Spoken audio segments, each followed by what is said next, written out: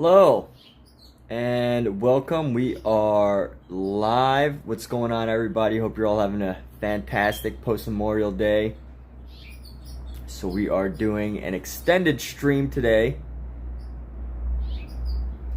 and this episode is sponsored by an app called Upside, where you can save money or get cash back on gas purchases, as well as purchases at some of your favorite restaurants or grocery stores.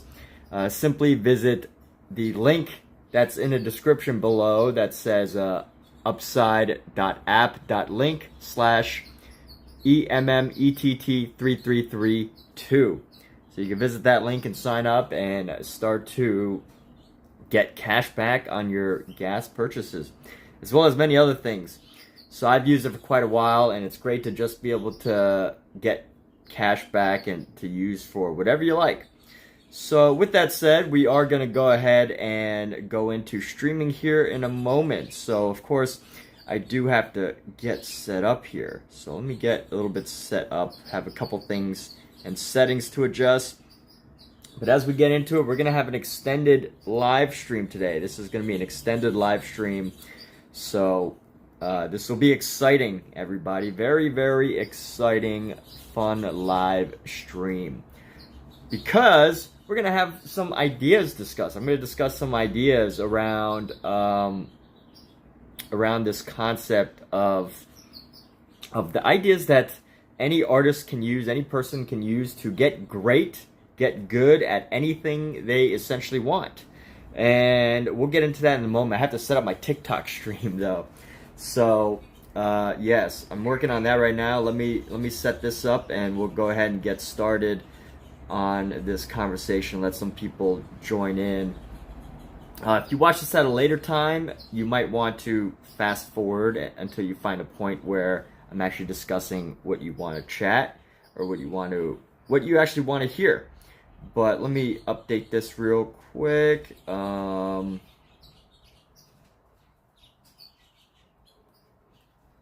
The only list idea to get good at anything.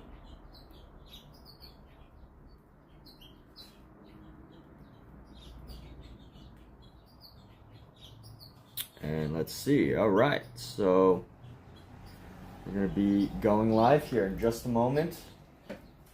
Well, I guess we are live if you're watching me on YouTube or Facebook or wherever, but just getting set up on my other platforms here so that we can have the full experience. So here we go. Got a nice little setup right here, and I think we're good to go. So let's get rolling, people.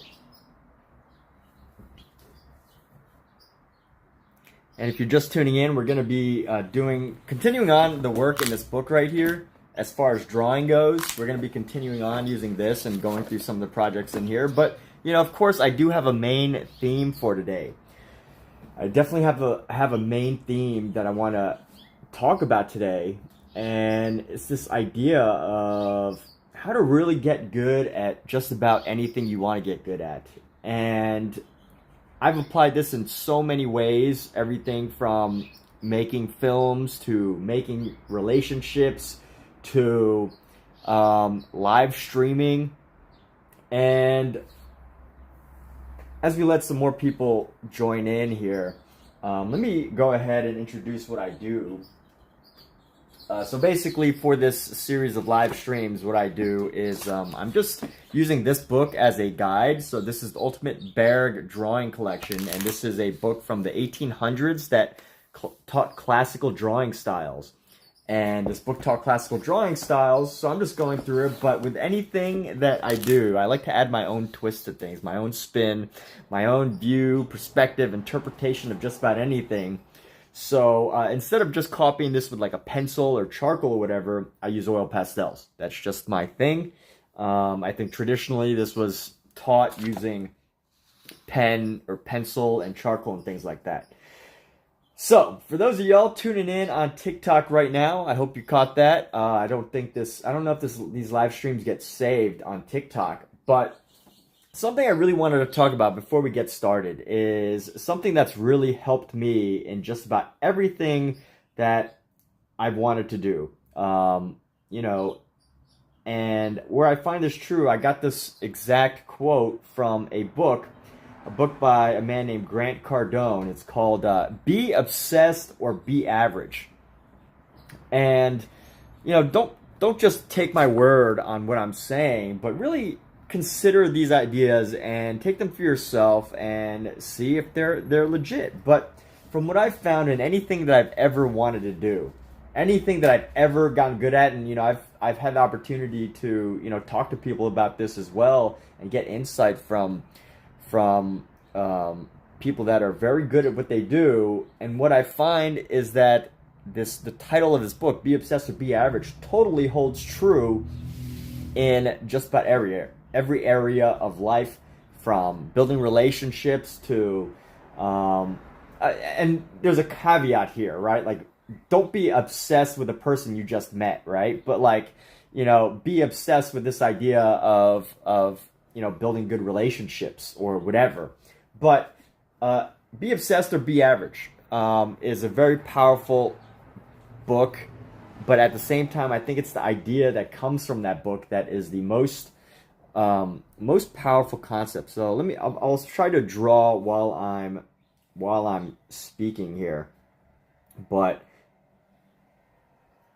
you know, I find that where I made the most improvement in my artwork is specifically when I'm literally just obsessed, totally engulfed, totally like every second of my being is like thinking about art, whether it's listening to an audio tape or looking at other artwork or listening to other artists. Like, where I find the most improvement when I'm working is just being totally and completely obsessed with artwork. And I can totally say that that has been incredibly helpful to me. And here's something. So I had an opportunity to meet Robert Downey Jr. Yes, Mr. Iron Man. He's and I had this opportunity to meet him. I was like standing in this group of people, and he happened to be there. I can't share too much details about it, but somebody asked him the question. You know, it was kind of like they were kind of asking this question that I thought would be kind of weird at first. He's like, "Oh, so what do you like to talk about, Mr. Robert Downey Jr.?" And what I thought was really interesting was Robert Downey Jr. said this answer. He's like, "You know what? I love to talk about my movies. Talk to me about my movies." And what I thought was so powerful about that is, you know, we like to think that there's people who, you know, really successful people probably don't want to talk about their work when, you know, they're not working, or they don't want to talk about the things that they do, or they don't want to they want to be humble, and, you know, especially if they're successful, they don't want to talk about those things. And, you know, maybe Robert Downey Jr. just said that just to, you know, give an idea or whatever. I don't know if he actually meant it. He probably did, but, you know, it kind of clicked to me. I was like, Robert Downey Jr. probably spends a lot of time talking about movies, talking about his movies, talking about his work, talking about his thing. He's probably obsessed with making great movies. He's probably obsessed with being a great actor. And so Aniga, hey, thank you, welcome. We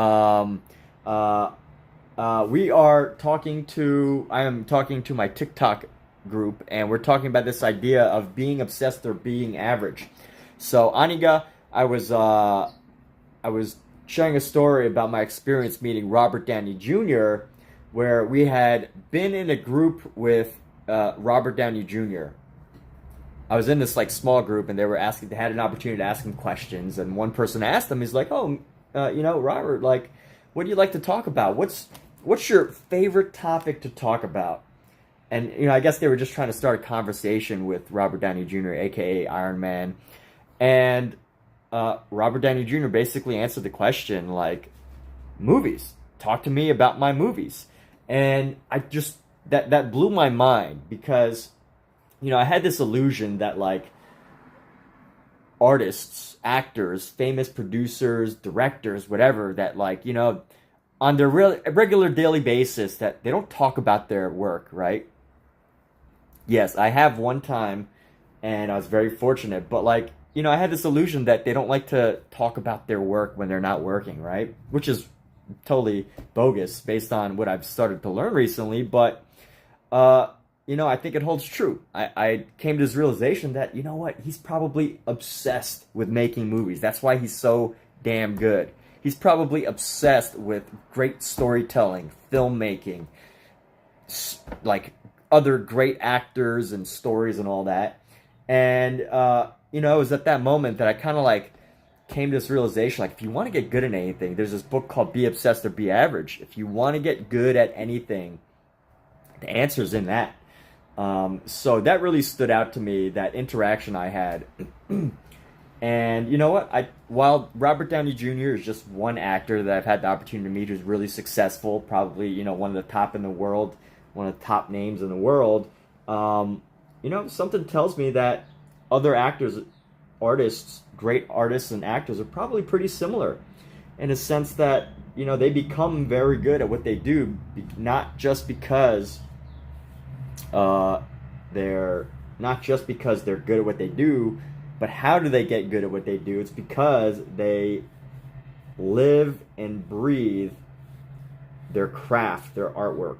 They become totally obsessed with their artwork. Now, I don't know every actor, every artist, every musician, every, what they do on every living day, but if I had to guess, the majority of the time, the ones that are constantly working, the ones that are constantly doing great things that people admire are probably, you might call obsessed. Maybe they might not view it as obsessed, but I really think that being obsessed is a key to getting good at just about anything.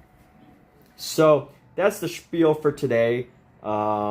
This idea of being obsessed, and I can truly speak to this myself, that not saying that I'm super great at anything or whatever, but I can noticeably tell, people can tell in their own mind when they're improving on things. People can know when you can have your self-judgments of when you're getting better, when I get better at anything I want, whether it be exercise or making content or anything. It's when I become obsessed with an idea. So, yeah, the secret is doing it for fun. True, yeah, that's probably one of the secrets too. Do you have a story or an example of that? So yeah, totally. If something is fun for you and you do it really good and it comes naturally, that's another way to get really good at it. But, at the same time, it's like, if you do it for fun, what if it becomes no longer fun? Then what happens, right? So, there's a lot of questions there. I totally appreciate you sharing that thought of the secret is doing it for fun. Yes, there's a lot of secrets out in the world. So, why my eyes look so empty, but innocent. Art could be one reason, but there should be something more. Yeah, totally, yeah. I guess that's a whole separate discussion there. Art could be one reason. And again, I just had this one meeting with Robert Downey Jr., right? So I'm not claiming that this is the only reason, why he's great or whatever.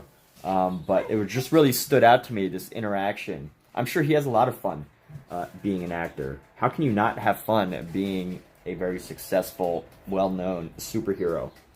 I don't know. So there we go. I guess that rings true to King Master Lord, who has said the secret is doing it for fun. So there we go. Hey. So anybody on TikTok, we will do some shout outs right now since we've already gone through this massive spiel. This Queen Makes Tea, Noodle, PTO Steph, KB, Spread Wide 1, Wendy Smith, Kevin, Magonzem, Tynea, Leslier, Patricia, Shane, Dandy, Robert, Yoslin, Jessica, Cubby, Amber, Bucks, Spiritual Murma, Spread Wide 1, KB, Anthony R, Aaliyah, Welcome, what's going on? Well, when you play Halo with friends that were pro level, you did poorly worrying about keeping up with them. Then you hoped on not caring one time and you had no trouble. Hey, well, there's an example. Yeah. So yeah, you do better. Yeah, you get into a flow state, you know?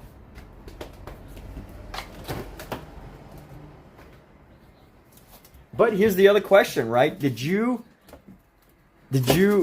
finally not care? You know, it sounded like before you didn't care that one time. You had tons and tons of people.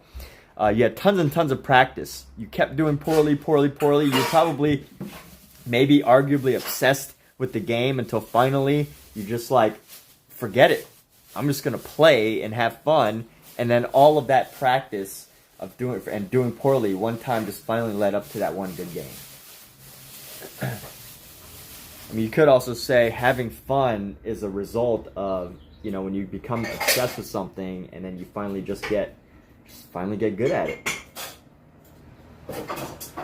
So anyway, quite a lot to talk about and discuss there. You know, there's all sorts of things that can lead to a person's success or flow state or well-being or getting good or great at something.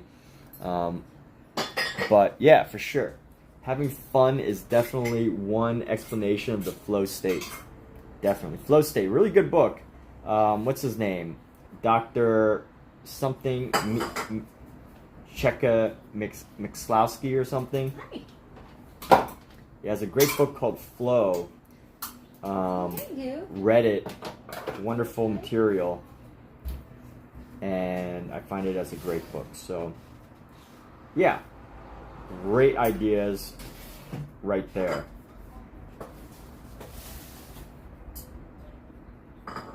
See, that's why having a live stream, I look like Bobby Lee. You know, I think Bobby Lee's much more handsome than I am.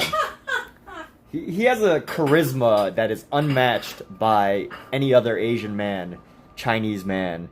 Well, he might be Korean actually, but yeah. So Bobby Lee, Andre, Minecraft says I look like Bobby Lee. So I really appreciate that because Bobby Lee has a ton of charisma, and he could like walk into any place and light that place up with his personality. So I really appreciate that comment.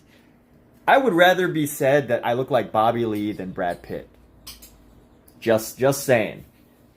As far as soup, now I don't know if everybody, my girlfriend would agree. She didn't laugh at that, which means she does not agree. But hey, that is a wonderful thing to say. It is my best comment of the morning. You look like Bobby Lee. Looking than Bobby Lee. Huh? No. Attraction is not just physical appearance. Right. Attraction. If Bobby can walk into a place and just, you know, make people crack up, and that is a wonderful gift. So there we go. Let's see. I'm gonna go here, and let's go down. Making this drawing here, we've been quite distracted in a positive way with so many wonderful people. So I don't know how you got away with that name, Jack, but that's cool. Taking a good look, seen some hard times filled with some darkness, but you never let it out, but glimmer with my positivity and creativity for others. Wow. You could see all that just by doing research on me. That's cool. Yeah, I guess, you know, we all probably have been through hard times and had our lives filled with darkness. And, you know, the people that thrive afterwards are the ones that are able to let our life glimmer with positivity and creativity. That's some very powerful words you have shared, Aniga. So anyway, let's go right here. I'm going to continue building up some of these details. This needs to go like right here. We're going to go down and here we go. You're good at reading face. Yeah, cool. That's a fantastic skill to have. Were you ever obsessed with reading faces, or is that just a talent that came naturally, since we're on the topic of getting good at things, getting great? How do you feel you became good at reading faces? Now, I know there's a lot of people who are good at things, though. Here's the problem with a lot of listening to certain types of people, is that a lot of them are really good. There's a lot of really great people at things, but very few of them are really good at breaking down. Either that, or they want to keep their like methods a secret, right? They don't want to share with you how they got good at things. But you know, there's some really talented people out there that have a hard time explaining what makes them great, or like how they get good at things. I was reading this great book called Awaken the Giant Within. Highly recommended to just about everyone. Awaken the Giant Within by Tony Robbins. It's a motivational book, but he's considered the godfather or the grandfather or the father of coaching. And in it, he talks about how a lot of trainers, people that train people to do anything, fail because they're not really able to break down how people do things well. Like if you want to teach someone how to shoot a basketball very well, you know, the best way is really to find a really good basketball player. If you can, sit them down and not just pick their brain like loosely, like, oh well, how do you move your feet or whatever, or just like watching their videos, but really getting into their mindset. Think about what they're imagining, what they're thinking about, what they think about, how many hours, like what's on their mind throughout the day, how much time they spend imagining shooting baskets and stuff like that. And I really like that in the book, Tony Robbins gives this example of when he trained Marines. So Tony Robbins had gone out to like a Marine Corps base, and he had started to, like, you know, he's not a Marine, he's not an expert, but he was given this task of training some of the most disciplined, some of the most like high performance people on the planet, United States Marines. And he was like, how do I do this? And you know what, he was required to like train a group of people to learn how to shoot better. And what he found, like, they were not doing a very good job teaching it for whatever reason. But what he did was he just figured out a way to really break down everything that some of the best Marine Corps marks people were doing. So that was really interesting. Colossus by in morning. The average life form on Earth is insects. That's the bar. We're megafauna. Is that a song, King? Are you talking about a song? I'm kind of confused about the context that you're going with there. But here we go. Here's step one of our sketch. Just step one right here. Just a little quick step. Super easy sketch that almost anyone can pretty much do. And let's see where this takes us. So, Aaron Ashanti got that snip, got that snipe. Eli, Nita 215, welcome. How are you all doing today? Hope you're all fantastic. So we're gonna tighten up the sketch right now, and we're gonna go tighten up the sketch, tighten it up, and let's go right here, down, and then come around.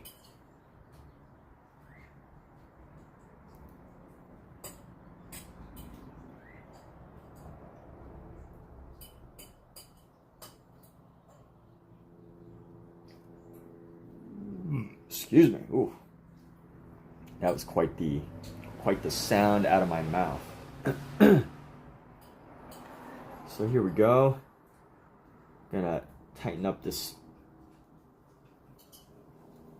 object here.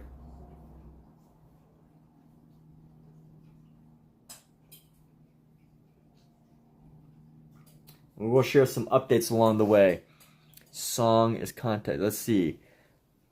Aniga says, by the way, you have so much energy talking so much, but also while interacting with everyone, sharing experiences. Wow. Well, hey, Aniga, um, thank you for being here and telling me about all my positive qualities.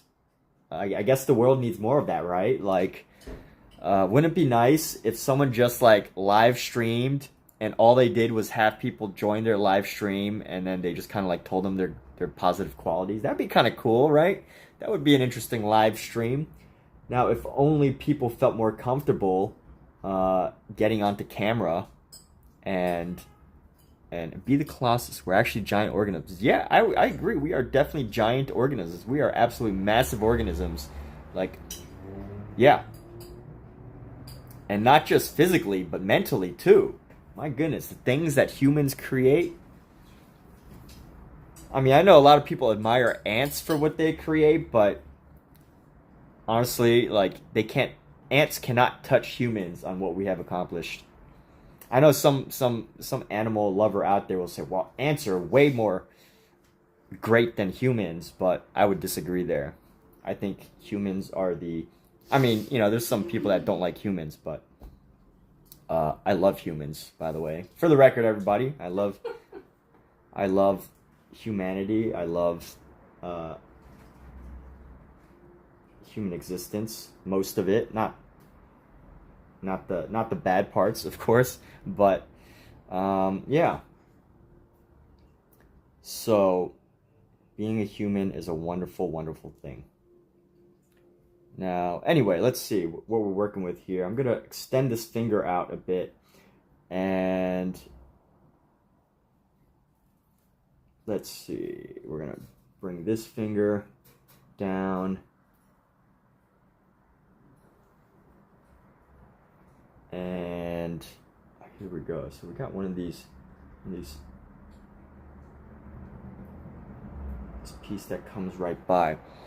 So, well, I'm also a good example, positive person to point that, like, many respond like that. Wow. So, TikTok people, I know you can't see my YouTube chat, but there is someone on there who is just telling me about all these wonderful things. So I feel like I should spread that energy somehow. So, by the way, there was someone that came in my room the other day in my live stream, and they just said, "Hey, what's up, King?" and then disappeared. And I thought that was great. I was like, you know, wouldn't it be nice if like more people just did that? Like they just went into a room just to like call you King and then just walk away. Like that's great. So welcome, kings and queens. Welcome. Allison Taylor, Queen Taylor, Taifa Abu Bakar. I don't know if that is a whatever, Taifa, I guess, royal person. Daniel, King Daniel, Didi, King Queen person Didi. Greg Patterson is definitely a king's name.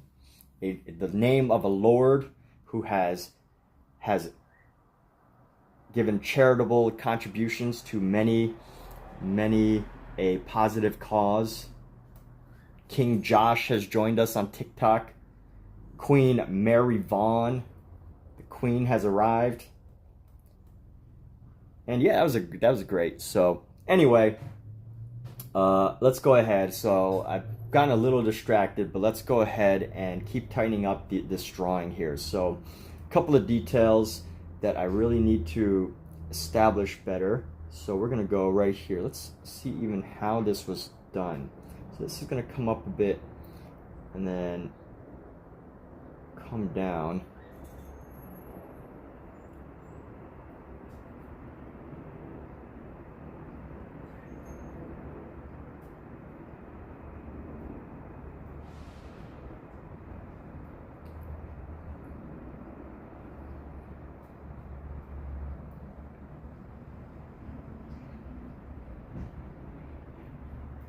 So it's quite a confusing drawing, but that's okay.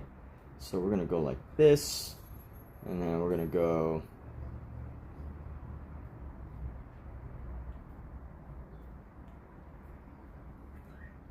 let's see. So we got this finger. Got these fingers that are just not working here. So we should have 2 fingers right there. I need a few moments to update my drawing here to make it look right before I get back into this full-on conversation we were having.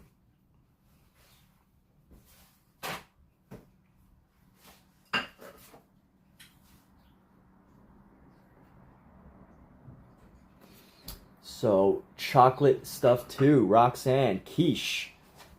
Queen Chocolate, Queen Roxanne, Queen Quiche. What's up, Queen TBH? A friend that hangs out at car windows when he sees an old dude with a huge beard to shout that he's a champion regularly. That's cool. All right, well, hey, you take care, Aniga, and have a great one. Yo, King, you are giving tons of great material. I might look like Bobby Lee, but you are spiritually, comedically, mentally like Bobby Lee. And that's even a better compliment there than I look like Bobby Lee, because this is a comedy show. Because Bobby Lee is a amazing comedian. How am I gonna get my yogurt? One of the greatest comedians alive right now. Darn it. One of the greatest contemporary comedians in existence. So, yeah. Shout out to Bobby Lee. Oh, sorry. And with that, any other Bobby Lee fans here? How can you not be a fan of Bobby Lee? I grew up watching Mad TV, so I saw him live once, actually. It's probably one of the funniest comedians I've seen live. Very physical, very interactive, great at reading an audience. Is that when we went with my brother? Yes, that was it. That was the time. You didn't know that was Bobby Lee? Yeah, I did. Okay, I good. wasn't sure if you had gone. You don't remember? I don't remember you being there. Well, I was.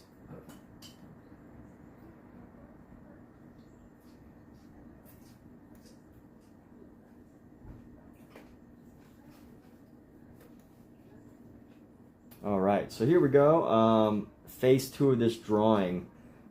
I'm on phase 2 of this drawing. And let's share some updates here. So phase 2 of this drawing down here, just a basic sketch, knocked out, established some of the more of the shapes and everything. Sarayan, Swirls, Worlds, welcome. How are you doing today? What brings you here? So earlier we were talking about this idea of getting good at anything by simply becoming obsessed with it. And I think it is definitely something that holds incredibly true, whether you want to get good at a soft skill or a hard skill. Soft skill as in sales, managing people, whatever, or hard skills such as creating art, being more carpentry, anything. And I truly think that being obsessed with something can help you accomplish those things. So let's get this, I'm going to make this, let's get this nice design here. I'm going to go into this with some color now. So we're going to darken this space. I'm going to darken this space. And then lighten it a little bit. Just watching random art streams. Cool. Well, hey, thanks for tuning into this. That's great that you prefer an art stream over some other stream. I definitely feel like there should be way more artists way more artists just live streaming. So out of curiosity, would love to get your opinion, Sarayan, Swirls Worlds. I don't know, Swirls Worlds sounds like a YouTube channel name that would be an artist's name. Don't y'all agree, TikTok? So, out of curiosity, what made you stop on this stream? You know, what was it? If you watched many art streams, it sounds like. So, you know, what do you think an art streamer can do to differentiate themselves, to separate themselves, to make them different than the rest? Because at the end of the day, you know, that's what's going to help a streamer succeed. So I'd love to know that if you have any insight there, because I don't watch too many live art streams, honestly. On TikTok, you know, I'll like visit various streamers on TikTok, but I don't usually I'll visit various streamers on TikTok, the ones that, you know, I've seen before, or I know, or we have like a relationship in some way, like we just happen to follow each other's streams. But, you know, would love to get some more insight on what you think. Tons of artists. I was being real. That's all it takes. Hey, really. But see, like, how do you be real, right? Well, it's my art style and personality. Well, thank you. And yeah, so being real.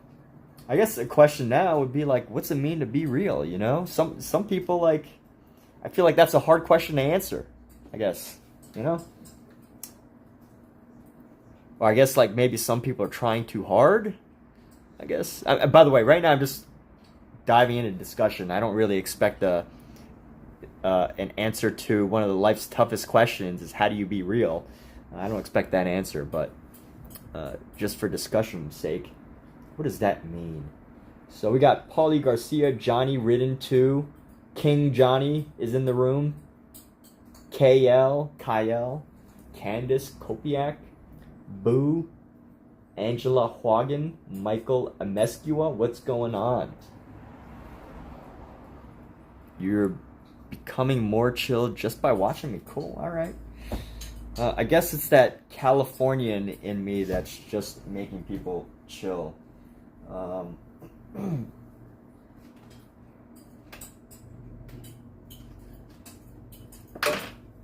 Uh-oh, dropped something. I'm gonna hop off camera for a moment here.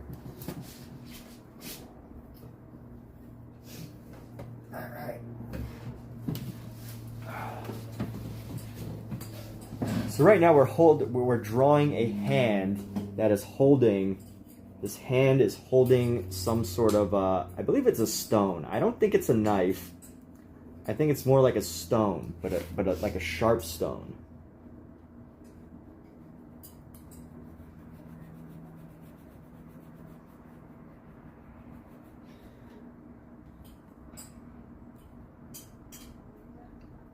Oh, well, thank you for sharing this challenge that you're having. So what is your first art block? Do tell. I mean, if you want to talk about it, right? Like, you don't have to share anything you don't feel like sharing. But since you brought it up, I personally can't help but wonder what you're talking about.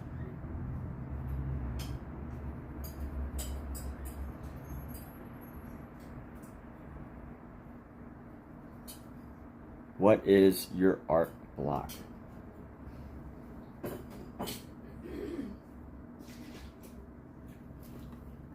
And here we go.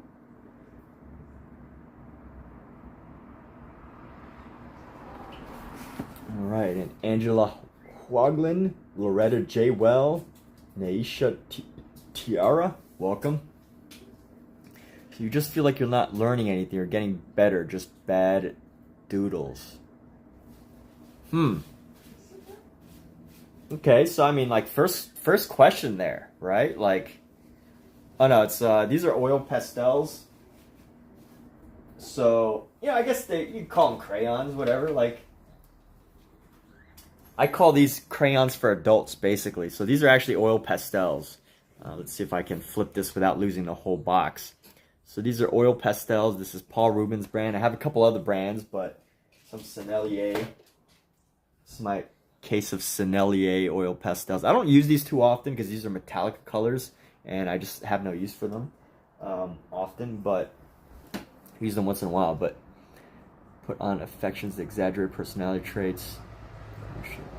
Oh, so I'm not masking my my lack of one-upmanship. Okay, well that's cool. I mean, you know what? Like, I forgive those people. You know, the like entertainment, making content. Sometimes, you know, you gotta create an image. Now I'm not gonna like, you know, put. I guess there's those kids, the Island Boys. You know, they're whatever. They're doing well. I'm not a big fan of them, but hey, they definitely do a good job of creating a persona for the world to hate. And I use that word loosely. Loosely for the world to hate on, not hate, but hate on. For the world to make fun of, I guess. What pastels and other like rough coloring mediums make your brain hurt? Rough coloring mediums? You mean like ones that you have to really dig into and get your hands rough coloring?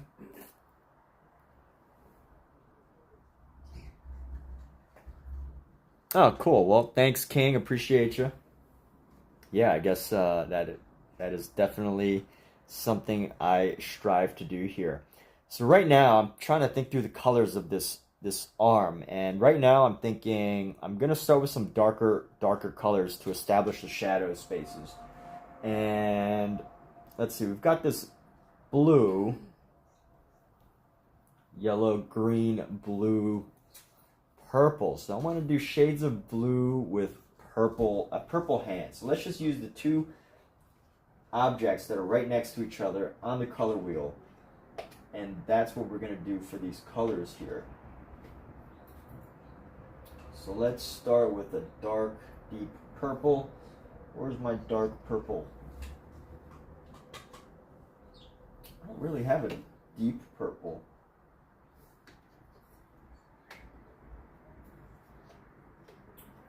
So we're going to use this dark blue. French ultramarine. Finding the right colors. Come on, people. Maybe I could just make this very monochromatic and go with a blue here. So you'll be back in 5 minutes. Stomachache. Oof. Yeah, alright. Well, I definitely like to welcome as many people as friends as I can. You know, as long as I can. Because I do feel like at some point I have to change up my game. You know, as channels get bigger.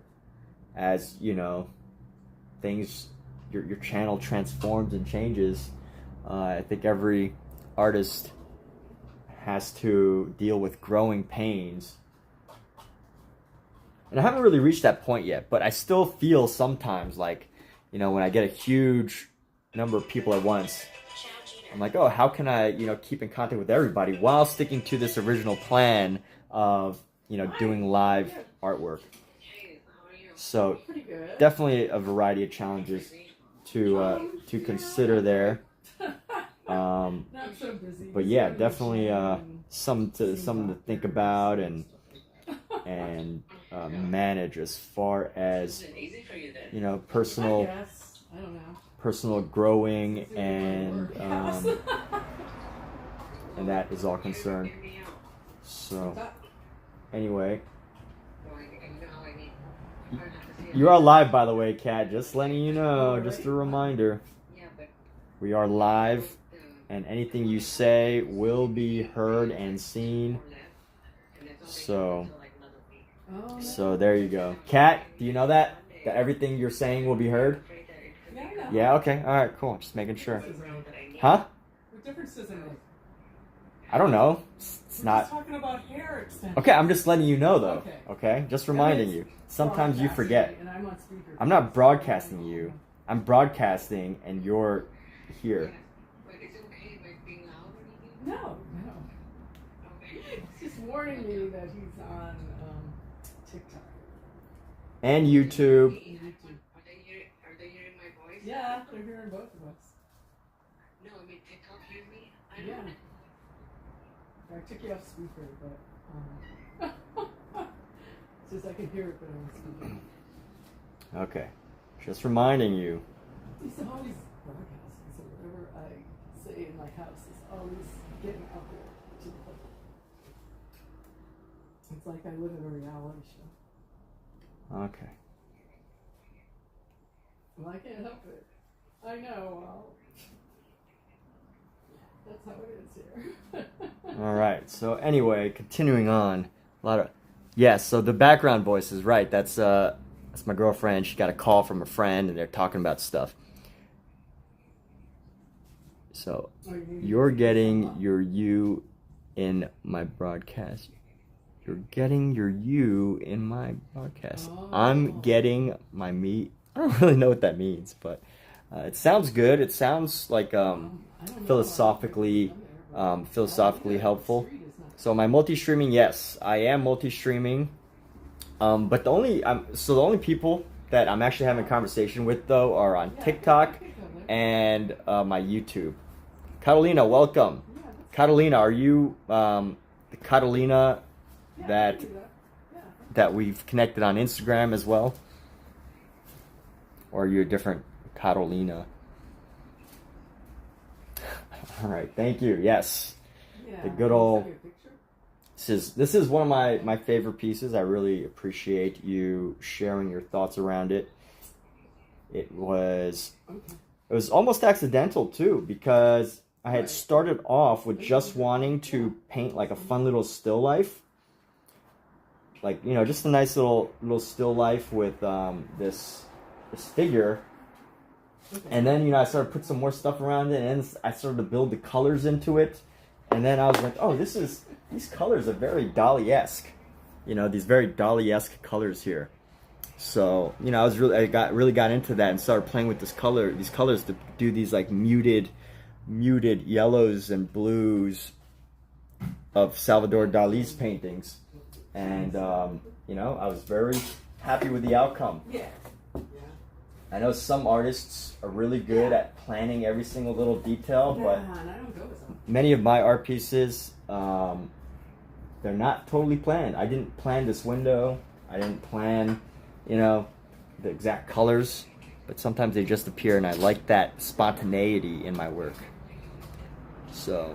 I don't think I am. I mean, I went in the ocean yesterday. Oh, nice, King. I hear you. You're getting your you in my broadcast. I hear you. No, she could totally be in my broadcast. It's just when there's like private conversations with other people that I sometimes need to remind her that, hey, other people might, Oh, you got banned, huh? Painting background looks really good. The doll puppet with the chess pieces. Yeah. Oh, yeah. So, yeah, exactly. It's actually, so this is actually... Yeah, it's a lot of upkeep. This is actually a like a flame remover. So you put this on top of a candle, and it eliminates the flame. So close enough. It looks like a chess piece. Yeah. Okay, thank you. Might as well be, right? But anyway. Whew. Would you get banned? Are you allowed to talk about why you got banned on Instagram? Can you share that? I know the whole world wants to know. Okay. If you don't feel like sharing, don't worry about it. But the whole world is curious. Okay, sounds good. Okay, well, I gotta go, but yeah, I'll talk to you. And here we go. So we're gonna go with this knuckle right here. We're gonna build this piece up and around. What do you need? I got you. You need This is more? gonna form like a triangle. You need more. Look at skinny. Should you do more?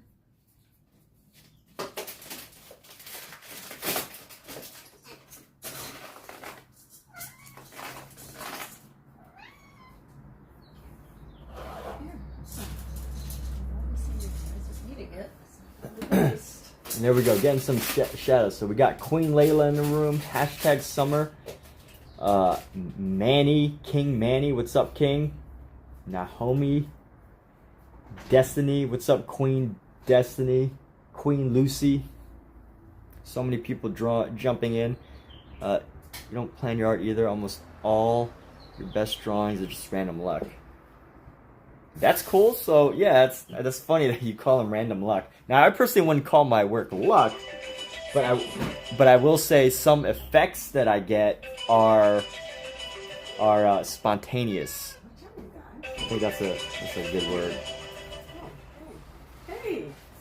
You know, that's awesome if you're able to Well, thanks. just get lucky with your work. But hey, you know, Sarayan, you were talking about your work earlier. So you said that you felt that you were feeling as if Yeah, it's beautiful. you were having trouble with your drawings or something. What was the specific word? I'm trying to scroll back. Oh yeah, so you feel like you were not learning anything or just getting better. This weather can be up and down like that. So what do you think, you know, what do you feel would make your doodles better? Like, what do you feel art knowledge for your random doodles to be good even when you're not trying? Okay, so it's an art knowledge thing? Like, you feel like your art's not good just because you don't have a good level of knowledge? Is that what you're saying? Or what do you mean by that? Do share. You know, you never know who else in here right now might have some similar problems in the future, and just by hearing your specific problem, they can potentially have an answer at some point in the future too. You know, that's great. And even more importantly, for yourself, you know, if you're able to really consider your own, you know, contemplate on your own challenge while also thinking on an answer, that's going to be helpful for someone else. When someone else asks you one day, when you're an artist, a known artist, and they ask you, well, how do you get unstuck from whatever situation that you're dealing with?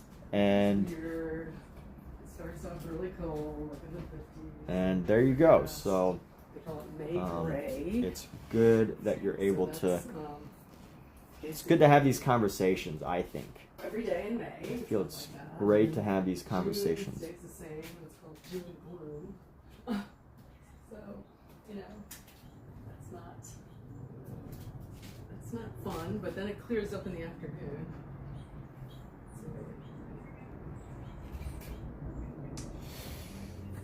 So here we go. I am building up some of these forms here. Yeah, right. And that's even probably. Ooh, just dropped the phone. Sorry. I dropped the phone. Yeah, that's probably even more foggy than like, yeah. Yeah, we went to the beach yesterday. Yeah, we didn't get there till like 1. By then it was sunny and pretty warm. Yeah, so that was good. And I'm really continuing to work, studying anatomy, making it look good. It's just all ugly. Yeah, so that was good. Well, here's the funny thing. So let me grab this book for you. I'm gonna be right back in like 45 seconds. I need about 45 seconds. Yeah. Bonnie came to LA, so we're coming out and get some. And Melissa was in Atlanta. Yeah, who's see Melissa? Wow, nice to see her.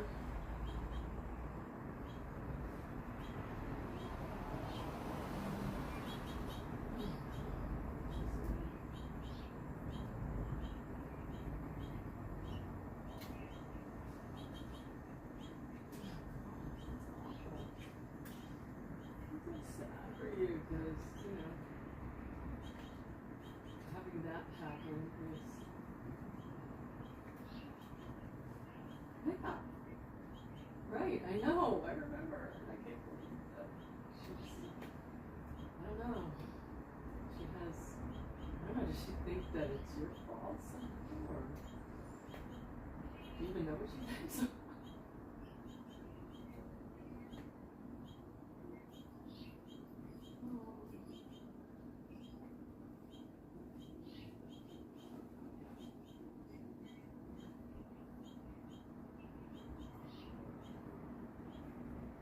Oh, my God.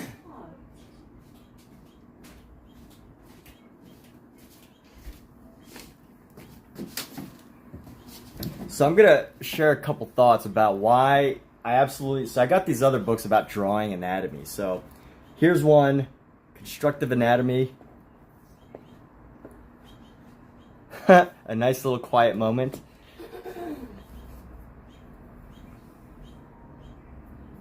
I mean, I think you're a rare person, King, to like dead air, because, and also I think you know, while you're here, you know, if people are just scrolling through a bunch of channels and I'm not here, Right. like, you know, they're probably like, oh, this person's not even here, Did she right? decide she was genuine? But also, airtime on like TV is so expensive. You know, you're paying like How old is she? thousands and thousands of dollars, no, millions of dollars for a 30-minute slot, Oh my god. How old is she now? or whatever. But anyway, so I've learned so much about drawing, more about drawing body parts with this book than I have from this book and this book. And I'll share why. So this is a Super Ani book. This is, you know, you probably recognize Super Ani, Kim Jung-ji, lots of really great and talented artists that can draw some amazing things. So, is she able to go back to school? And this is a book by George Bridgman, who's well known for teaching art. And, you know, you can see he's really good at drawing. But here's where these books absolutely lose me and why I love this book right now.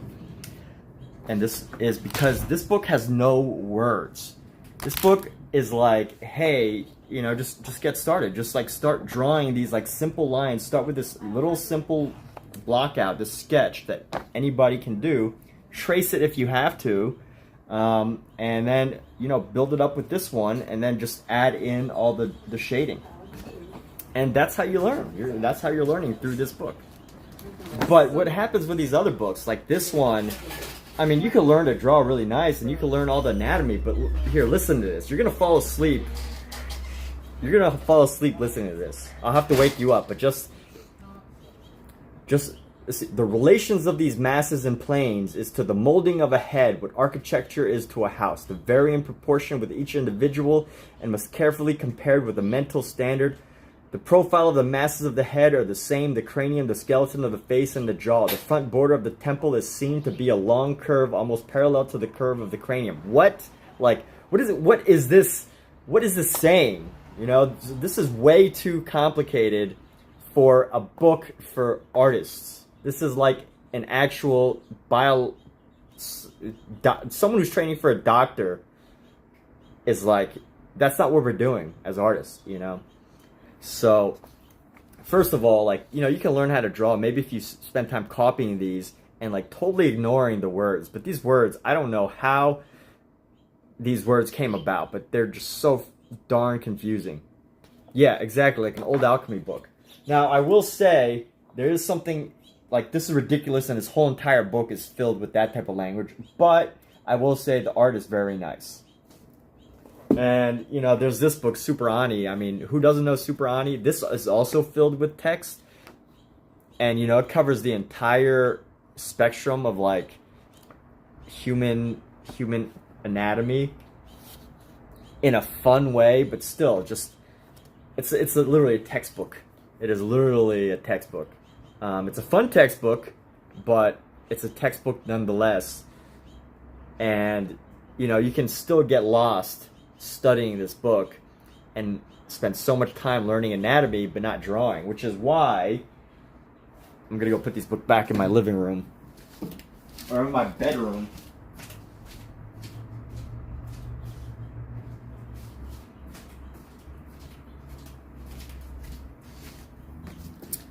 Which is why I think if you want to get better at drawing people, that this book is absolutely amazing, because you can just get started. You just jump right in on doing these like sketches that are in here. And the only thing you need to do, the language of the visual language is visual. Like, it's not words on a page explaining how the thumb bone connects to the palm bone and the palm bone connects to the wrist bone and whatever. You know, it's just looking at something and figuring out how it all comes together. So, as a man who can only draw a stick man, you agree. Sounds like an old alchemy book. Yeah, exactly. So, by the way, hey, Sarayan, just to let you know, so this is the reprint of the original book by Charles Bargue. You can look him up, Charles, and then Bargue. This is a reprint, which means that this was originally from the 1800s, so there's a public domain version online for free. Yes, that's right. There's a free version of the materials that are in this book online somewhere. Now, I like the physical version, so I, spent the money on a book. But, I can totally understand if an artist doesn't want to pay that. So, there you have it. Like, this is an amazing resource that taught drawing for probably like 100 years since its publication, and it's really self-explanatory. The only thing is you got to be self-motivated. No one's gonna hold your hand to do this book. So, some people need like things explained to them, and every little detail or whatever. So if you need that, then you need it. But if you really just want to study anatomy, like, you don't need a degree in science to study anatomy, you don't need a degree. You don't need to know that the cranium is connected to the temple bone as the jawbone is to the wisdom tooth, as it connects into the final socket of the back of your mouth, as your tongue connects to the tendon within the back of your neck. Like, you don't need to know that stuff, for real. Like, I don't know. It depends on what you want to draw, right? Like, if you want to draw specifically for like scientific books, I guess that might be different. But you know what? Like, Leonardo da Vinci did it. He would like literally dissect bodies and study like these things. But we don't have that luxury nowadays. So, and honestly, I don't think we need to go to those lengths. Some people might, but most artists don't. And I don't recommend that. And it's like, do you really want to draw people? Do you really want to spend all that time to you're not looking to become a doctor, What you might want to do is come up with a totally unique way of drawing things that people love and adore. But, yeah. Now, other people might disagree with me. The super, like, technical drafts must perfect everything artists might disagree with me. But I'm happy to disagree with them any day. I do not actually have any motivation. You just started doodle after getting recommended a drawing video and found out you kind of like drawing and have no goals or motivation, but you still draw. Well, hey, you don't need to have goals or motivation to do it. I mean, you just intrinsically have it, right? If you've got something, if you've got the natural drive to do it, then you got the natural drive to do it. There's no reason to force it into anything beyond that.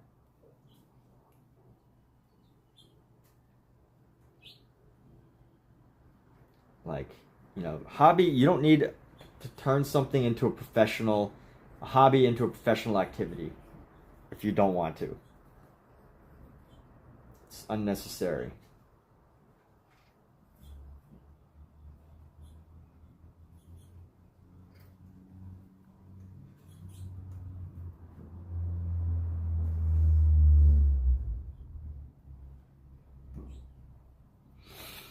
Okay. Oh, hey, Zola. Welcome. Good to see ya. Zola Rev has joined the room. Thank you. You don't know what to paint today. So let's talk about that. You're feeling stuck. I've had those days. And honestly, there have been days when I'm like, I don't know what to paint or draw. I'm not motivated by I'm not inspired by anything in my apartment. And sometimes I push through and just pick something, and then sometimes I'm like, I should just do an idea. Like this painting myself, this painting actually came about one day when I actually was feeling the exact same way. I was like, I don't know what to paint today, but then I was like, what would Vincent van Gogh do? What would your favorite artist do? And I wondered, like, what would Vincent van Gogh do? He would paint a book, he would paint a chair, he would paint a sack of potatoes, he would paint an insect, So, you know, when I answered that question for myself, I was like, okay, I can put together your favorite would sit and eat oranges? All right, well, hey, who is that, by the way? I'm kind of curious now. They would sit and eat oranges. But hey, maybe that's what you should do. Maybe that's where you might find your inspiration from, is sitting and eating oranges. So free stuff. You don't actually... So that's why I was talking about the archaic text of the Bridgman book. You have a tough time reading large blocks of text, and I think it's just part of you having ADHD. Yeah, no... by the way, I am streaming on 2 platforms, so I'm having possibly having a few different conversations, but right on. Well, you know, I feel blessed by the fact that you've come in here to chat about being, not knowing what to paint. So, you know, I definitely feel like if I can help you there, you know, if there's any way, let me know how I can share motivations or share ideas. Or oh, there's a dude sitting at a 7-Eleven and they're your favorite artist. Are they there right now? Is he just chilling there right now? Maybe go talk to them. I don't know. Say hello. Unless they bite. If they bite, I would say try to avoid them, but for the most part, yeah. Sorian, I really like that word archaic, because that's exactly how I would describe that. Just super archaic language. I don't know how anybody gets through that material, honestly. I feel like if I had a teacher that had recommended me or had like said that I had to use the Bridgman book to study, I would like drop that class. I would totally probably quit art because I could not get through it. Just reading that would like drive me crazy. But you know what? I think at some point, you know, as a visual person, if you're a visual artist, you're probably a very visual person. You just gotta accept that, you know, maybe words is not your talent, is not your words, and reading words does not come easy to you, but, you know, sitting down and doodling, sketching, coming up with ideas is your thing. So, sitting and eating oranges. I mean, if anything, that should at least, you know, I feel like that would inspire healthiness. I was, you probably didn't see this video, but it's on my YouTube, and I was looking on Instagram a couple of days ago, and there was this guy who made this video. His name is Tack Method. He's a fitness expert, fitness guru. I want to say he's from Ghana, but he's a fitness expert, and he made this video on Instagram that was like, eat watermelon instead of drink coffee, instead of drinking caffeine. And that's what I did yesterday, is I changed up my routine. Instead of drinking coffee, I went and got a watermelon and just walked around eating watermelon. And, you know, I feel like that jump, that change in my daily routine was actually quite helpful. Even though it was weird, walking around, eating a big old watermelon, it felt weird, but I don't know, I'm sure in some way, in some unknown, unconscious way, it helped me. It was helpful to me. So, there we go. I hope that's helpful.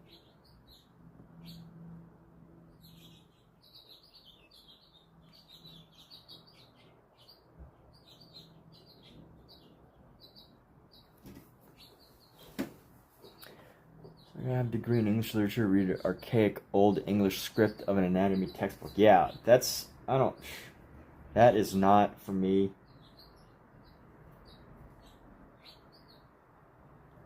Now, I definitely appreciate the value of a good book, and I know books can be incredibly helpful, but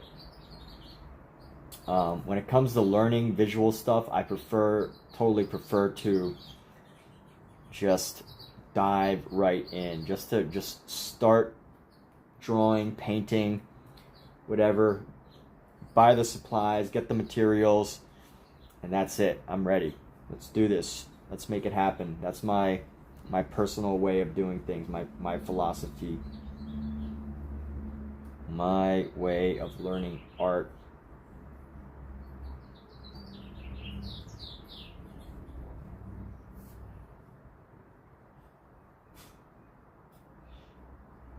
So there we go. Here we go, and we're gonna go get some color here.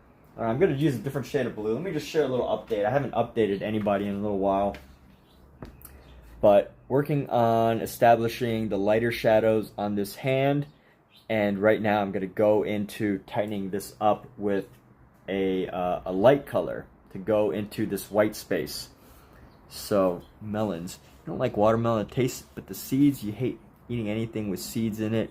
Melon, yeah, watermelon, you like the taste. But by the way, thanks for the subscribe, really appreciate that. It definitely helps. So you don't like seeing any, yeah. Oh, so the hand is supposed to be holding, I don't think it's a, here it's like a stone. You know, you could say that like, it's like a dagger, but it's not, because you can see the handle back there. It's like an old stone. I'm sure they didn't want... Yeah, it's just an old stone. I don't know. I'm sure maybe back in the day it used to be for carving purposes. Again, this book's from the 1800s, and they taught drawing from statues. So they would literally look at molds and casts that you can find at museums, and then that's how they would teach drawing back then.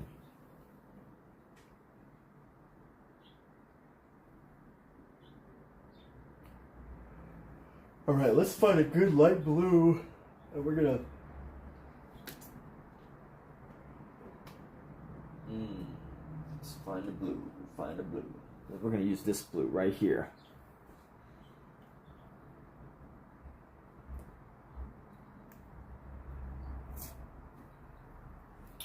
And we keep this going. Keep pushing along. Gotta pull off some of this paper, because otherwise it's gonna get in the way.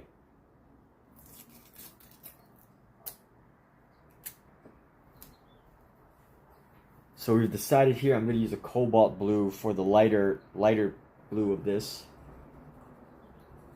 It's almost far too similar as far as the color goes. So maybe I'll just go with our this blue that I already had here. I'm gonna go just like so. So color this.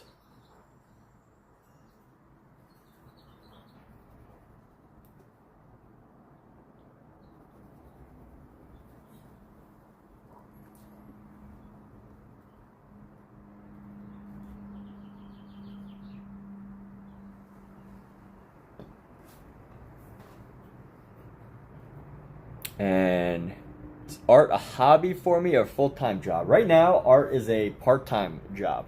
Well, actually, I work in film and TV, and I would consider that that's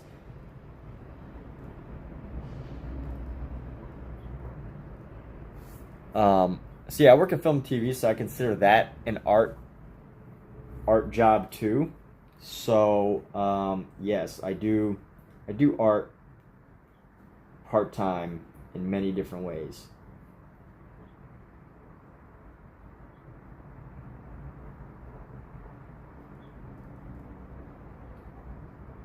A variety of different ways.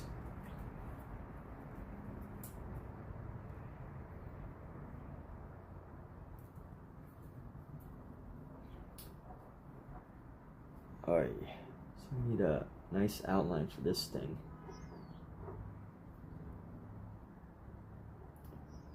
And rounding out some of these forms here is what we're working on right now. So I'm working on sticking with the same two tones, same two shades of blue here. So your profile picture says that. So what made you want to come up with that? What's your, is that your shtick?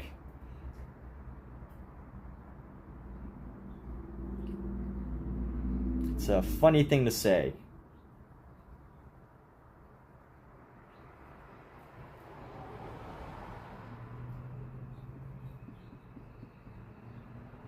I feel like I had a nightmare last night, but I can't remember what the nightmare was.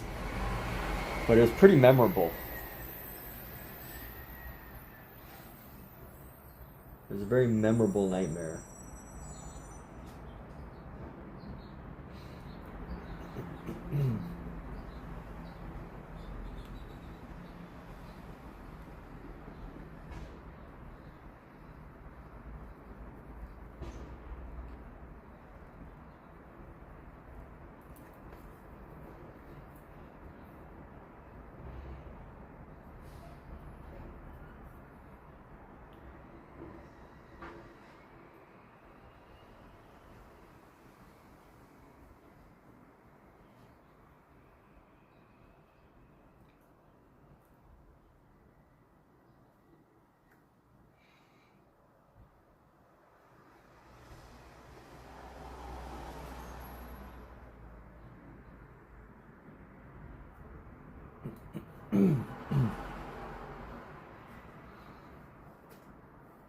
Alright, so here it is, pretty much mostly colored in, this hand holding a stone of some sort, but definitely needs a little bit more work, so I need to really establish a little bit of separation and really fill in some more of the colors, but I'm going to color around it.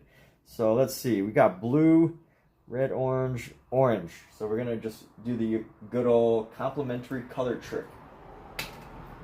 A complementary color trick is to know that colors that are opposite each other on the color scale, the color wheel, tend to go good together. So we're going to do that. We're going to do the area around this in an orange because it's the complementary color, and we're going to make that happen. So thank you. Am I American? Very fantasy nerd, 20 fantasy creatures and their appearance abilities right now. All right. So let's see. Thanks. Yes, I'm American. I'm Chinese American. You like the artist Saeki Yuuzo. Okay, I'll look him up. I don't know too much about him. Totally open to hearing more about Saeki Yuuzo. Out of curiosity, how would you describe Saeki Yuuzo?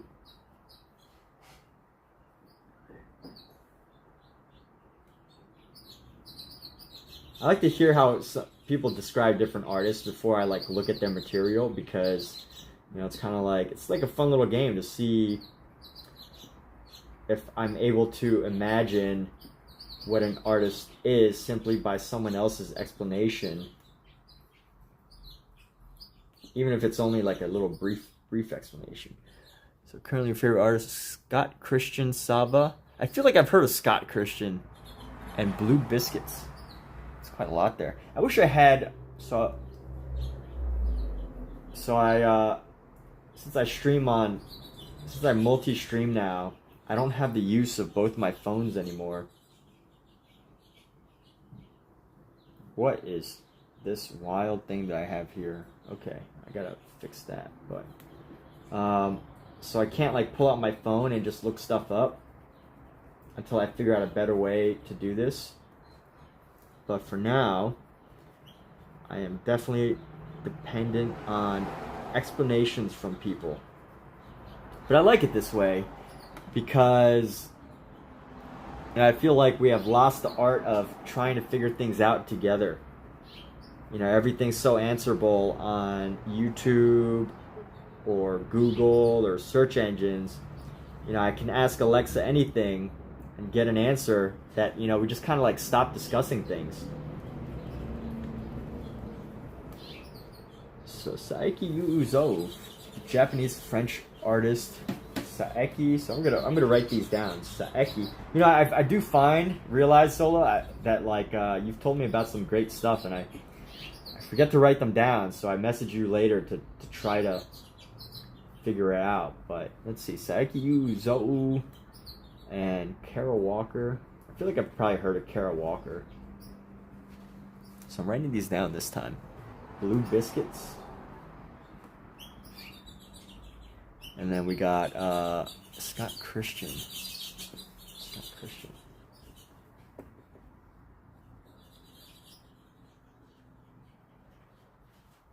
I wish there was a way to like merge both my... There's a good idea for anybody who wants to create software. Is a way to like merge, if you multi-stream, to merge all the streams into like one, not just like one video, but like one interactive room where all of the words kind of like just flow together. I don't think that would be possible because, you know, it would have to be implemented by the companies themselves. Like if someone streaming on YouTube or watching from YouTube would need to be able to see the TikTok chat. I don't know how I would do that from mobile yet. I'm sure there's a way. But one day. So Kara Walker, Scott Christian, wholesome artist and kind person. Well, that's good. It's good that an artist can be wholesome and kind at the same time.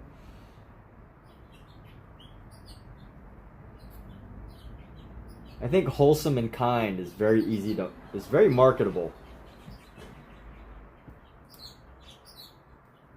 Just, you know, needs a personality. Wholesome and kind personalities are very marketable.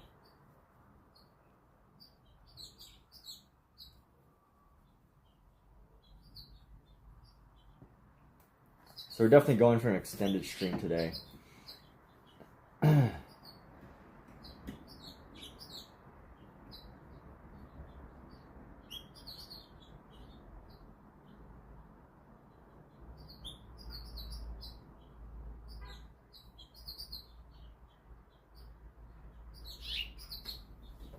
Alright, so I'm looking at this and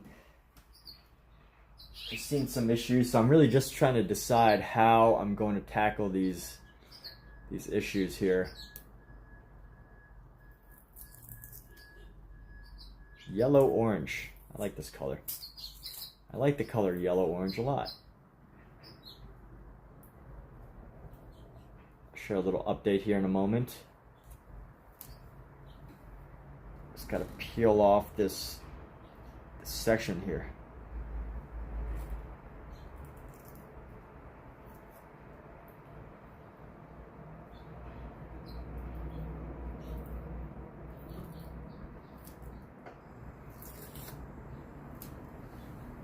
Okay, so Ryan, you think multi-stream? Yeah, so you know what? I have I had Streamlabs, but I stream mostly from my phone, and Streamlabs for the mobile is absolutely horrendous based on my experience. But so I have no problem multi-streaming. It's being able to like put it all into like one easy, like if I could just like show, like present like a little chat box so that everyone could kind of like see what's going on and like all these different channels could talk together, that'd be great. But the thing is, TikTok, as I'm streaming on TikTok, the issue is TikTok is preventing, doesn't allow people to multi-stream. They've made it really difficult because you have to like have all these things.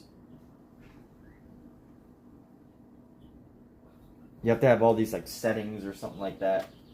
But right now I'm trying to figure out how I'm going to update this color section on our finger. So I need to fix this finger here.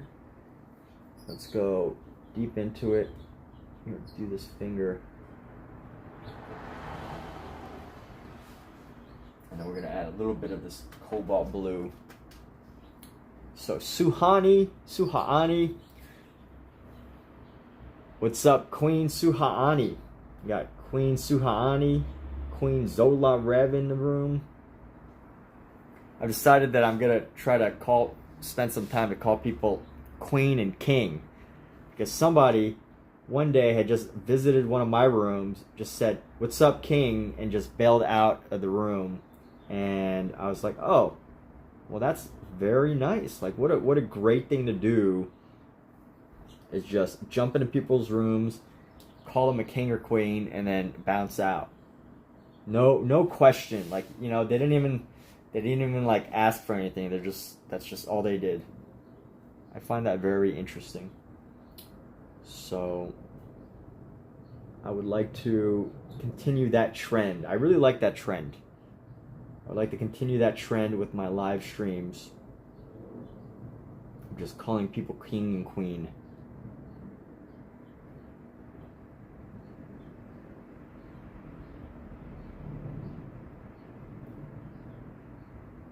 I don't know who they are. I don't even remember their name, but they definitely influenced me. So Sarayan, you want to be king or queen? Queen Sarayan. King Sarayan, I don't know. Sanandrich. You got good old King Queen Sanandrich. Queen Sanandrich. So let's see. I'm tighten up the area around these fingers here and adding in some more details. Spending some more time on the shading of these hands here.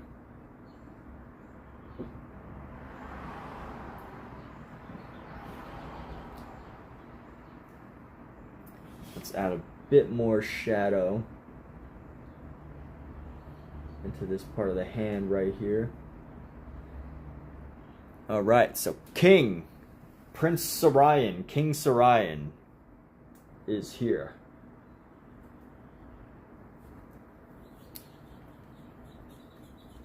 All right, so let's see. We're working on, I'm trying to tighten up the shadows on some of these hands. I'm not trying, I'm doing.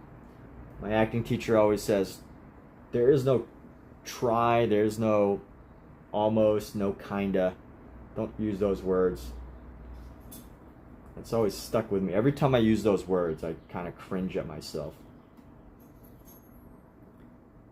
And here we go. So pushing this down a bit. How can we make this in our favor?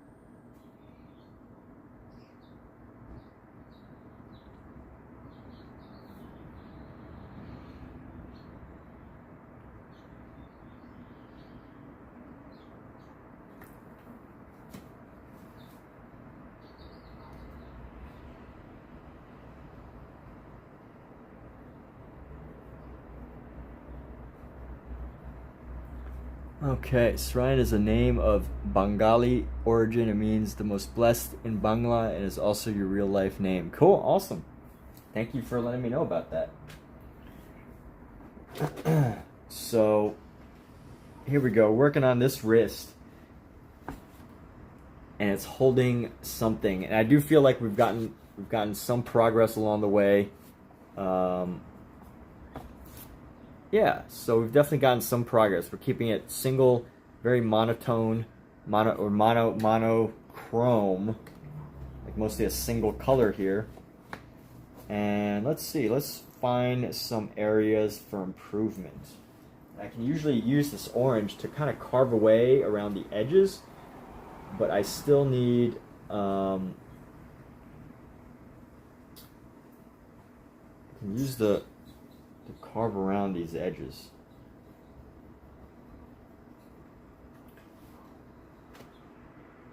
And let's use another blue to start to give this Christian Sewo, welcome. So we're going to use another blue here to create some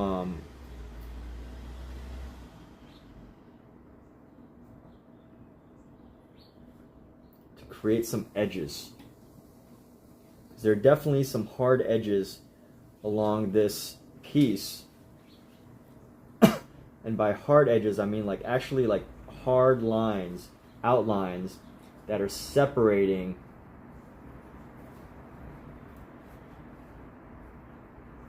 our artwork.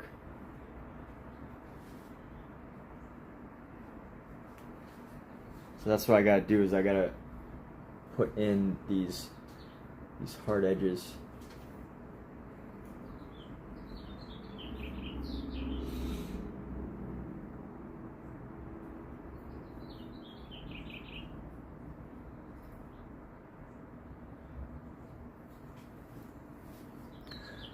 Stone thing and outline, it's hard to differentiate. Yeah, exactly. So that's what I'm working on right now. Thanks for the idea though. We're thinking the same.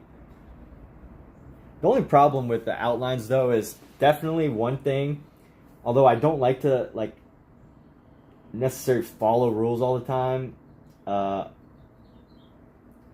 One thing I've personally liked to work on is trying to do as much as I can without outlines. And that's very hard for people that come from a drawing background because everything is outlined, everything is, you know, sketching out the form.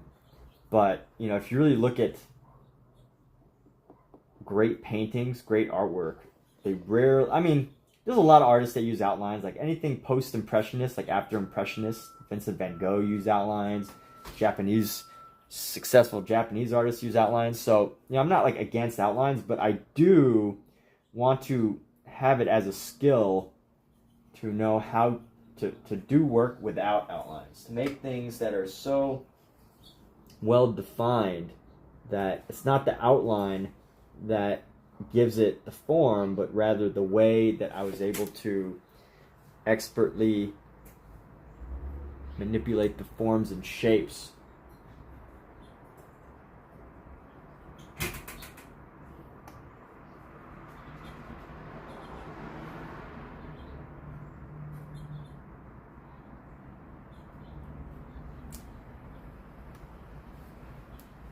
So there we go.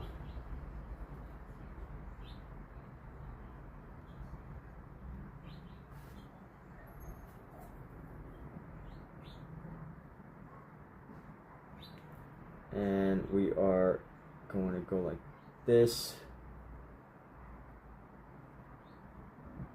Filling more of these spaces.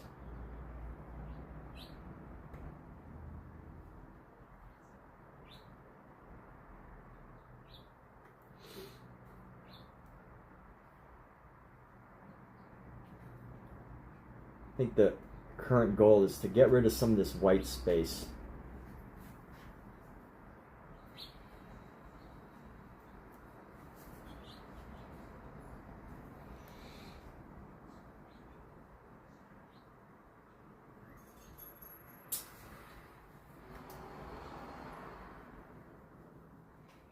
And let's go here. So this, I'm gonna go like this.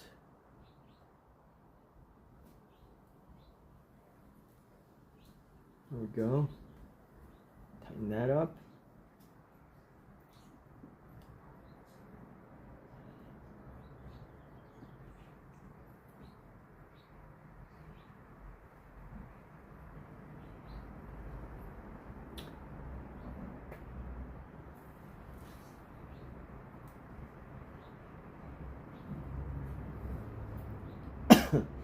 There we go.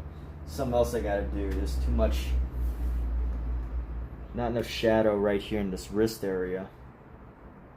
So right where this hand disappears needs to be tightened up a little better.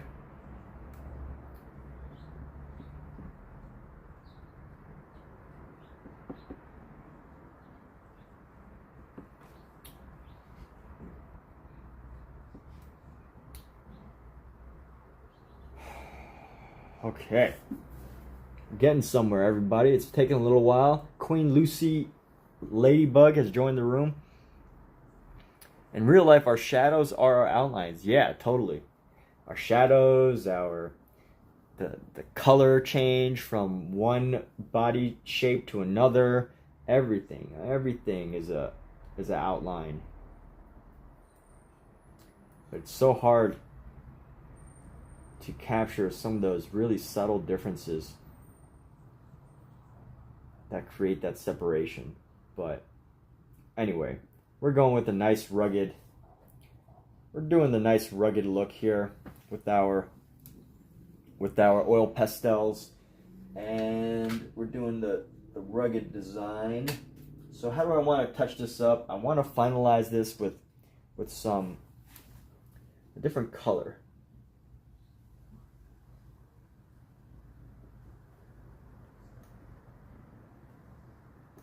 Give it a bit of a ruggedness.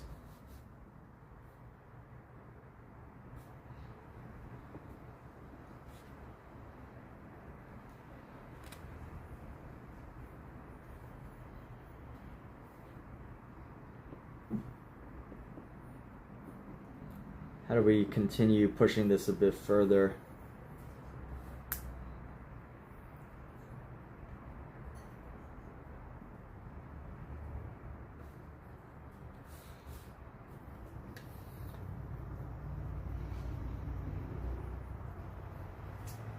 All right, and here we go. So, this little update. Got these two hands, one holding a device. Decided to give it some texture by give it a little bit of more of a grit. They look pretty gnarled. But in a sense, that's what I'm seeing. So, yeah, we'll stick with this. I like it the way it is. They're pretty gnarly hands, very skinny and gnarly, but that's okay. So I do want to fix this thumb a little bit. I see some work that could be on the thumb. Once we're done with that, we'll call it a wrap on this piece. Oh, and let's see what happens if I dive in with my fingers. Let's get really into this and see what we can accomplish if we really push our fingers into this. Now, I am concerned I don't want to use my fingers too much because it might start to soften everything and lose its grittiness, which I like.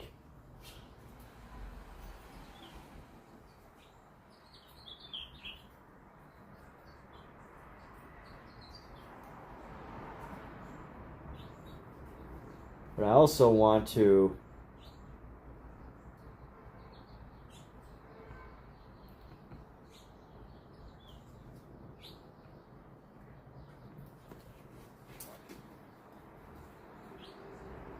Alright, that did a little bit. Helped to soften some areas and add a little bit more texture. This thing right here though. Let me go update this hand. Even the littlest thing can really make it look unusual.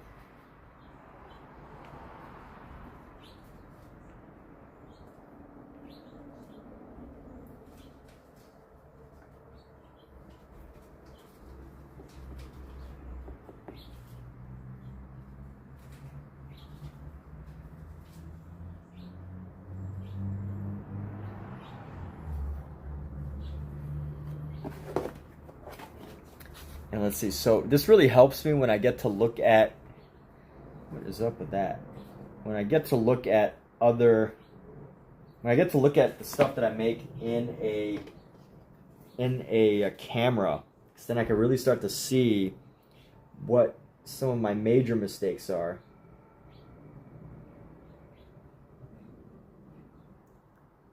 And then I can really start to hone in. So what I'm wanting to do right now is make this one finger a little bit less like angled, and I think we've done the job. All right, so very cool. Just a couple of, let's get nice and up and close so you can see how, you know, there is this subtle separation just using values.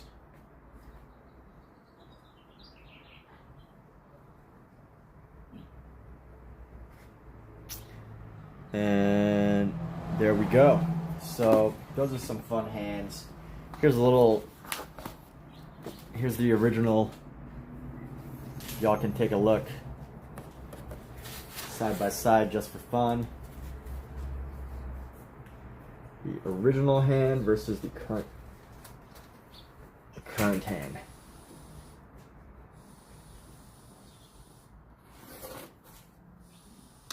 There we go. All right.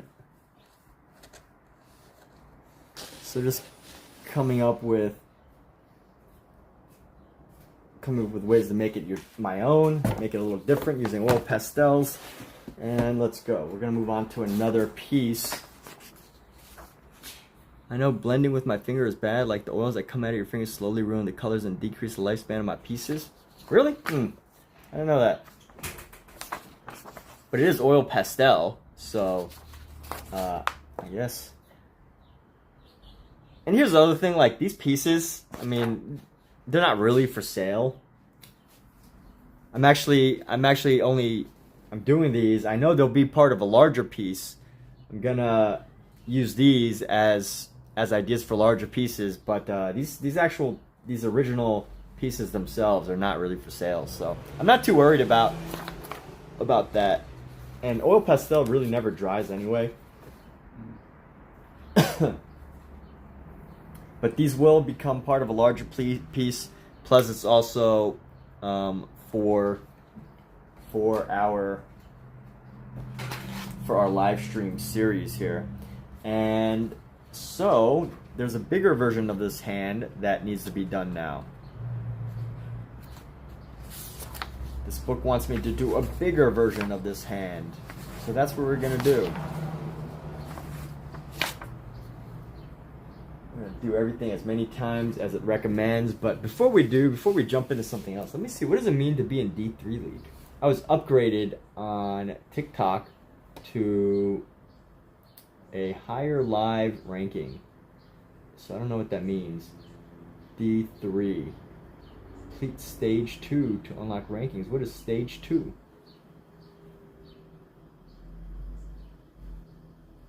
Alright, well anyway, let me see, I gotta mute this for a second.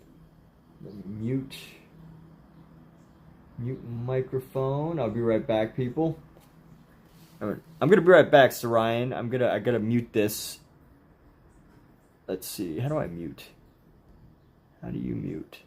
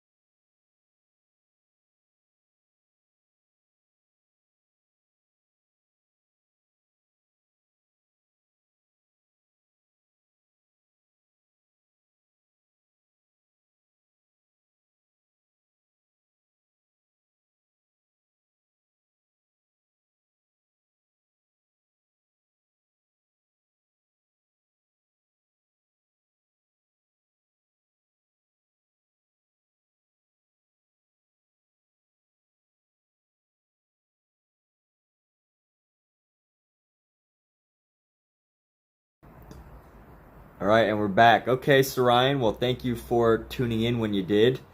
We are off. If you're out of here, thanks so much for being here. Just took a little break and look forward to seeing you again sometime sooner or later. And with that, let's see, some TikTok. Check on the TikTok stream here. Hope you're all doing fantastic. So, God, let's see, what do we got?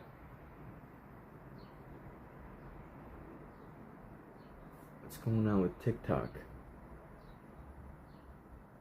For the safe community, we will limit the number of viewers in my live videos before I meet the requirements. What requirements? What requirements must I meet, TikTok, in order to be approved for your features? What are the requirements? Go live 30 minutes, live on 3 separate days. Okay, that's fun. That's fair. I can do that. Unlock plus creators. Yeah, there we go. So, Amalia, LOL, welcome. Queen Amalia has joined the room. Shazbear, how do I decide what colors I want to use for each piece? Hey, thanks for the question. Good to see you again, Shaz. I know you were here yesterday. I guess, fortunately, I think you did ask me, like, what time I stream. There you have it. Today, I just happened to start streaming early. And things in my day took a turn, so decided to stream. And the question is, what colors? How do I decide what colors I want to use for each piece? So, you know, first, if I want to really break that down, you know, I think I've got so many to do and get through that, you know, the colors itself, the basic idea is I want to explore as much of these colors as possible. And when it comes to each piece, so there's a method. So this piece, actually, let me just pick a hand. Let's just use an example, right? So this foot, for example, I'll use this foot for example, right? When you look at the book, when you look at this book, what you'll see is that this isn't the exact foot, but what you'll see is that along these hands and everything, you'll see shadows. So you basically see 3 levels of shadow, right? 3 levels of darkness or lightness, value, they call it in art. So you'll see like the darkest shadow, and then you'll see the lightest area, which is pretty much just white, and then you'll see something in between, like a gray. And basically how I pick the colors is I look at these areas and I'm like, okay, I know I need to like separate these areas. And then, you know, I might decide, sometimes I might be like, oh, well, why don't I just use like a darker blue? I guess it's hard to tell here, but I started with a darker blue. Why don't I just use like a darker blue and a light blue? Right? So I use 2 colors that actually match together and just use the darker shade versus the lighter value of it. Darker value versus the lighter value. Now these are actually 2 fairly different colors, you know, as far as the exact hue, but yeah, that's basically what I do. So for like a simple thing, right, like this little stone that it's holding, it's got a very dark part and a very light part. So I'll just pick 2 colors that kind of go together. But I have done pieces where I'll do like totally opposites. Like, you know, I use like a purple and like a light red or something. So sometimes it depends. Do I want to like make it all pretty much look the same? Or do I want to change up different parts of it? So like here you could tell I use pretty much the same color throughout. Just all dark blue and light blue. This one I decided to use like a reds and greens.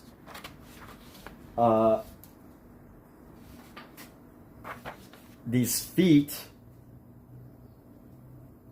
I decided to do mostly blue, but I surrounded it with like yellow. And then, you know, this one. So, you know, that's the high level, right? As we're going to dig a little deeper here. So, you know, the first thought there was, hey, how do I separate these shadows? Right? And it doesn't necessarily have to be value. Like, I might do like, make this part dark blue and then make this part like dark red. So, it really comes up to you, but you just need a separation in color to really be able to understand that. And then I'll think, like, oh, well, you know, what colors go together? And then I'll think like complementary colors, colors that are on the opposite wheel. Blue is complementary to orange, red is complementary to green, yellow, aka gold, whatever, is complementary to purple. So then, you know, I might try to like mix those colors together. Not mix, but like, you know, put them next to each other. And they have this effect of making it look more interesting. And from there, some of the other stuff I'll think about. Excuse me. Some of the other stuff I'll think about is like, oh, how can I play with that idea? Instead of just doing complementary colors, which is so predictable, how can I mess with that? What are some other color combinations I could do? What about if I just do the 3 colors that are right next to each other? Red, orange, yellow. Green, blue, violet. Violet, red, yellow. Blue, violet, red. Or I might think of, I think it's called like the triad of colors or something. So you take a color like red, let's just say red, and then you go to the opposite color, which is green, and then you say what colors are next to red and green. So you would say red, orange, yellow, yellow, and blue. So yellow and blue, so you would have red, yellow, and blue instead of red and green, using that complementary color. So, you know, every piece is different. I mean, you know, these are very quick, snappy pieces.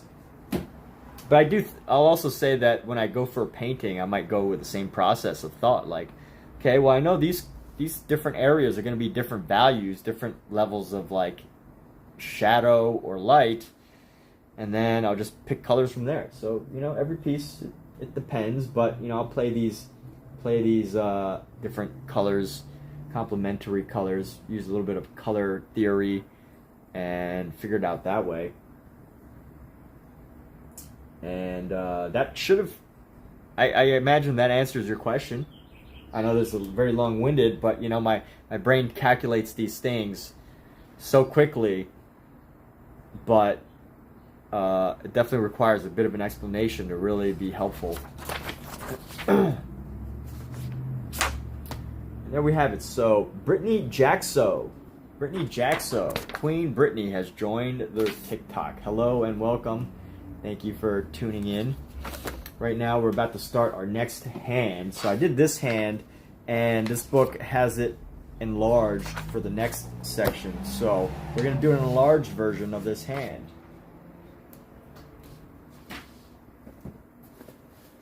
Very cool. But yeah, I would say just look at a color wheel and just play around with whatever you can about color theory. Excuse me. And there's like so many other things. Like I might have just looked at a Piet Mondrian painting. He's the person that does like the black lines with the red, yellow, and blue. And I might see that one day and just be like, oh, well, let me try to play with these colors. Let me try to play with this color combination of separate blue, reds, and yellows. So it all depends on the day, the mood, what I feel like I haven't tried yet, what I feel like is like too similar to stuff I've already done.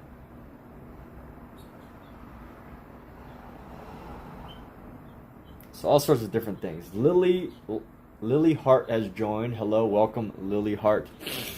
So Shaz, you know, I've answered that question, but what makes you ask? Are you about to work on something and you're just trying to find ideas, or is there something you're feeling stuck with, or you're just like, whoa, how does he come up with these colors, these color combinations? So yeah, feel free to share what's on your mind, what's making you want to ask these questions. And, you know, let's dig into how you can best be supported in your efforts of learning artwork.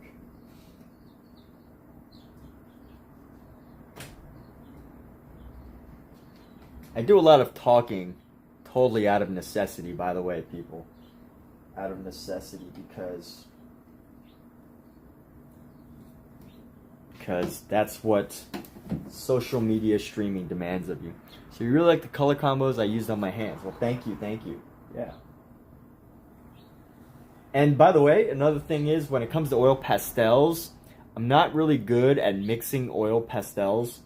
You know, when you paint, you can pretty much create every color possible with just a few different colors.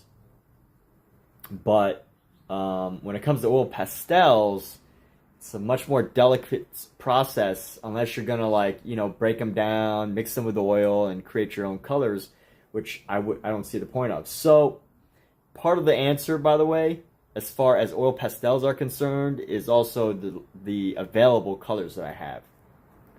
So, you know, I do have quite a good range of colors, but I can't create every color. You know, certain colors are going to just stand out, and I can't. There's little I can do to make it not so, to manipulate the colors, for lack of a better term. All right, well, that was that. Let's get into it, shall we? Let's do this next hand here. So I'm just looking at it and I'm thinking, okay, what's the length of this line right here? It's about right there. Oh, I've already seen that I've made it too close to the edge, because I'm going to need this to go, yeah, too close to the edge. So let's go like this.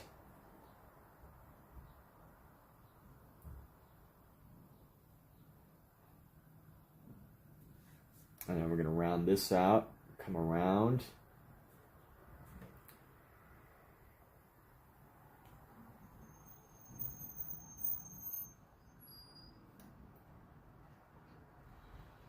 And that's one great thing about this material for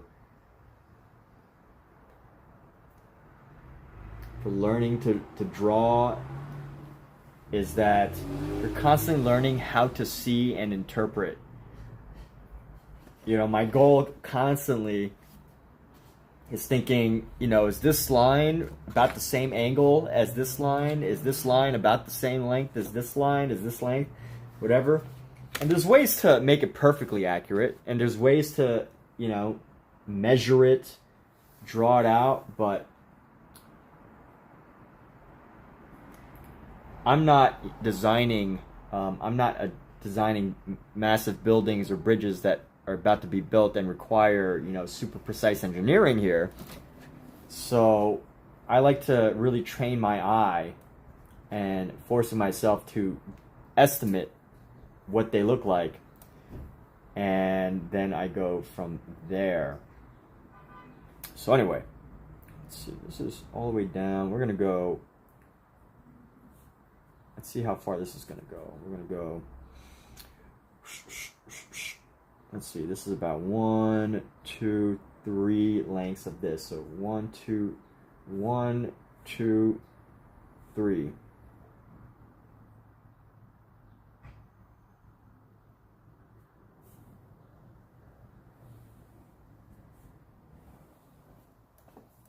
All right, 3 lengths. And this one's going to be about 1.5 length of that. So 1.5, 1, 2, half. Actually, this is going to go right here.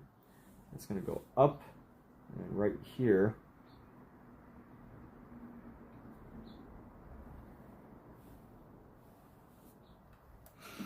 So you're not working on anything, but you will do something after your exam's finished. Great, awesome. And when you say you will do something, you mean like something like an artwork, or is that what you're saying? You're gonna jump into your creative mind and create something that the world has never seen before? And by the way, I do want to clarify that I think it's easier than people think to create something that the world has never seen before. And I don't mean that like, you know, creating a masterpiece or whatever. I mean that like every one of us has a unique view or way of seeing, interpreting the world. And even if you were to trace something, let me backtrack here. The reason why it's easier to create something that people have never seen before, assuming that you're not, you know, just reprinting somebody else's work and then like calling your own or whatever, is because we all have like a unique way of seeing the world. We all have a unique interpretation, a unique set of tools, our own habits, whether good, subjectively good or bad, that get put into a work, and that is what makes every piece unique. And you know, it might not be world changing, it might not be something that stands the test of time or whatever, but you will definitely, it's not too difficult to come up with something that has not been done yet.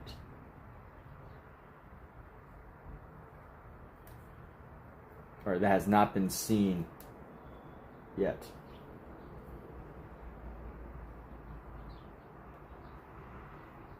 Like just the other day, one.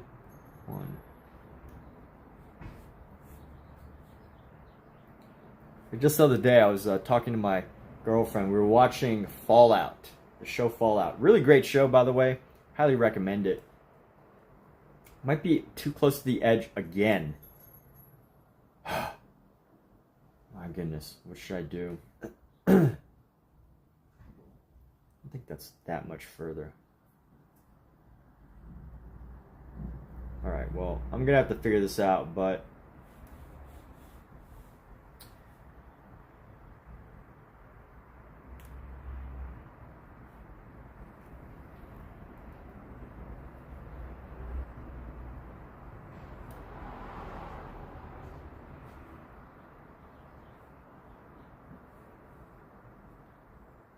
here we go.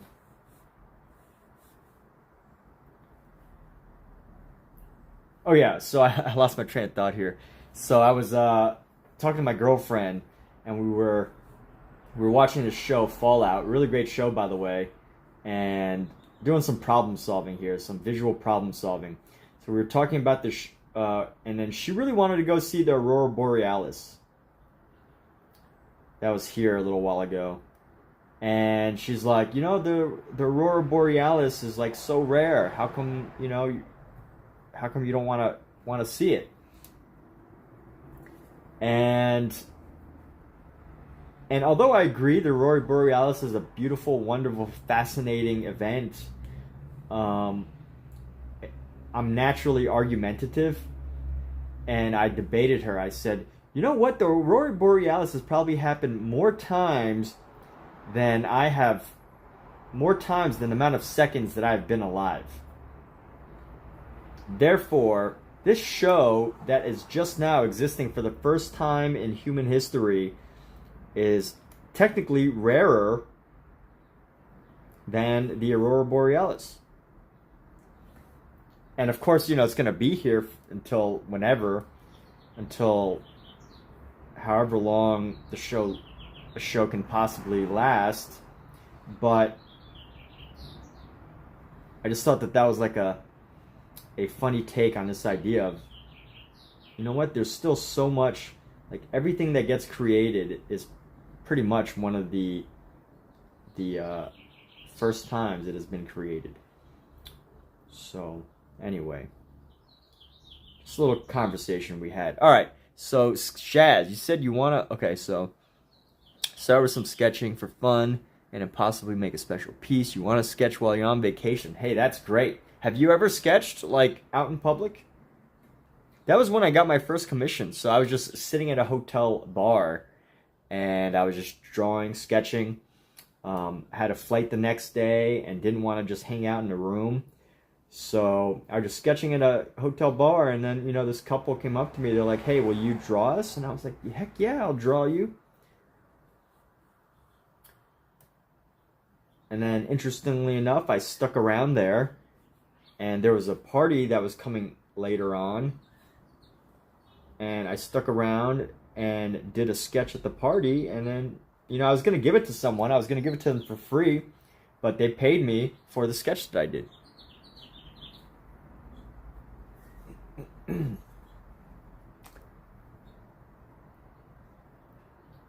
Yeah, sketching in public is pretty fun. I love sketching at airports. I don't know if I showed you these. But I do a lot of sketches in public.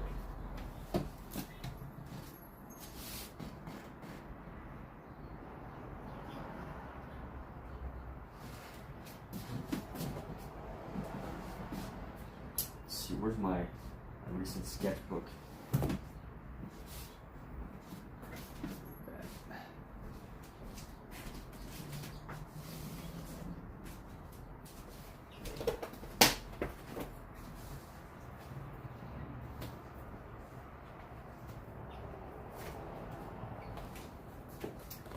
So I actually do a lot of my sketches in public.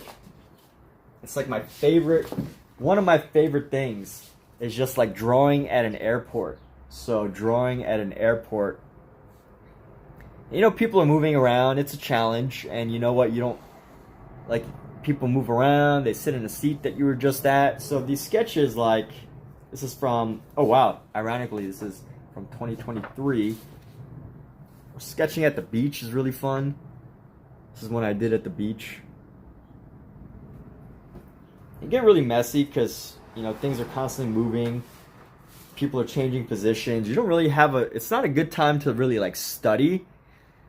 It's not a really good time to like study figure or like, you know, to study how to draw people, but it is a really great time to challenge and push yourself to capture things in the moment and, you know, just appreciate your drawings for what they are, you know, just to appreciate a drawing for what it is. And I think it's something that artists who draw have an advantage of over cameras, because you know what? People don't like to have their photos taken. They don't like to, you know, think, oh, well, you know, this person's taking photos, this whatever, and they're going to post it somewhere. You can't really do that, you know. It's not nice, but no one really cares if, you know, they've captured you in time as a sketch or a drawing. Especially if you make it different enough that you don't really know. Like, you don't really know. So, you know, my sketches, when I do it in person, are really messy. There's a lot going on, you know, all sorts of different people. But definitely if you zoom closer and closer, you start to see more and more detail of different people. More and more details. The closer and closer you get, it's like one of those fun things, right? Closer and closer you get, the more and more people you see, the more and more detail. And you're like, you know, some things don't look right, but whatever. You just keep zooming in and zooming in and zooming in, and then you do reach an end at some point, but it can be challenging. Architectural landscapes. And funny enough, I don't actually like drawing architecture and landscapes. I don't like drawing them. I like painting them, but I don't really like to draw them, because as much as I do like to like just draw people, because I feel like there's like just a natural thing about a single tree or a single person or whatever. But like when I draw buildings, it's just like, oh well, you know, this building's a bunch of straight lines, and you know, it's not as exciting to me, even though I do it. I prefer to just sit down, just kind of like find someone who's just sitting peacefully somewhere, or just people working at the top of a building, just kind of like just drawing them. But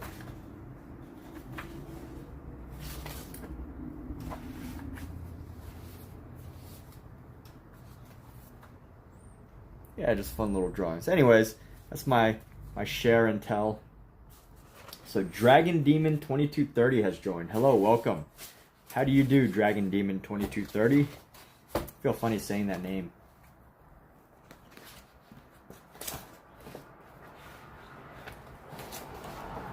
Like, it's hard for me to imagine if your name is Dragon Demon, it's hard for me to imagine what you actually look like. So I only see words.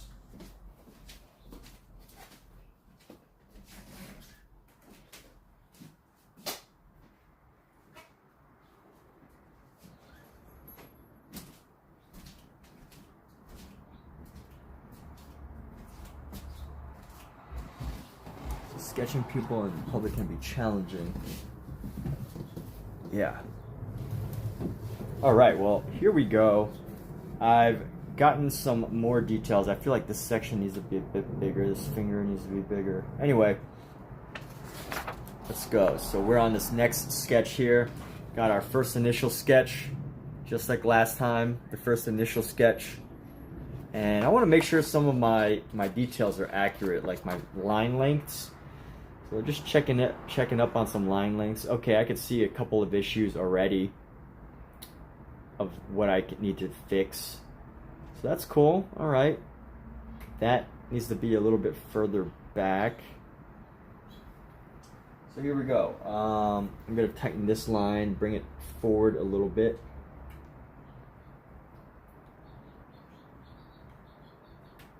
And then I need to bring this line back and give some more space to this piece.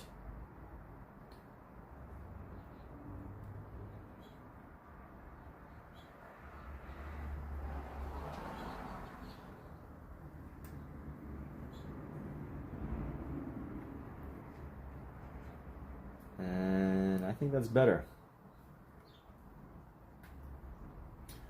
So here we go.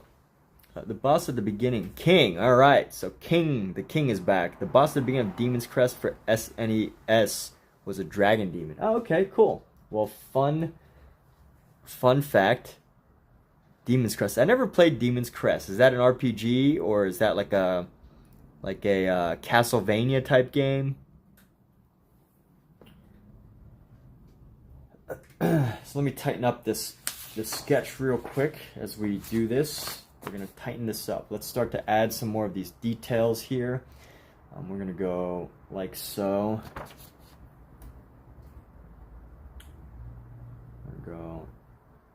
Start with this thumb piece. Start with the thumb. Bring this thumb forward. Bring this thumb up.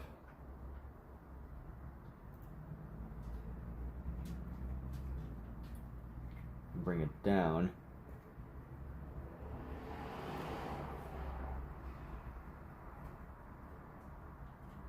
And there we go, got some hands there. Let's go under here. We're gonna go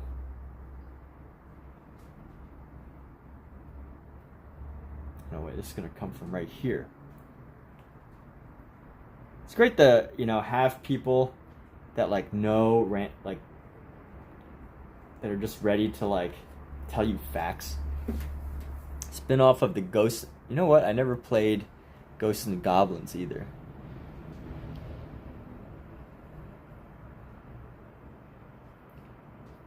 The only games I ever played on SNES was Mario games. I was just starting to get into video games as I hadn't, like, my generation of video games, I feel, was like after SNES. You know, PlayStation, original Dreamcast, things like that. My childhood was not an SNES childhood.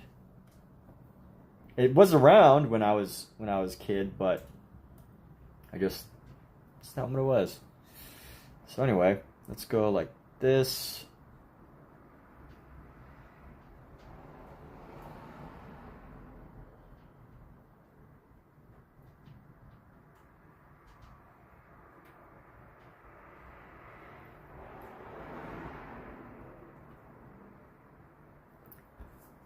Came in right before that kicked off. Yes. So do I still game?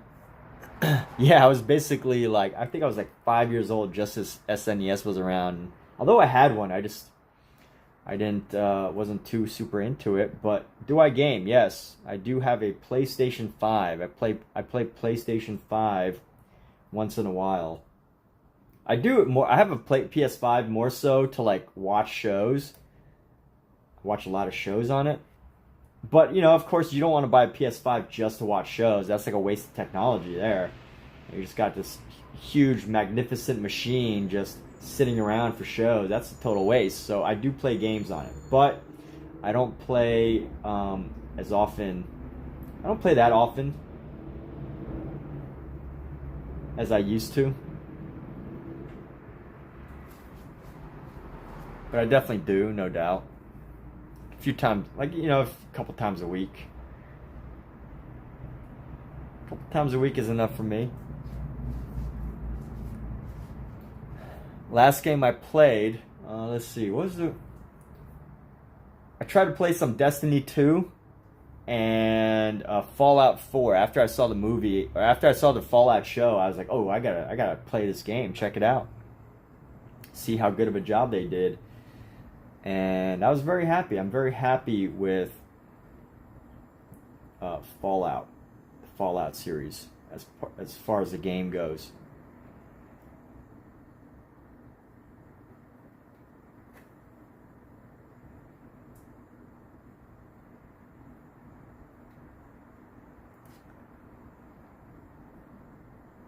I highly recommend Fallout to anybody who's seen the show and is like, should I play it? Yes. It's a very exciting game.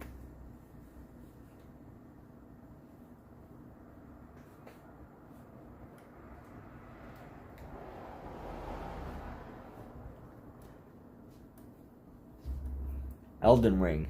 I gotta try New Vegas. So, can you explain to me why New Vegas would be worth trying if I'm still just trying to figure out Fallout or Fallout 4?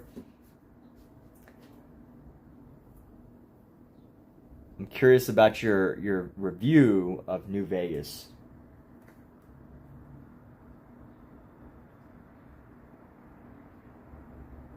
I'd like to hear what you have to say in your expert opinion.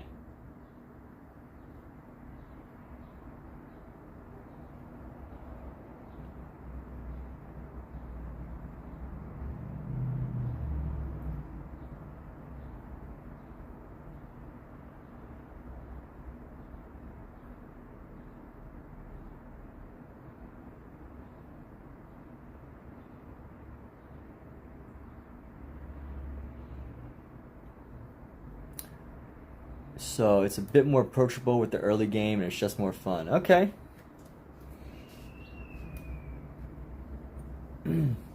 Yeah, I guess in Fallout 4 there's so much to possibly do that it could definitely feel a bit overwhelming.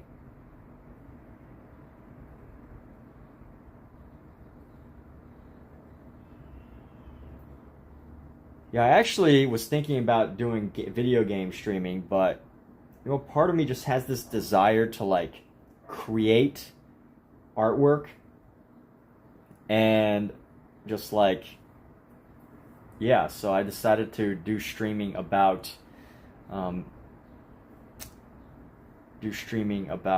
art instead. I was at a transition time and I was like, which one should I go for? Should I do games or should I do artwork? And I went ahead and decided to do artwork. I also felt like artwork, I did stream games for a little bit, but when I was doing that, I felt like I really couldn't connect with people that would be watching. Like, I just felt like I would get so sucked into the game that it would just be, yeah, just like people would come in and they would give advice about the game, but I just didn't feel like a connection to the audience, to people watching me. And I didn't like that. I really liked, you know, doing art and being able to, you know, have like these conversations about art, these challenges. So I decided to stick with just focusing on artwork for my streams at least. And you know what? Honestly, I think if I was a game streamer, you probably might not even be here, right? I wouldn't have been able to connect with you wonderful people. Because not only is there so much competition there, but you probably wouldn't even, I mean, I might have other viewers, but I just don't think that if I had been a game streamer, y'all probably would not be here right now. Right. Am I right? I don't know. I might have streamed like Destiny 2 or something. Would you watch a Destiny 2 random streamer? And my personality, if I was like live streaming gaming, would be totally different. I don't know how, but you know, I think my mind is more free when I'm doing creative stuff like drawing than when I am trying to come up with something clever to say while I am playing a video game. I can't explain it. I don't really know if it's true. I'm kind of making that up, but I think it is true. But yeah.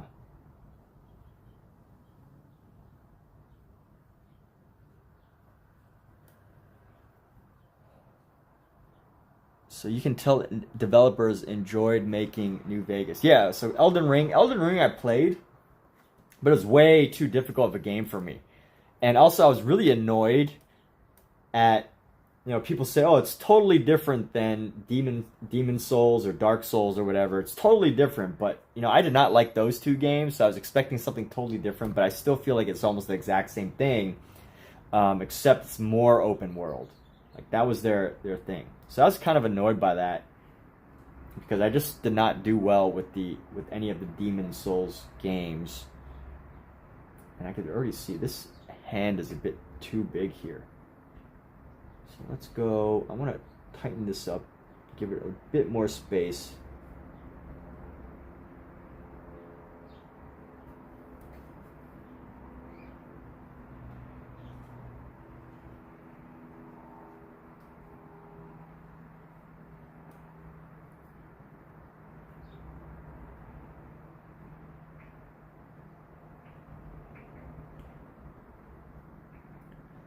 So, here we go. But it was, I mean, it was a great game. If it was the first game out of the series I played, I would probably love it. But I'd already played the other games, and they were just kicking my butt.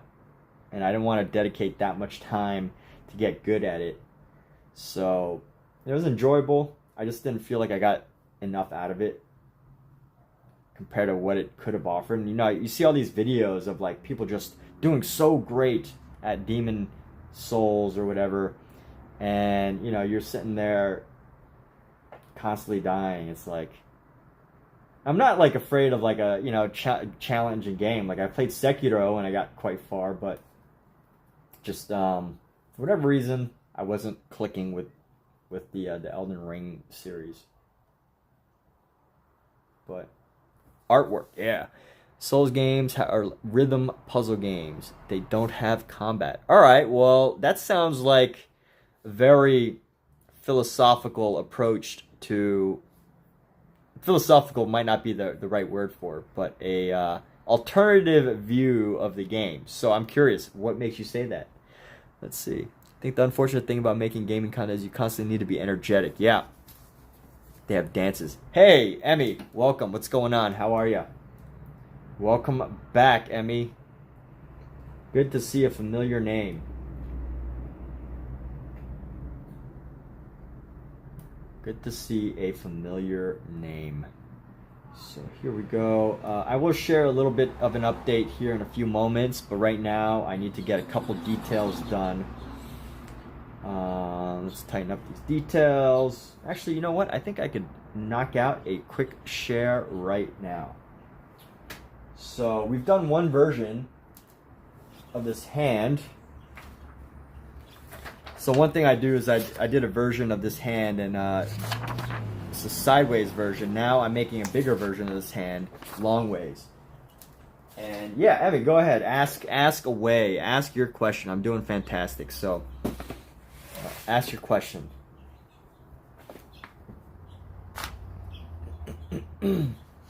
I might not have an answer. I might have an answer. Should you tell your crush you like him? That's a good question. I was just talking the other day with one of my friends at lunch. We were sitting at a lunch table at work, and we were talking about, I don't know if you're, you know, whatever, but we were talking about how it can be confusing for guys to know if a girl likes them or not. and you know, whatever gender, but this was us specifically, you know, whatever gender, orientation, doesn't matter. But I mean, I'm just sharing my context here. And we were thinking about how confusing it is. And one girl said, well, you'll know a girl that a girl likes you if they hover around you.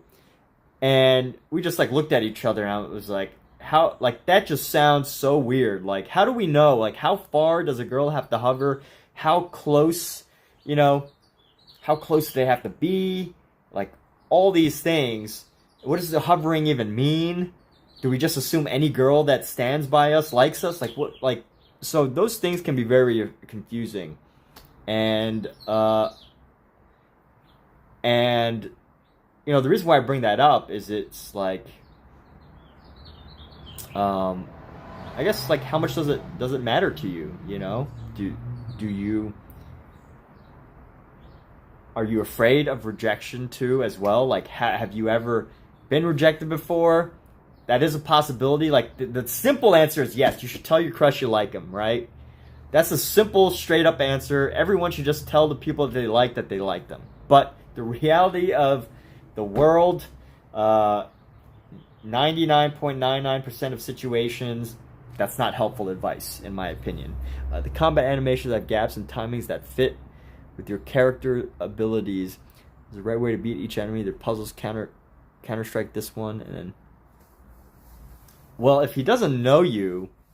I mean, you know what? Like, if he doesn't know you, where's the pressure? There should be no pressure there. Like, are you going to message them on Instagram? I know that on Instagram, you know, people are constantly telling people, like, in their DMs, you know, whatever. So yeah, go for it. 100%. Like, I thought this was like in school or like at work. I don't know. If you're using the word crush, you're probably still in high school or something. Or college, maybe freshman in college, I don't know. But yeah, I mean, if they don't know you, that can be very awkward. But if it's like on the internet and you just like message them on Instagram, whatever. Or, you know what? You don't have to tell them you like them. You could just hang out where they're at and talk to them and see if you even like them at all, right?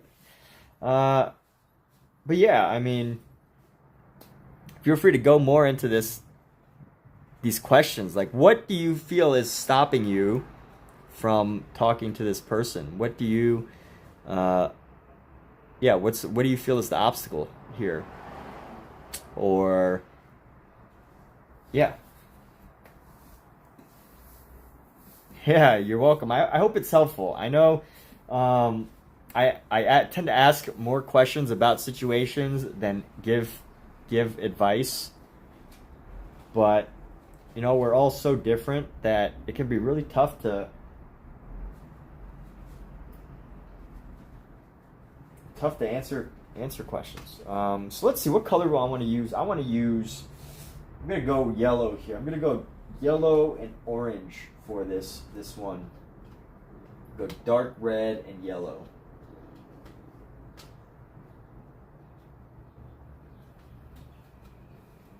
You're just scared? Okay. Yeah, I mean, it's not easy to tell anybody you like them. Especially if they don't know you even exist. And, you know, you just go up to them and start saying, like, hey, you know, I guess there's a right way to go about it. Maybe the question should be, rather than should I tell them I like him, you know, how can you, in a positive way, in a non, weird way, talk to somebody that you like. You know, maybe since they don't know you, maybe start off you know, gently. Just kind of maybe, I don't know, again, the context of how you know each other, but are you even in the same circles, or are they you know, do you see each other at the same parties? So much to really unravel there. I don't know if anyone else wants to chime in, King or Shazbear. Oh, okay. Well, your brother's friend. Oof. Well, that's so they would know of you. If it's your brother's friend, they probably know of you. Yeah, I mean, that's a tough one to navigate too. I mean, can you talk to your brother about it? I don't know you and your brother's relationship, but is that a conversation you can have with your brother? Is he gonna, flip out on you and him? I mean, I guess for some people that might just make it more exciting if you know that the brother's gonna go crazy over it. But the relationship, I mean, it's more of an exciting relationship. Let's see. Hey, I sort of noticed you from afar. I figured I'd come talk to you. I mean, if he's over at your house, like, can't you just, like, be like, hey, Joel. I'm making up a name. Hey, Joel, you want some snacks? or I don't know. Like, guys are really simple, you know? I mean, we might not get it. Like, whoa, she's offering me snacks. Like, we might not be like, oh, she likes me. But I'm saying for you personally, if you're feeling shy or you're not sure, or you just want to, like, test the waters or something, I guess that's how you do it. Hey, Joel, you want some snacks? Would you like some water? Whatever. I don't know.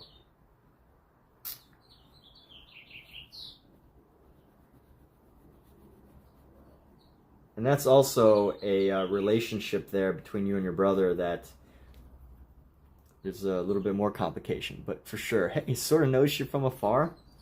But, at least it's not like they totally don't know you. And heck, you could go and message him on Instagram probably. I'm sure you have your brother's friend's Instagram and be like, I don't know. Hey, when you coming over next?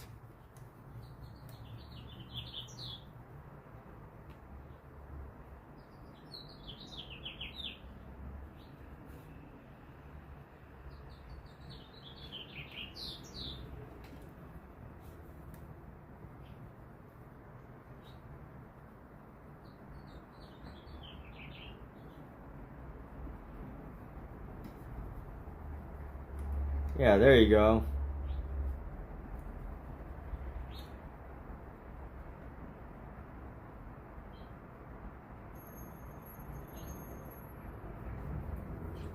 And you've definitely, seems like you've talked to people before. It's not your first time talking to somebody, so just enjoy the enjoy the moment or whatever.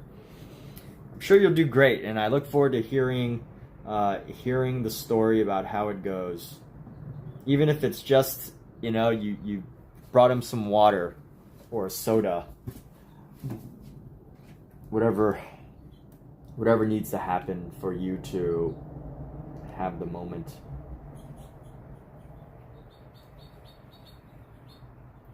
Great, cool. I feel very blessed that we're grateful that you are coming here for advice about talking to your brother's friend.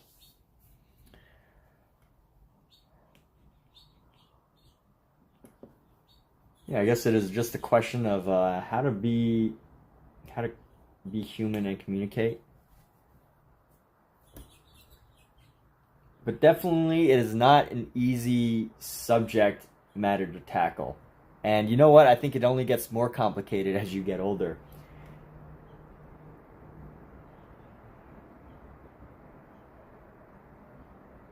Because, like, the thing is, I don't know if this helps you, but the thing is that I don't know what type of town you live in, or your parents' personalities, or your personality, or how you feel about relationships, but you know what? Like, the majority of people that you're meeting, or like what your plans are after college and all that, but the truth is, like, the majority of the things that happen in high school or even college, they don't always follow you. They don't always, those decisions aren't really going to, I mean, they can affect you, they can influence you. Words can hurt no matter what grade you're in, or, words can change your approach or relationships. But the thing is, the truth is like, you don't have to let it all affect you. So I'm saying right now, what I'm trying to say in a very wordy way is, you know, what happens might not matter. It probably doesn't matter that much in the long run, which might make it easier for you. Say, just don't psych yourself out, insisting it to... Yeah, exactly. So King said it best. I mean, in that amount of words, and what, 1, 2, 3, 4, 5, 6, 7, 8, 9, 10, 11, 12, 13, in just 13 words, he said what I spent, you know, trying to explain just now, is that it's not a big deal. It probably won't matter later on. And you know what? My girlfriend, she has a brother, and her brother love talking about these hilarious moments that happened, you know, with each other's friends, who had a crush on who. So, you know, go for it. Just enjoy it. Go have fun with it. Do something so outrageous that you and your brother 25, 35, 45 years from now are going to be able to laugh at. Now, don't hurt yourself, right? Like, be safe. Don't do anything you know your parents would not approve of, and you know, blame it on me. But do only good things, right? Disclaimer, but yeah, don't take it so seriously, I guess, is what I'm trying to say. As King Master Lord has already suggested. All right, well, let's see. So we've got the basic. I'm going with the yellow and red on this stone now. So I'm gonna play a little bit more into these areas, and then we'll define our figure here. So let's see what would go good. I got the red and yellow, red, orange, yellow. Missing an orange. Red, orange, red and yellow. Red, orange, yellow, green, and purple. So maybe I could do a dark green for... By the way, someone asked questions about colors. Shazbear, I don't know if you're still here. Maybe you are, maybe you're not. But I guess I'm talking through my color choices right now. You know, so I'm like, all right, so I did this red and yellow. I didn't have a specific reason except to just play with this. And hey, welcome back, T. Dot. Good to see you. A long time. I hope you're doing fantastic. I guess it's almost summertime for you. But yeah, this is going to be quite a long project because I've got another 200 pages of these projects here, which I am committed to going through. So as I'm talking about colors here, so I did red and yellow. No specific reasoning besides I wanted to use a dark red for the shadow and a bright color like yellow for the white area, as you can see, right? The white area I made yellow, the dark red I did for these. And then right now I'm thinking like, well, how can I kind of change it up? You know, how can I change it up? Do I want to do blue hands? No. So I'm thinking, so red, orange, yellow on the color wheel. Red, orange, yellow are basically, you know, colors. I skip orange for lack of a better explanation here. I'm skipping orange, so I'm thinking, okay, what's another color wheel combination I could do for the hands that's different enough? And so I'm thinking, okay, maybe I can go dark green for the dark areas, and then purple, a light purple for the light areas. So that's just what I'm thinking. I don't know how it's going to turn out. I can imagine, but I still don't know for sure. So that's what I'm going to play with right now. So not NGL. Thought I was going to draw feet again. Yeah. Well, I'm on to hands now, and I've got quite a few more hands left. But yeah, just talking through some of my color decisions. All right, and it's only Tuesday. Can you believe that? It's only 2 p.m. Tuesday afternoon. Been going for 2.5 hours. I'm going to stay for quite a few hours. I'll be streaming for a lot of hours today.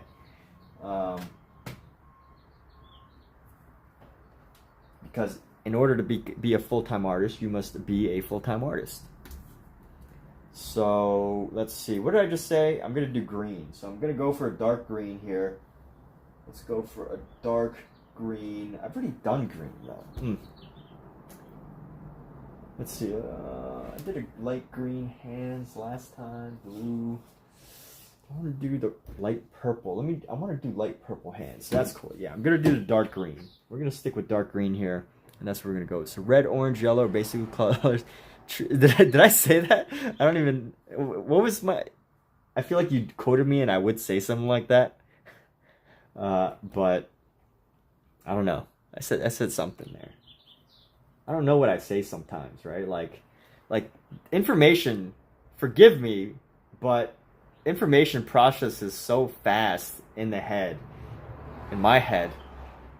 You know, just trying to like organize it all in a cohesive way of what I'm thinking. It's takes some time. Well, did it at least make sense? I was saying all of that stuff I was saying for Shazbear anyway. So I hope Shazbear at least understood what I was trying to say. If I didn't, feel free to ask or clarify. I mean, obviously you're saying that I didn't make sense or made too much sense, but it was too simple that it didn't help. But yeah, shout out from Africa, Lungelo, King Lungelo Shandu has joined the room. So thank you. Shout out to your friends, because I'm an artist. I guess so, right, yeah. That needs to be a disclaimer. Some of the things that I say will not make sense.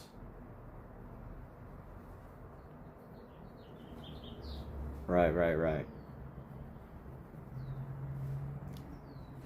But as long as it, as long as you can take away something valuable from it, if you can take away something helpful, positive, useful, that's all I can ask anybody for. So let's see. All right, so I can see this hand is going to give a bit of an issue, and then it's going to continue forward, and we're going to tighten that up right there. And this is where the shadow is going to disappear right here. So talking through this, let's go around this shadow. Ooh, I really like how they drew these shadows into our space here. And going with the green. Green is already complementing the red.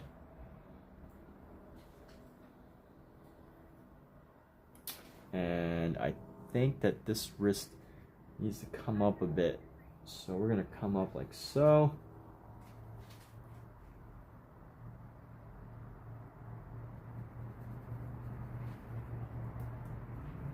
I'm enjoying what we're learning here. So let's go like this. This hand really does start to come up around like there. You don't know much about colors and you feel... Notice. Oh yeah. Do I have an example of the color wheel? I used to have a color wheel, an actual color wheel that I could share here.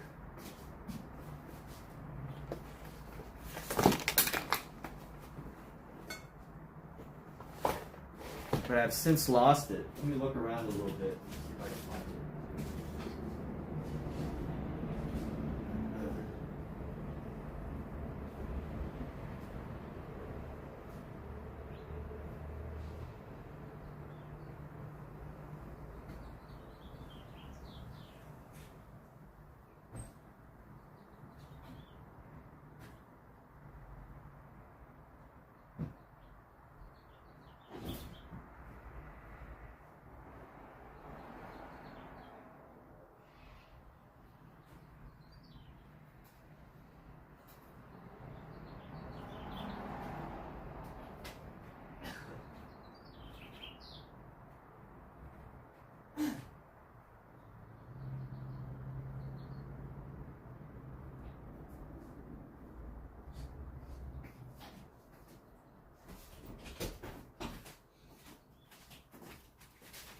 All right, I have found it.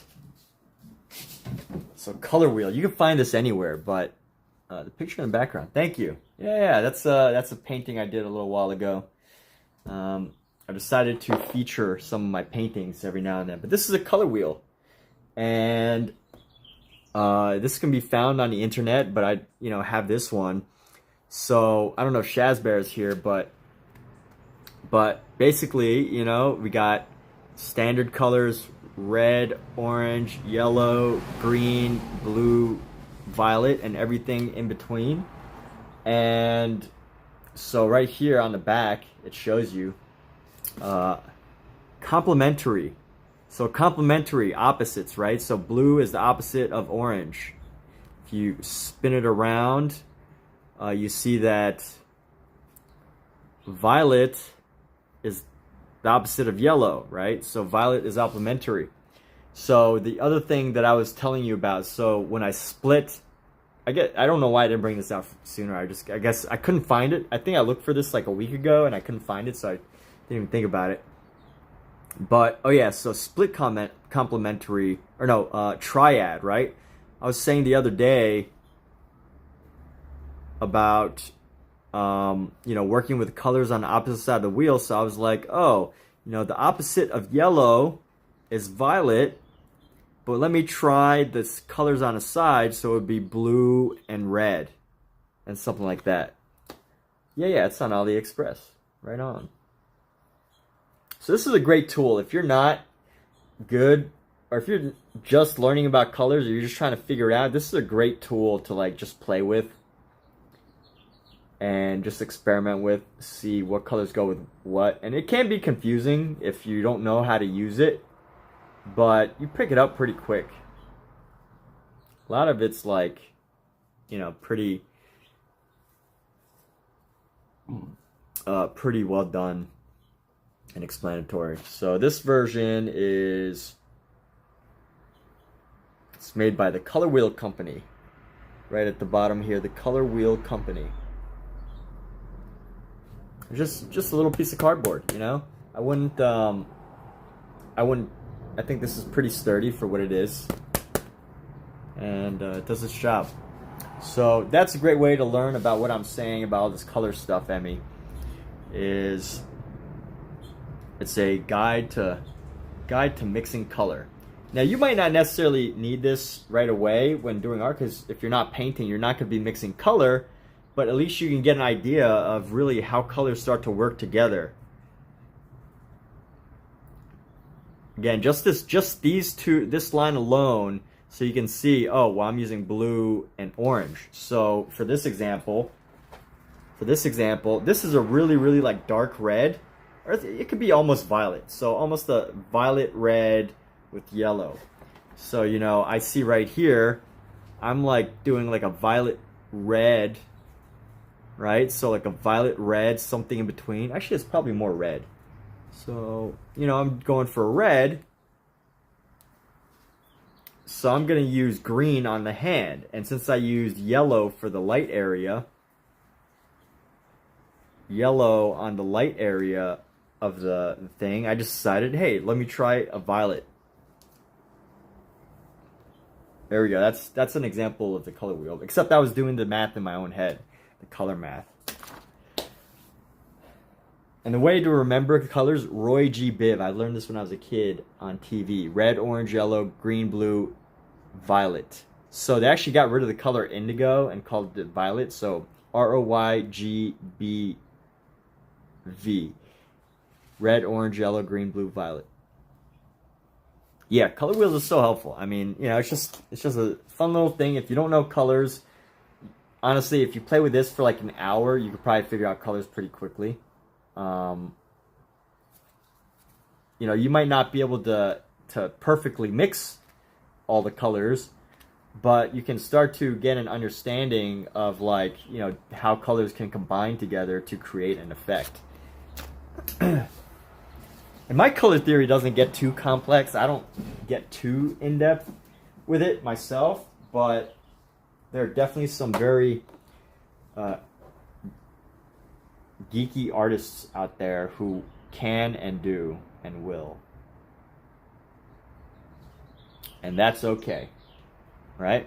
It is all okay.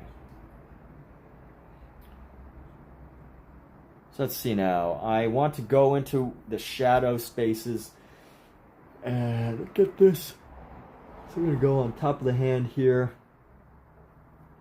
I'm gonna really, so this area is already in a dark shadow, so I don't need to do too much work in this space. Don't need to do too much work in this space.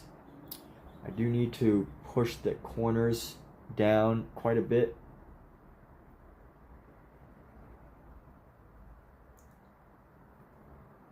Push the corners around and separate them. So I moved on to pastel only. So I've moved on to pastel only for a period of time. So I'm gonna be continuing this pastel only project until I finish this book. I mean, I might, and of course like drawing, but I might get back, you know, do like a painting or two here, but you know, as far as live streaming goes, I'm pretty focused on, you know, this is I'll share some business with you, but this is just part of my series for live streaming. You know, I do artwork, of course, but I also do work for the purpose of keeping up with my live streaming. So this is something that I can do, you know, almost every day. Painting can sometimes be a pain to set up and things like that. And that's not a reason to not do it, but this is something more doable on a regular basis. So I'll just share that with you. A little bit of insight into, you know, why some of these choices are made. And I really like the oil pastel. Like it's also training myself. So one thing that I really enjoy about oil pastel is how it pushes me to use colors that I already have and to really explore what's possible without mixing every possible color under the sun. So I've really had the opportunity with oil pastels to push color choices to the next level. Because, you know, I would never do a painting with a green arm like this with these color. I mean, not never. I wouldn't have thought previously to do that. I would probably, you know, just think natural skin color, you know, use some yellow ochre, mix in some pink and red, and then, you know, a little bit of more white or brown or blue or whatever, and then that's how I would do it. But using oil pastels, being in stick form and very difficult to mix, makes it very difficult to make up colors. So yeah. All right, well, there we go. We're gonna go tighten this hand. Let's go here. We're gonna go around and create this shadow. Let's do this. Why does this hand look so weird? All right, so this needs to come like right there, and then 1, 2, 3, 4. This is the fourth finger. The fourth finger needs to go like that. So we're gonna come down and make sure we get this shadow here.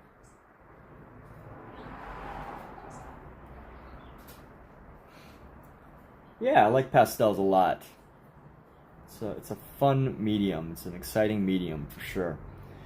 And let's do this. So I got the hands right here, adding in some of the shadow space. Let's push this around. So how's things with you, T-Dot? It's been a minute. I slacked on streaming for a little bit, and I'm sure that you've been busy. So, you know, good to see you back. All right, and hey everybody, Edits has arrived. It is Edits. What's going on, Edits? Our current soccer star, future professional soccer star. What's going on?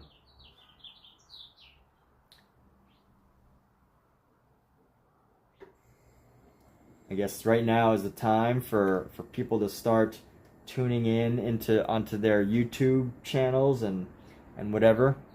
It's great to have everybody here, like one big YouTube family, one big YouTube community, not family, but community. All right, so let's see. I'm trying to think about how I'm gonna do this one hand back here. So I need to put in these shadows. I gotta get the shadows in. So let's get some of the shadow down in here. And let's tighten this up, tighten up the shadow that goes around. And there we go.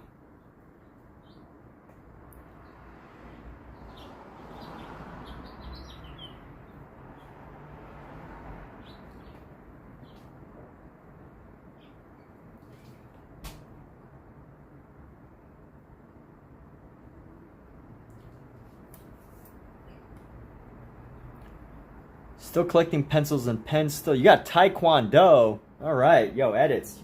I'm gonna stay so fit. Nice. Stay fit and healthy. That's great, dude. That is awesome. That even outside of soccer season, I think you said soccer season was over, you'll find ways to stay active and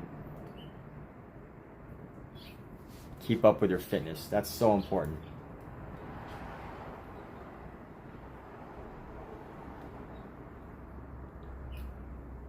Not many people will say they can do that or can say they will do that.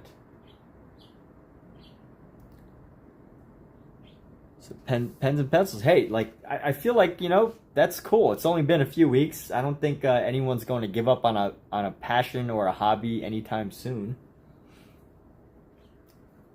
Yeah, you'll probably collect pens and pencils until you don't. Until whenever time makes you feel like you shouldn't collect pens or pencils anymore, which may be never, and that's okay.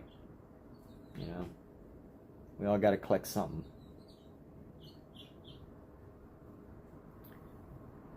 So here we go. We're gonna go into this. The second finger is the one that curves. So we're gonna curve this piece right here. We're gonna curve that and then color in this area.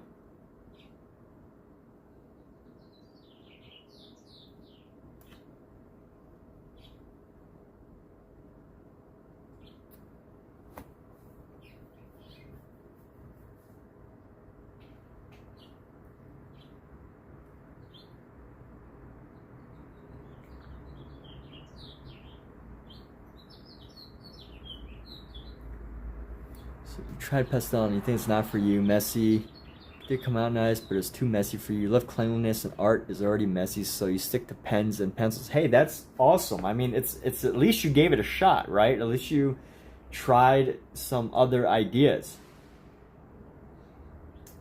And you know what? You know what you like and don't like, and that's what's important. It's not for everybody. You gave it a shot, and that's what matters, you know?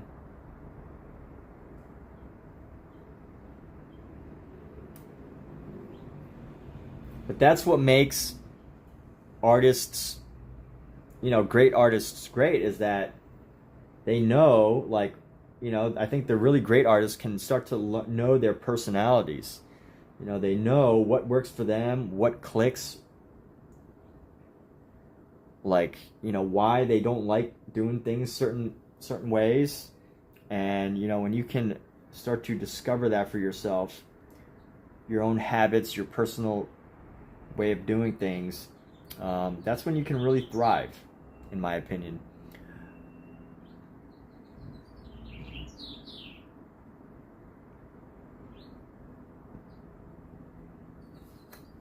And we're thinking the same thing for our class. So is King the only one that draws lines the same way as when someone is tracing, just because you want every millimeter of that curvature? So are you saying, are you the only one that traces, or are you saying,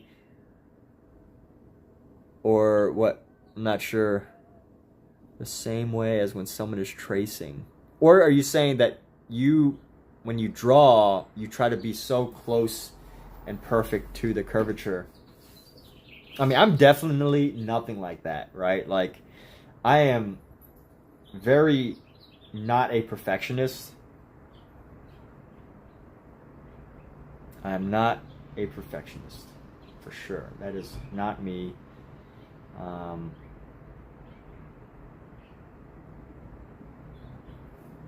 Yeah, that's all I can say about that. Is I'm definitely not a perfectionist.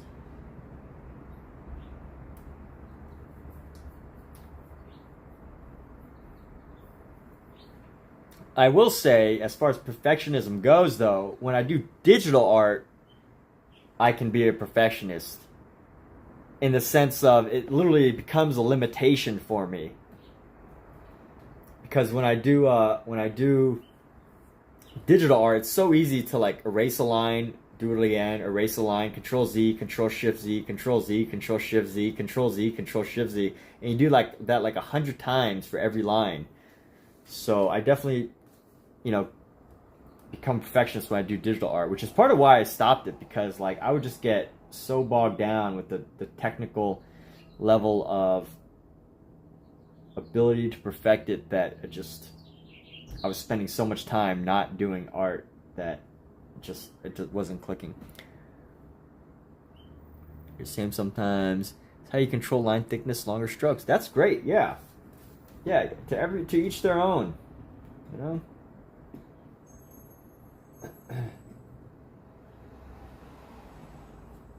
The only time I would say to like try to change up your style is when it's not working for you, right? Like if you feel like you want to do it a different way, if you want to learn a different style, if you want to, if you have an artist you admire and you see that they do not do those things, then, and you like watch them work, then, try not to do those things, right?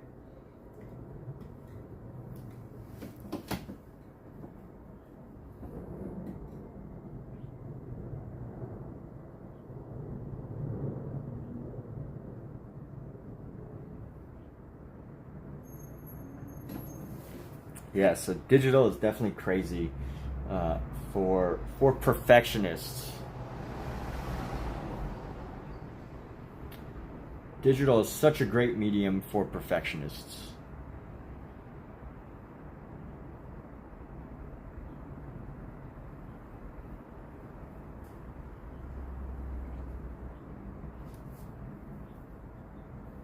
All right, this hand is starting to come together a little bit better. I still have some touch-up things to do.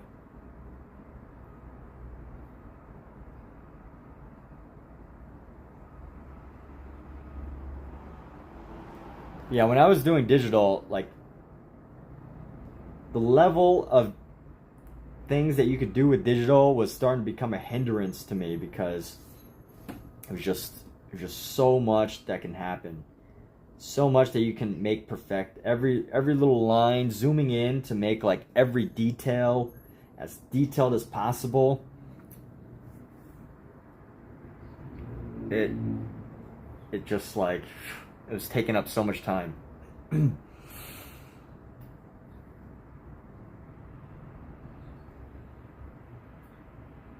everybody's got their own thing.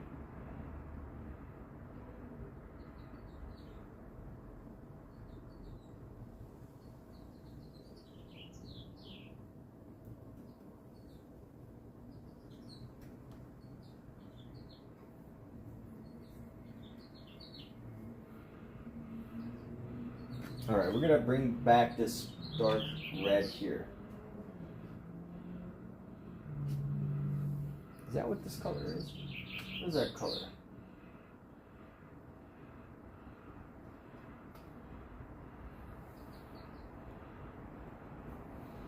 What color was I using for this? Is this brown? Let's see. I'm gonna go.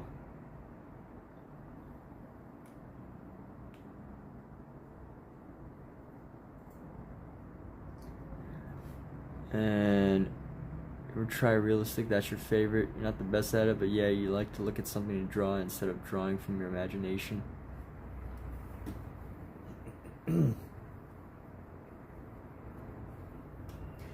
Yeah, I definitely do realism, but you know, I won't go into hyper realism.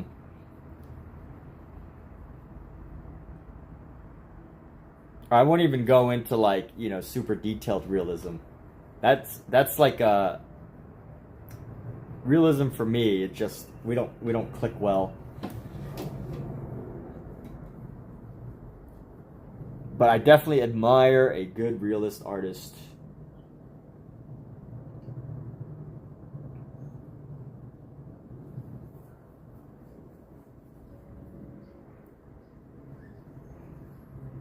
Okay, and let's go with the light area of this hand. So we're going to start with, oh yeah, we want a light purple for this hand.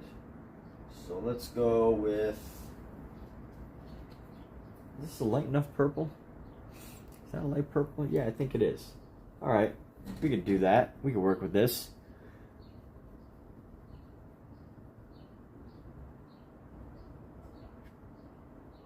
Sometimes I definitely feel like I'm just making my own coloring books.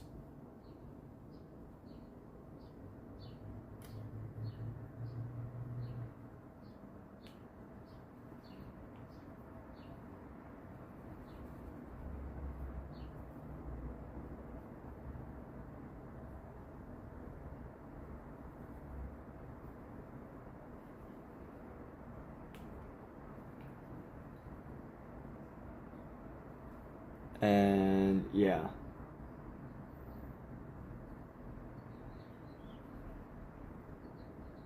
Here we go.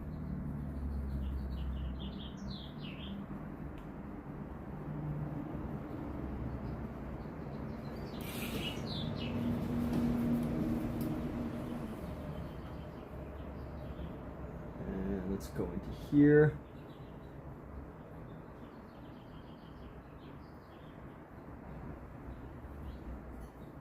This light purple into these spaces here.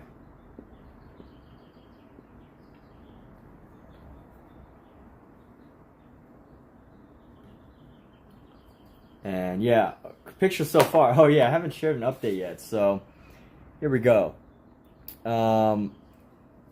Tightening up, working our purple into the scene. Working our purple into this. And I'm feeling like this purple might be a little too bright. I might just like drop it down to like a pink. I mean too dark as far as value goes. So I might drop into a pink here, which I'm not gonna do it. I'm doing it right now. But yeah, so I'm dropping this into a pink color in order to create a greater value separation between the light part and the dark part. And let's see, go like that.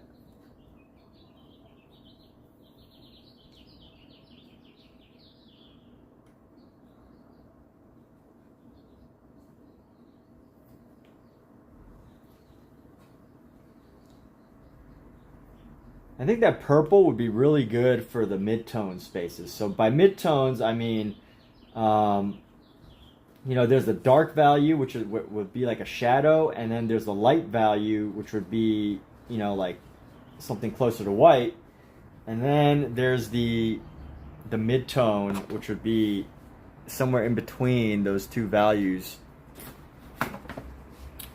And let's go like this. So I can already see some issues that I'm gonna have.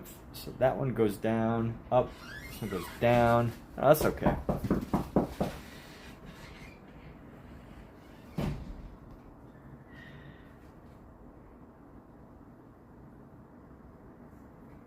Okay.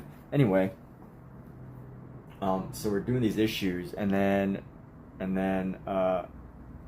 we'll go down into this. I guess that was a package or something. But let's see. Oh, this hand is not looking. Let's see how we can tighten up this hand a bit better here. There we go, like this. And then go around the top of this. So come into here, and then let's go like this. Come around, bring this down. And there we go. So painting into these spaces, and then let's see. Go around into his knuckles, come around, and get into. I can already see this knuckle doesn't look right though. What's wrong with it? Let's go right into here. And using the white and the green and the pink.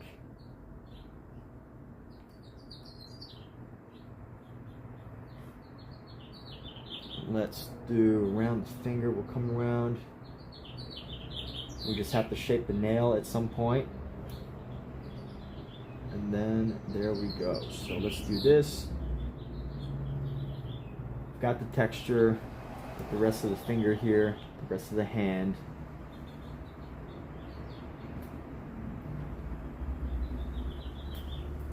And let's see, is that part of the knife? No, that is the rest of the hand. Okay. So as you can see, we still got a lot more to do. So I decided to go with like the purple and the pink. And right now, I've got the main color, the main foundation of this. It's just a matter of tightening up some of the spaces now. So let's see what we can do. I'm gonna go with the orange down here. Let's go with this into the orange value range. And can we see the picture so far? Yeah, thank you, King Master Lord. All right, so how do we want to do this? I want to try to figure out the remainder of this project. What I think needs to happen is we need a dark purple to basically fill in some of these other areas. Let me see if this is going to work though, because if I use a purple that's too hard, it's going to scrape away at the oil pastels. So I just don't want to scrape away too much of it. And that can be an issue, but I should probably get the darker on the shadows. So that's what I got to do. Get darker on these shadows. I'm going to get darker on these shadows using this green right here. What green is this? Fine pine green. Is this the darkest green I can find?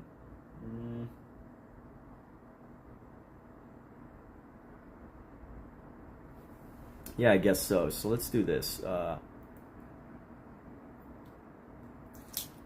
Here we go. All right, Emmy. Well, thank you for saying that it is peaceful. And it will be a goal to keep it nice and peaceful, relaxing, helpful, engaging. And here we go. So once I get lost into a specific area, you might not ever find me again. Just kidding. So here we go. Bringing some of the shadow in to the hand. We're just going to continue darkening the area around.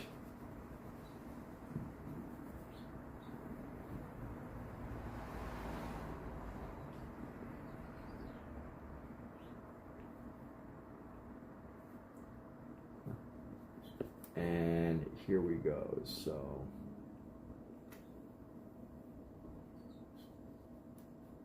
let's do that. And we're going to tighten in these shadows above the top of the fingers here. So around and around we go.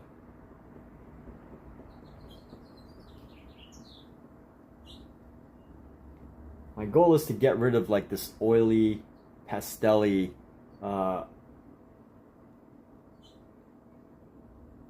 not to get rid of the oily pastel area, but to darken the shadows here. Let's see.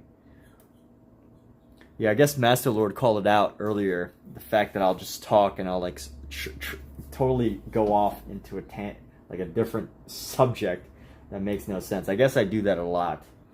So if it annoys you, it's not much I can do about it, except for maybe think more about what I say before I say it. But who likes to do that? Who wants to think about what they say before they actually say it? Not me. I like to just say stuff as they come out of my mouth. And here we go. So I need to soften some of these shadows here. So I'm going to go and make these shadows a little bit less dense here. Actually, that could probably be done with purple. I need to do that with purple. But this dark shadow can definitely be more green. I'm going to use we're going to define the space with our green here. And let's do this. Let's darken the shadow.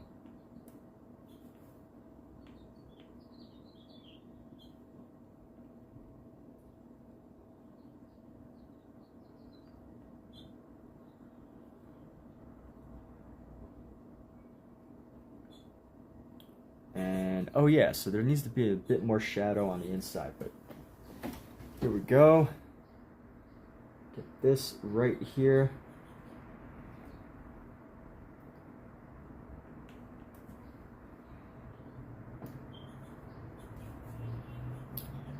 And let's go and color into the nail space. I'll share some updates here in a few moments, but for now, just give me one more second, people. Let's do this. All right, talking through.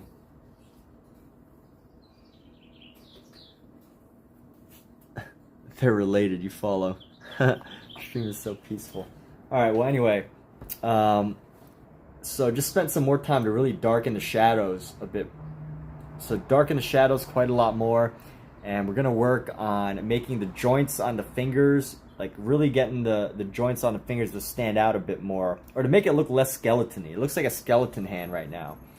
So I guess if you want to paint a skeleton hand, you got to create these like hard separations. But I don't want to do that. I'm going to soften those, so we'll do that.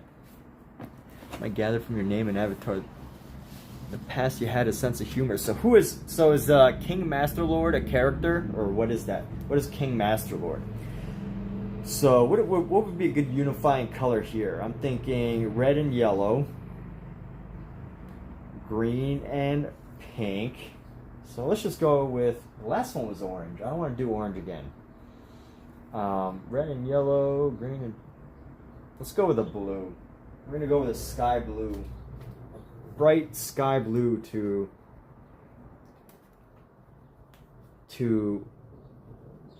the one ring to rule them all. The sky blue to bring this all together.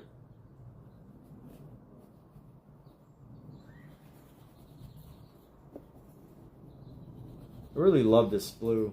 I use it quite a lot.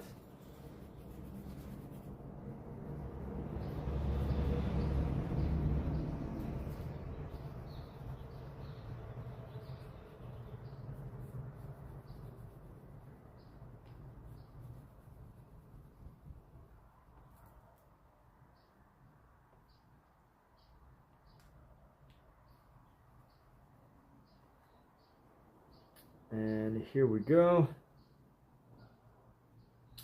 Holding on, holding on. I'm going to do this blue right here. Bringing it across. Giving it a little bit of an angle. And bam. Alright. So let's see. Tighten this piece up right here around the thumb. Color that in.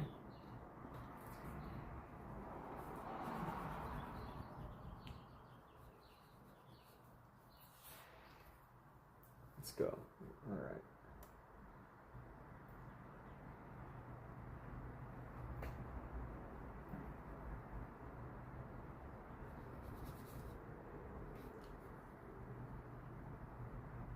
You know what I want to do for my next one? You probably don't know what I want to do, but I asked the question anyway.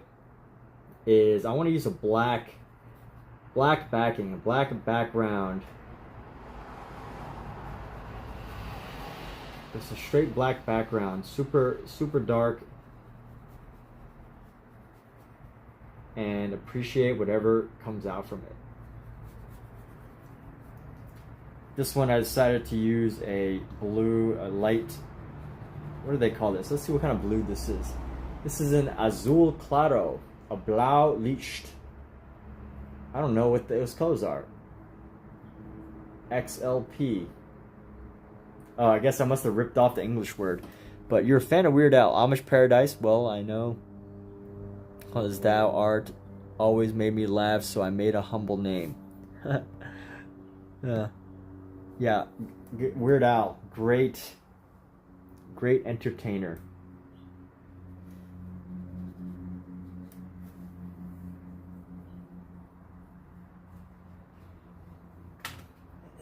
So here we go. Got some hands. I think the outline really helped to separate it. But now I think that these two colors, although different, are too close in value. Like, they're not different enough. So I feel like I gotta go over this with like a nice bright color, like a white or something. So that's what we're gonna do. Let's actually use some of our colors that I haven't been using, like this really nice white here. So that's what we're gonna do. Let's go white. We're gonna use our metallic colors. Finally. And this is what we're gonna use to highlight.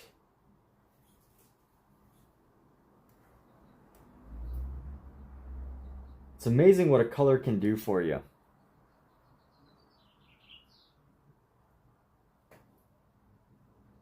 I have no delusion that that just having the right color can't do wonders for a work of art.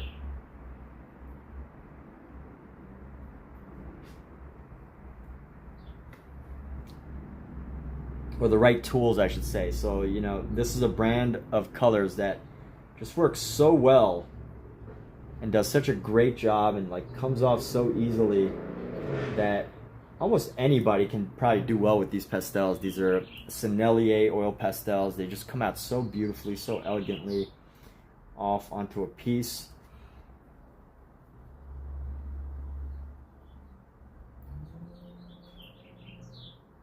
And I feel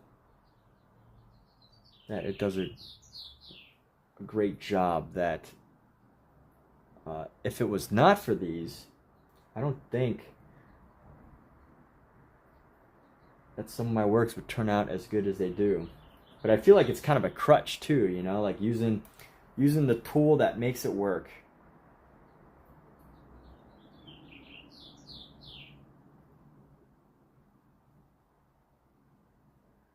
Yeah, using this is gonna make it pop for sure. All right, I can already see it doing what I'm wanting it to do.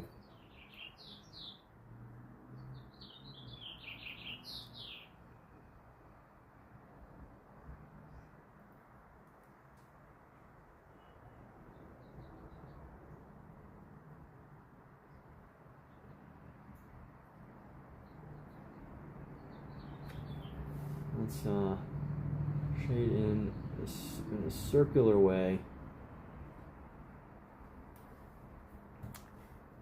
And let's get this middle hand here, get some better details around here.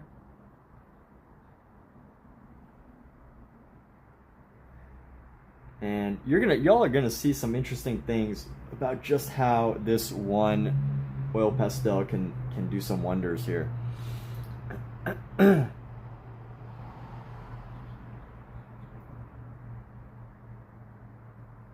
I use these pastels as like rescue tools.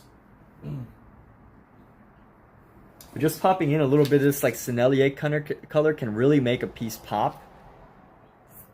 Even if it's like, you know, just a little bit you place over it, kind of just gives it interesting this interesting effect. And I might even do this on the other parts. Let me do this on top of this side here. And then we're gonna go with a gold on top of the yellow. So let's do that. Let's do a little demonstration of the power of Sennelier. Sennelier oil pastels. They're a bit more expensive than other oil pastels, but they are amazing. Almost there. We're starting to see just a little bit of the effects of using the right oil pastel.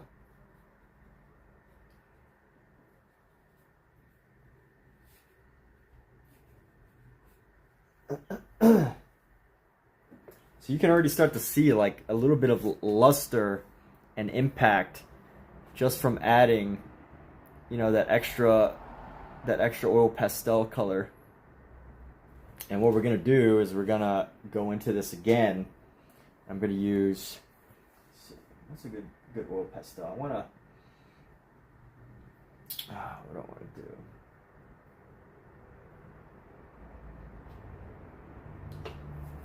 I'm trying to figure out how I'm going to dull these joints a little bit.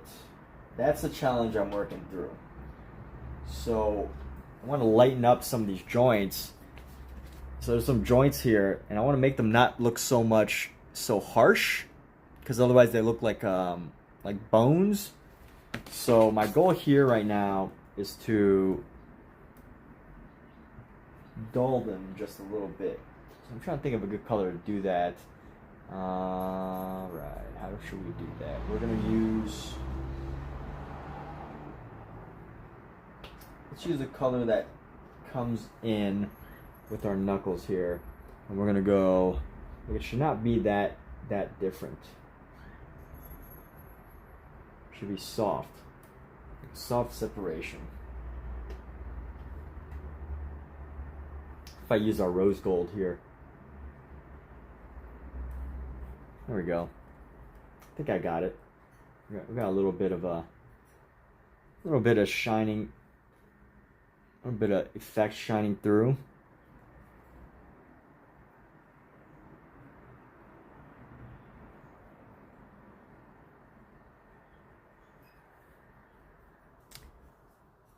And let's see. So we're gonna go like that.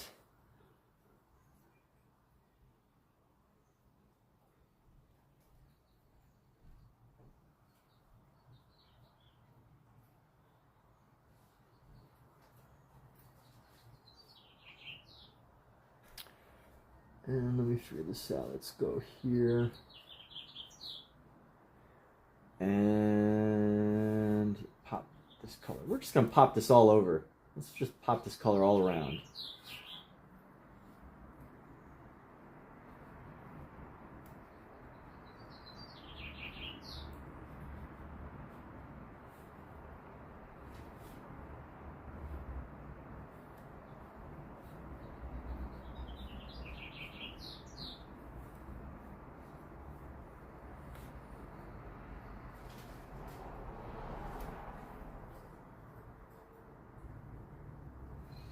We're going to bring back some of this yellow gold to paint in our design right here. And then we go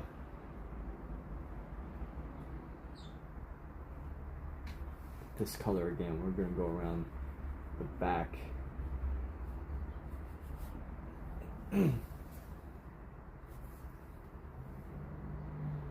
All right, and let's take a look. So, you know, did it do the job? It did give this hand some extra design and like made it look more interesting. And you know what? I didn't go for total and complete realism. I'm trying to see. There's something that's amiss here that I gotta tighten up, but maybe it's not that bad. Let's see.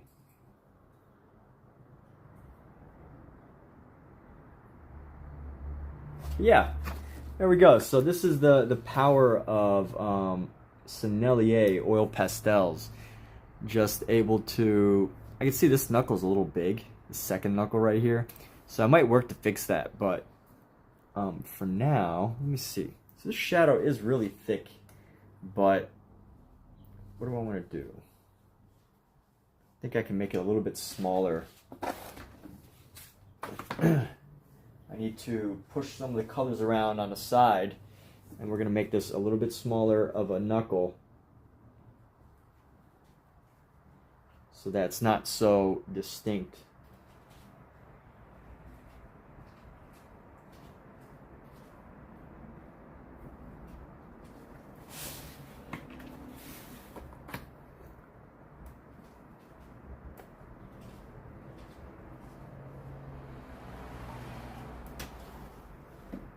And let's do one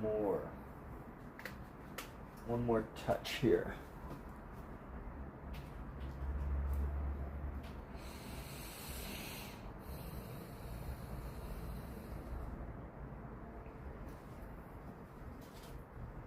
It's funny, when you look at things from like far away, it's so easy to see some of the errors and the issues that you're having. But I can already kind of tell, like, all right, I fixed up this knuckle a little bit, but these kind of look conjoined. So I'm just going to do something to fix that a little bit.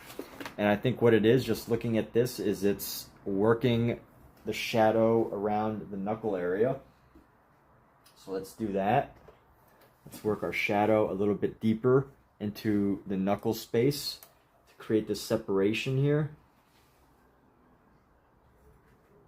The only goal here is to create separation.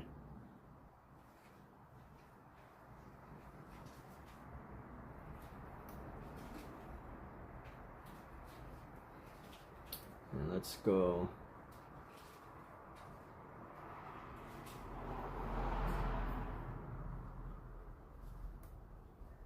Let's see what else we could do with this.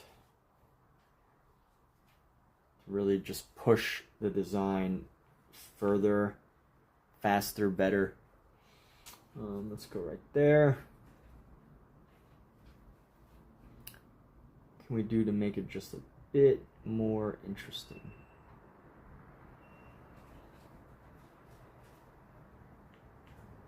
There we go, we got that. And then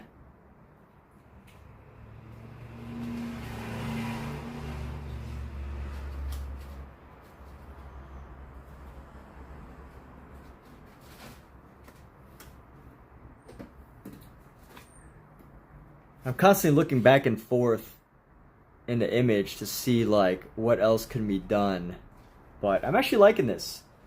This is a little different. I used a lot more of our actually, you know what, this finger needs to also be red. Actually, I'll paint it blue, and then the other one can be red and orange or whatever, so we can have a variety of color here.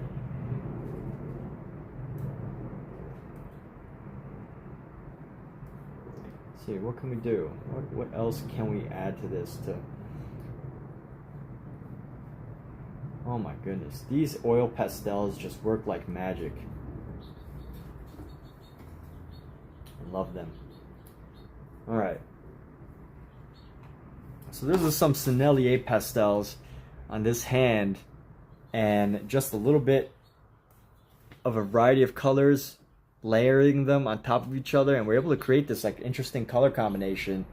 And just kind of glows because there is these Sennelier pastels. If they told me they had metal in them, I would totally believe them.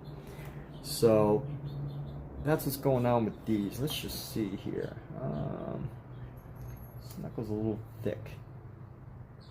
I don't know if I want that knuckle that far out. Is it? All right, here we go. I'm gonna push that knuckle in a bit further. So we're just gonna give this knuckle a little carving.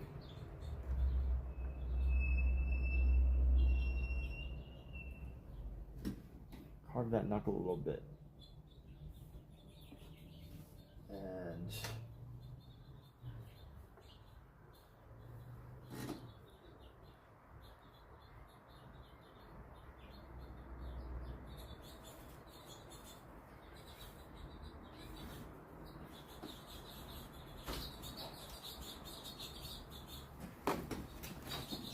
And there we have it. So we're gonna call it a wrap on this piece.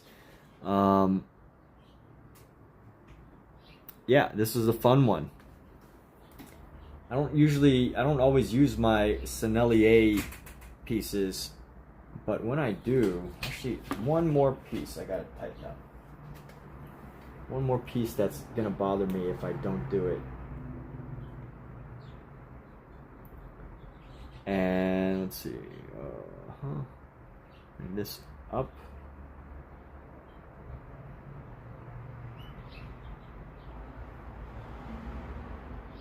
This needs to be at a deeper angle. We need to tighten that up, and then this needs to come around.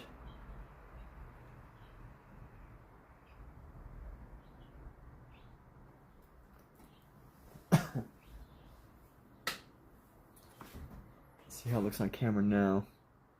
Alright, a little better, but we're sticking with this, and this is a fun project. Some expressive hands, some interesting color combinations, and with that, let's do another one. So we're gonna take a little break here. I'm gonna put this on mute, take a little break. And let's see, okay, that goes up here.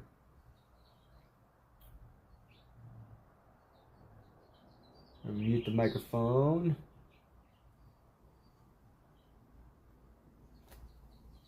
So it doesn't bother me, it bothers Bridge Perfect Cell.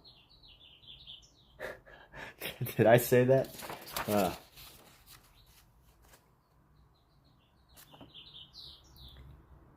Hey, in my TTP Dara, wow. You know, people love to tune in just when I'm about to take a break, but really appreciate you being here, really, for sure. It's funny, I'm just commenting on the amusement of the timing. So yeah, in my TTP, just finished up this project. Thanks for jumping in again. Just finished up this project, did a hand. Bothers me, it doesn't bother me. Right. So, yeah. Knocked out this hand, did a little hand holding some type of stone or some carving device or something, and decided to use color to really amp it up.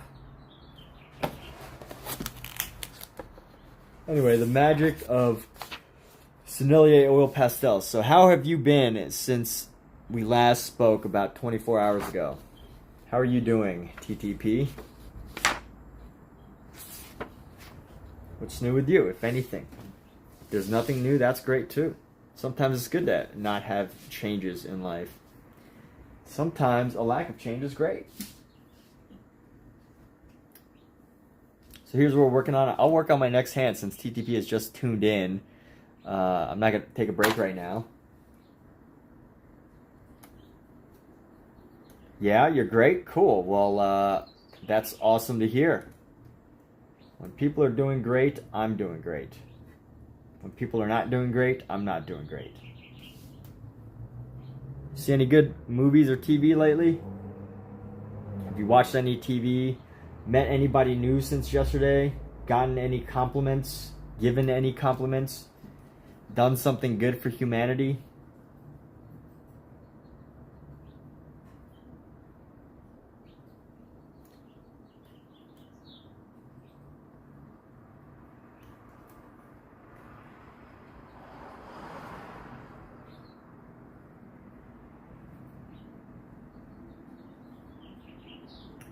All right, here we go. So,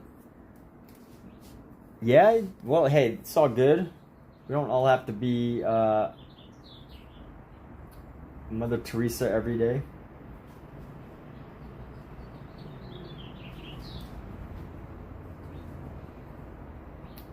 And, oh, this hand has to be long. This piece has to be long enough to fit the fingers. That's the only requirement here. Has to be long enough to fit the fingers.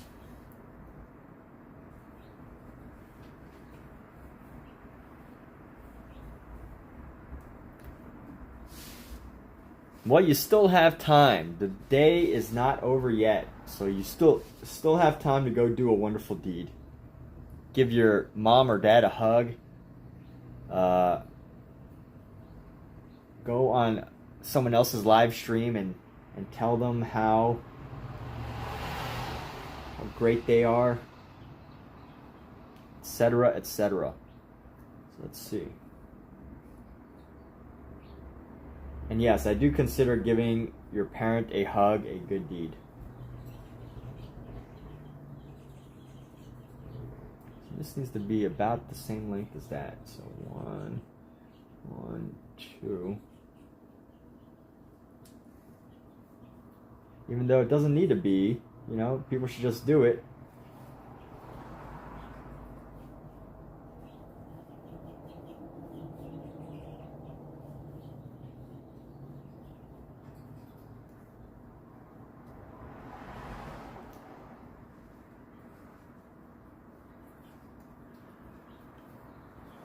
Yeah, I've been working on these hands for a little bit now, and right now I'm just going to push them into the next level here by adding a variety of color.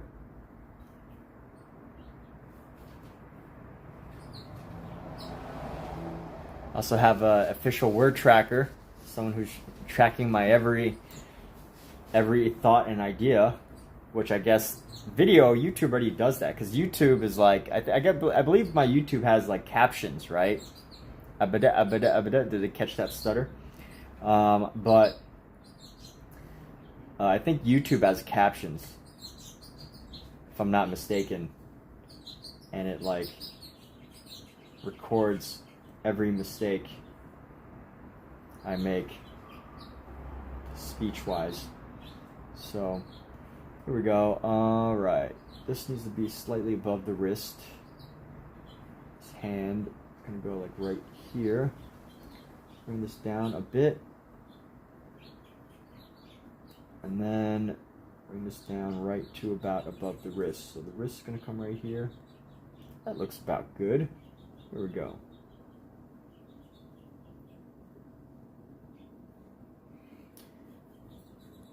And bring that up.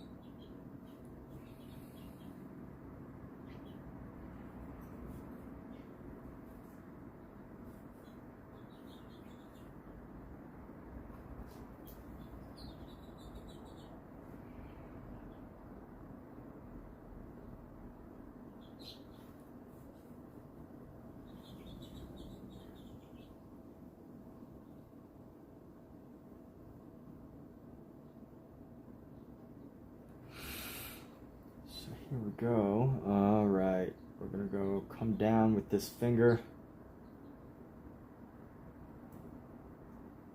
Give these two fingers together.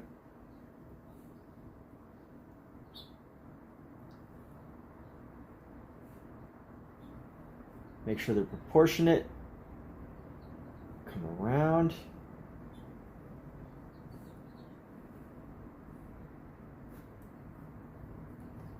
And here we go. So, right on. Working on these hands, and I'm gonna push them to the next level. Just as easily been said by a boxer. Yeah, I guess so.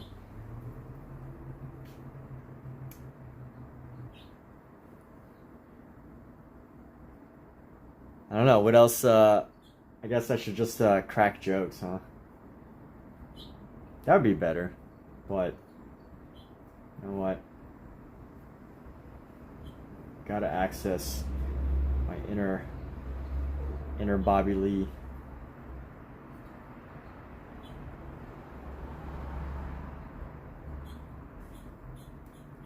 All right, and here we go. So, improving the way these hands are formed, setting up the structure of them. So I'll share some of the updates here in a few moments as we get this. I'm getting used to somebody reiterating all my stupid sentences, so that's what's on my mind now. But here we go. let's do this. This hand is folded, this finger is folded, etc. Let's go. All right.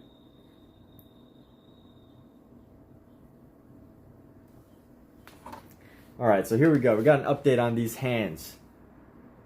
That's where we're working. I feel like the hands need to be a little bit longer though, or at least the fingers do. So we can probably push this section back a little bit and make it look less folded. Quips are an art. Yeah, they sure are, I guess. Huh? Let's go. I'm gonna push this finger back a bit further just to make the fingers look a little bit longer.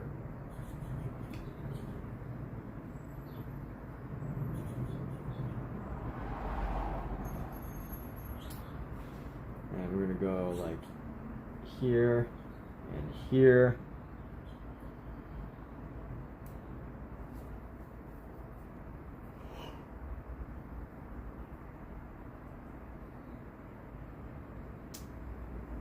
And let's make this finger just a little bit shorter, just to match the transition of a bending finger. All right, here we go. Get this pinky up and back down on this line, back up. You know, it helps to make me aware of like what I am saying. Whereas if I get away with just saying whatever comes to mind, I guess it could be super confusing. But with that, all right, so we've got the hand. Oh yeah, this is a baby's, like, this looks like a child's hand anyway. So I guess the fact that they were a little bit shorter doesn't make a big deal. However, for this, let's go with a flesh tone. We're gonna go with a nice flesh tone for this one. Keep it very fleshy for the light areas.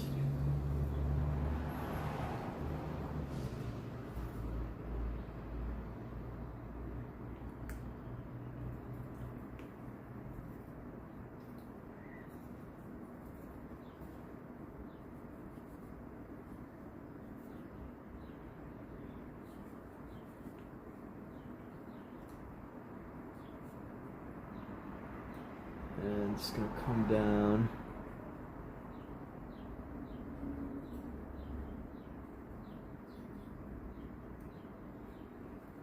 I think that's good.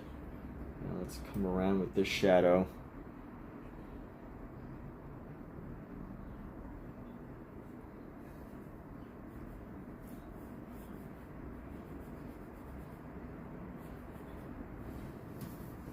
Here we go. And it's gonna be two body parts next to each other.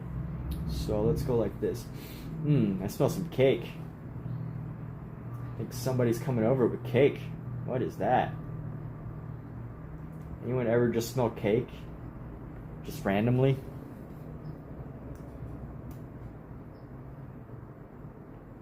It's a nice surprise. Even though I doubt it's actually coming.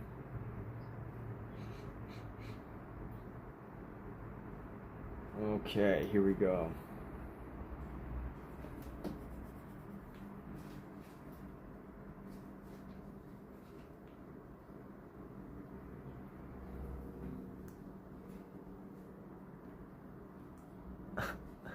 What's up, Emmy?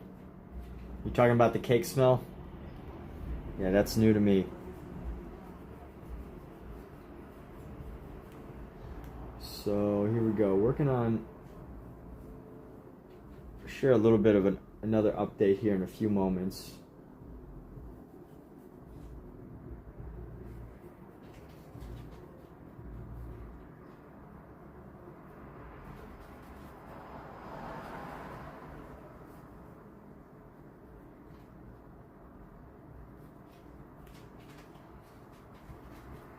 So after this hand, I'll probably move into some more more random abstract stuff because I can only focus my mind on making things look like this is supposed to look for so long before my brain starts to fry itself.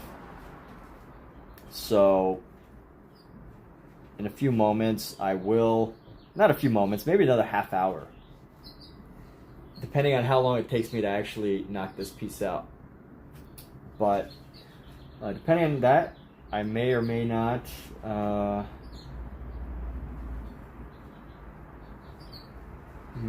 do another hand, but most likely just try some abstract ideas, get fun, get rid of the technical barriers to artwork, which technical barriers being the necessity of trying to make this look exactly like the photo, because I definitely find those barriers can be a hindrance to creativity depending on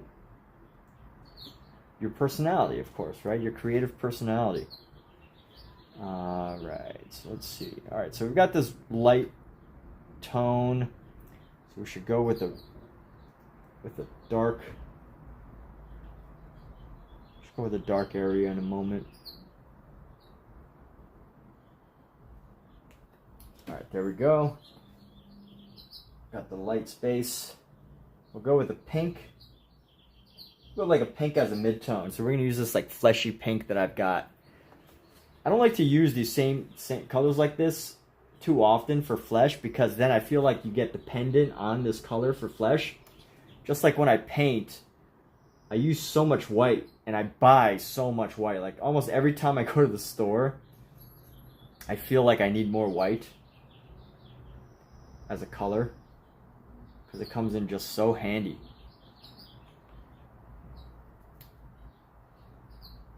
So we're going to use this for our mid-tone.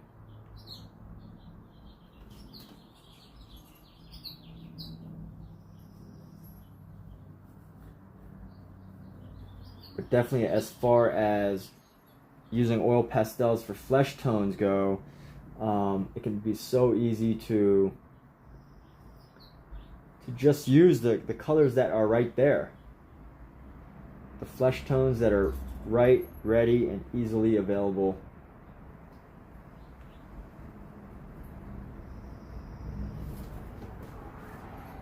I'm trying to do that. How abstract, like a disjointed mosaic pelican riding a unicycle mosaic style?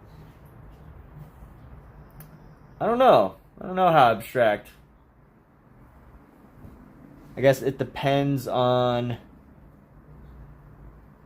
I don't know, I mean, how abstract would you consider what you just said? Like, is that a 10 on a scale of abstract, or is it like a 4 on a scale of abstract?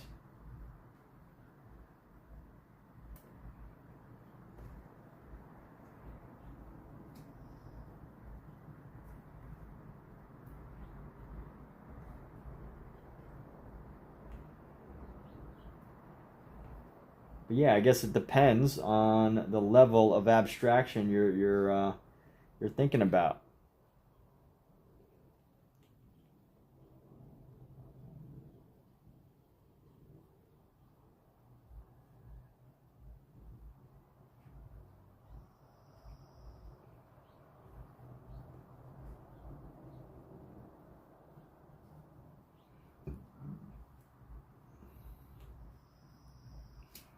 So that's like a 4. Well, then I guess my abstraction will probably be a 10, 9.5. And we can figure out the scale later, the actual scale, but that's what we got for now. So anyway, let's see. I am doing the mid-tone right now. So we're doing the mid-tone. I'm going to get down into this mid-tone, and here we go. This mid-tone down here. And then in a moment we will get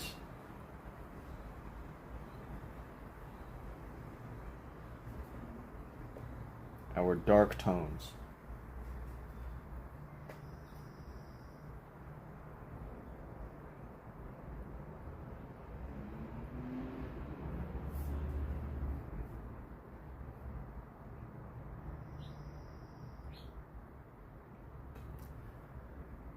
Melted Kaleidoscope Galaxy. Alright, I like the sound of a melted kaleidoscope galaxy. Can't go wrong with a melted kaleidoscope galaxy. Right on. Alright, so we're gonna go, let's do this red.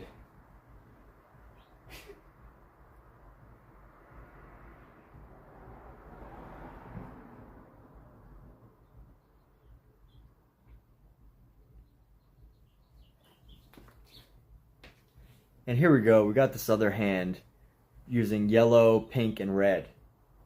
So this other hand right here. I'm working on getting into the shadows right now. So just darker spaces for this hand. And let's go like so. We're gonna go right around here.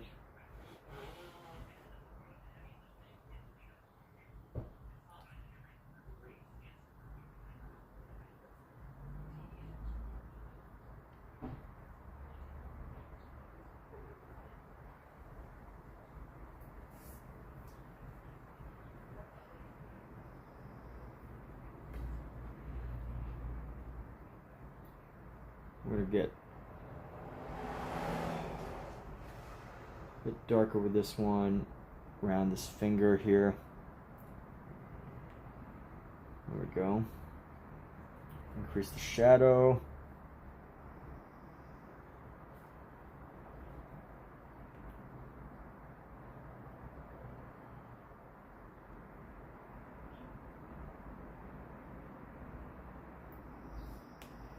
And there we have it. So let's also bring this shadow into the hand or the wrist area right now.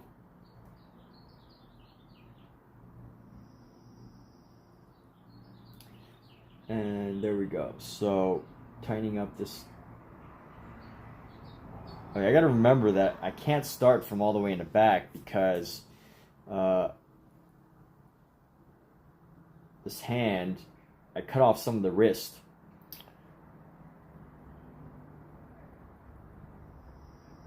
Which means it's not going to be as long as the rest of it, as the actual image itself. So I got to keep that in the back of my mind as I do this.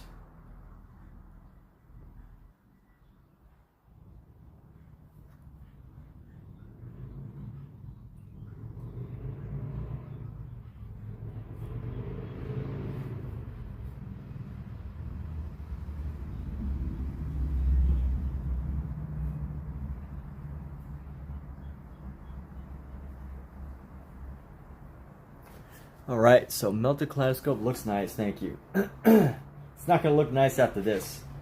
Look at that. Look what happened. I don't know. Let's see how we can, if this is, what we can do to recover this. Is it possible to recover this? I don't know. Maybe I just have to fix up where the shadows are. Let's do this. I like this challenge.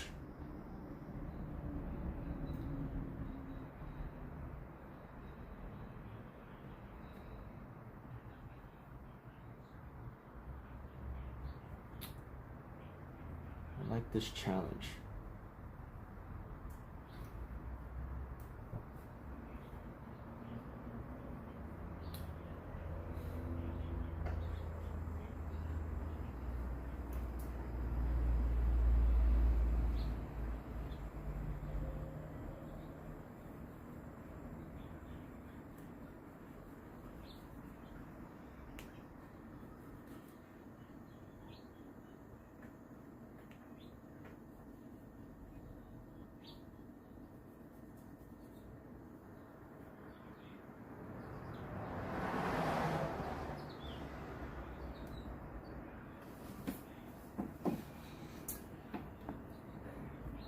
Remember, no mistakes, just happy accidents. Yeah, that's for sure.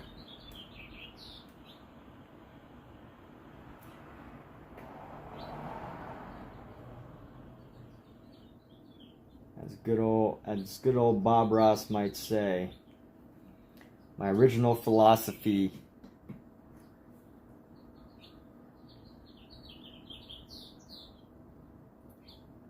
of everything is a happy accident, which I actually truly believe.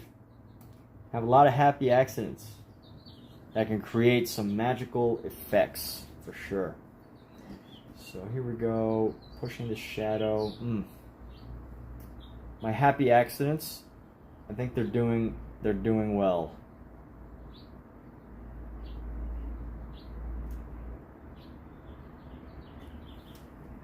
You know what? We're gonna just go into the hand right here.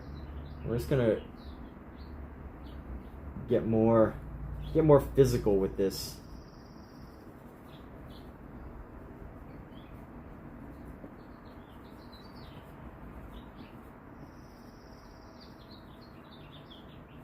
Get more physical with our piece here.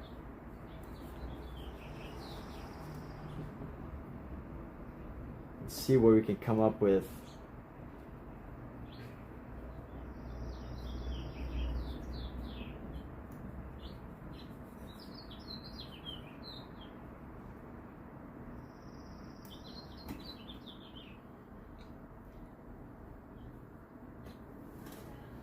All right, so we did yellow and red. So let's go with yellow, red, yellow, red, red.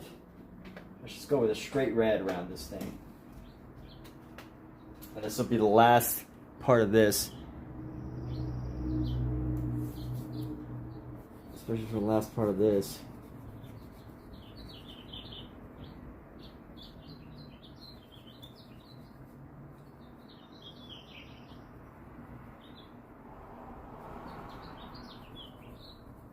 Yep, here we go.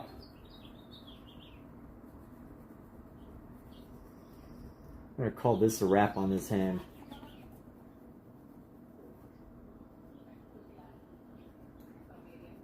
These subtle details on the hand I'm done with for today.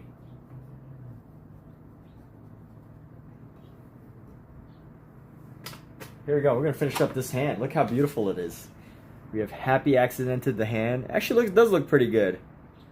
It looks like a natural shadow. Wow, yeah, I'm actually glad how this turned out. I'm like, you know, looking at it up close, you kind of just looks kind of messy, but you know what? If you let it sit and just enjoy it from a distance, you know, you can see some of the shadows, just the character of the shadows here. Yeah, I'm actually quite happy with how this hand turned out. Using the different values creates a good amount of depth. So with that, yeah, both these hands turned out pretty good. You just gotta trust the process, I guess. Just gotta trust the process.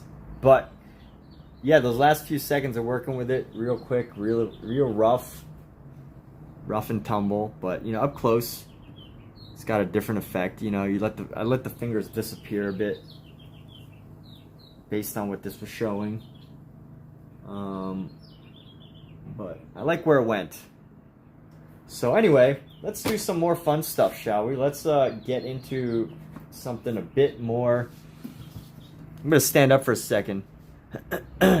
Yeah, hold on. I'm gonna actually put pause on this, take a quick water break, and I will be back and we can make fun of more of my artwork.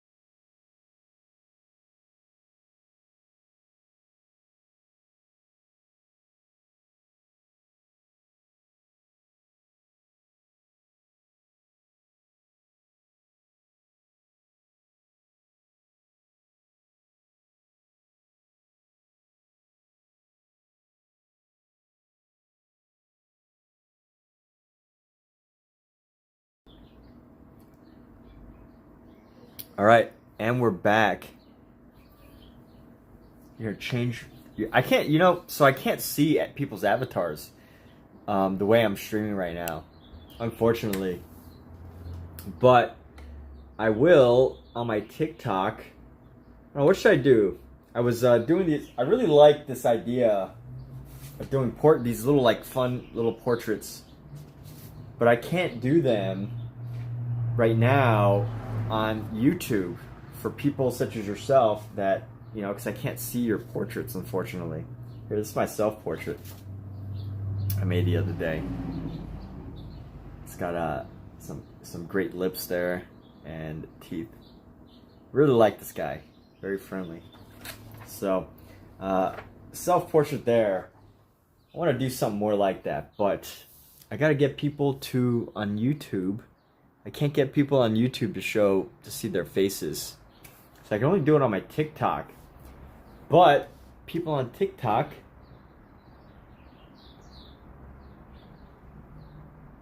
I wonder if I can post, like put a post here, put a message on my TikTok, activities,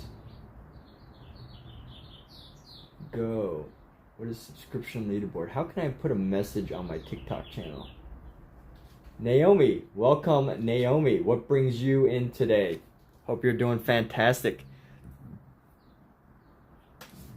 So, who wants to be the first TikTok portrait of the day? We're gonna do these fun little portraits for TikTokers. If you're on the YouTube and you want to do your portrait, you got to go on TikTok and hit up Huzzah Creative. So HUZZACREATIVE. And if people start tuning in, I do want to say, let's see, AI wallpaper. Who wants to do that? Draw and guess. I don't want to do that. I want to draw and guess. All right. So what should I do? How to make this more interactive. So you have a troll face. You have a troll face with an MS Paint crown jauntily cocked to the side. Okay. I think a lot of people have that, no? A crowned troll face.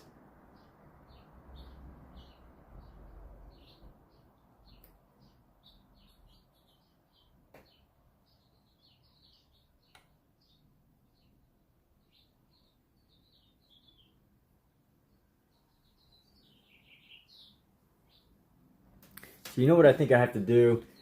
I gotta update this.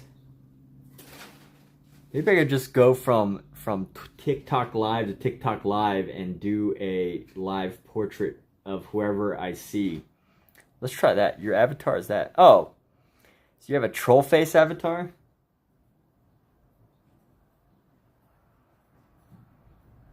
We're gonna end this TikTok Live. Let's see what happens. YouTube, we're gonna stick together, but TikTok we're gonna shut down for a minute. And let's see. Live subscription. How do we do live? What's live subscription? Playing with some YouTube right now. Taking a break from actual artwork and looking at the variety of things that TikTok is offering me. Can you believe that? When you stream on TikTok, TikTok loves to give you the opportunity to really grow.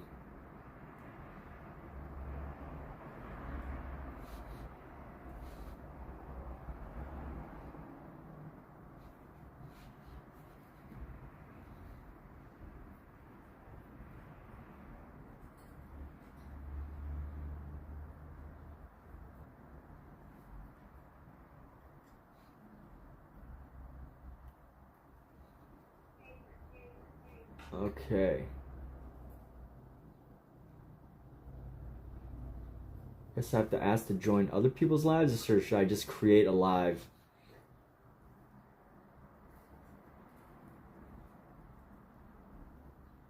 Yes, I'll call a live doing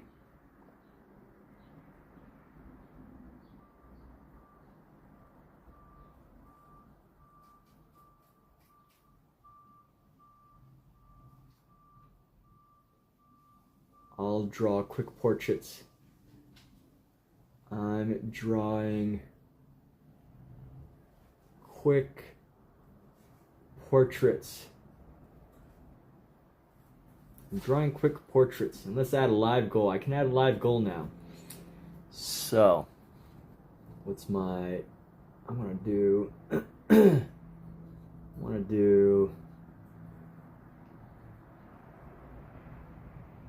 Live goal is a desert wolf. 5 desert wolves. Confirm. And device camera, live center. Can I add words? No? Subscribe and I'll do a portrait for you. Maybe I should do subscribes only. Subscription plan, $1.99 a month.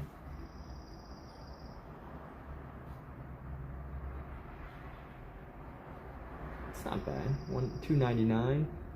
What's the tier? Let's do allow email notifications. So I'm exploring my TikTok opportunities here, and it's giving me all these new features that I can start to offer people.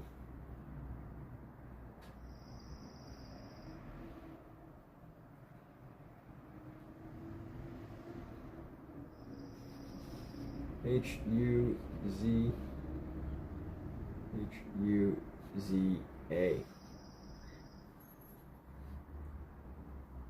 Save.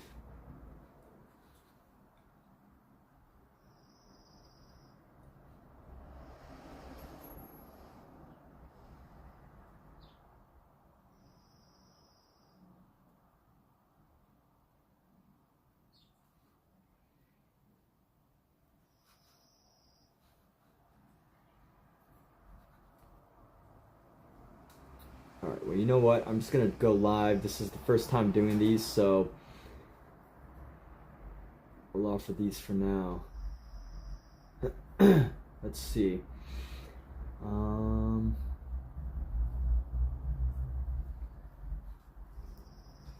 want to do a poll.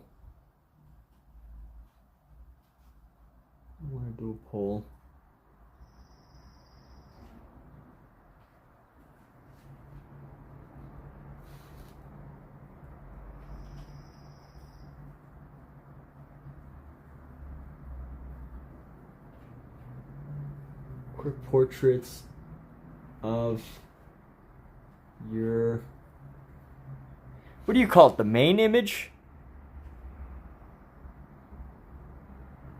What do they call it, of your main image? Quick portraits of your main image. So let's go live again with this new text. All right, we're going live on TikTok for a new stream at Huzzah Creative. So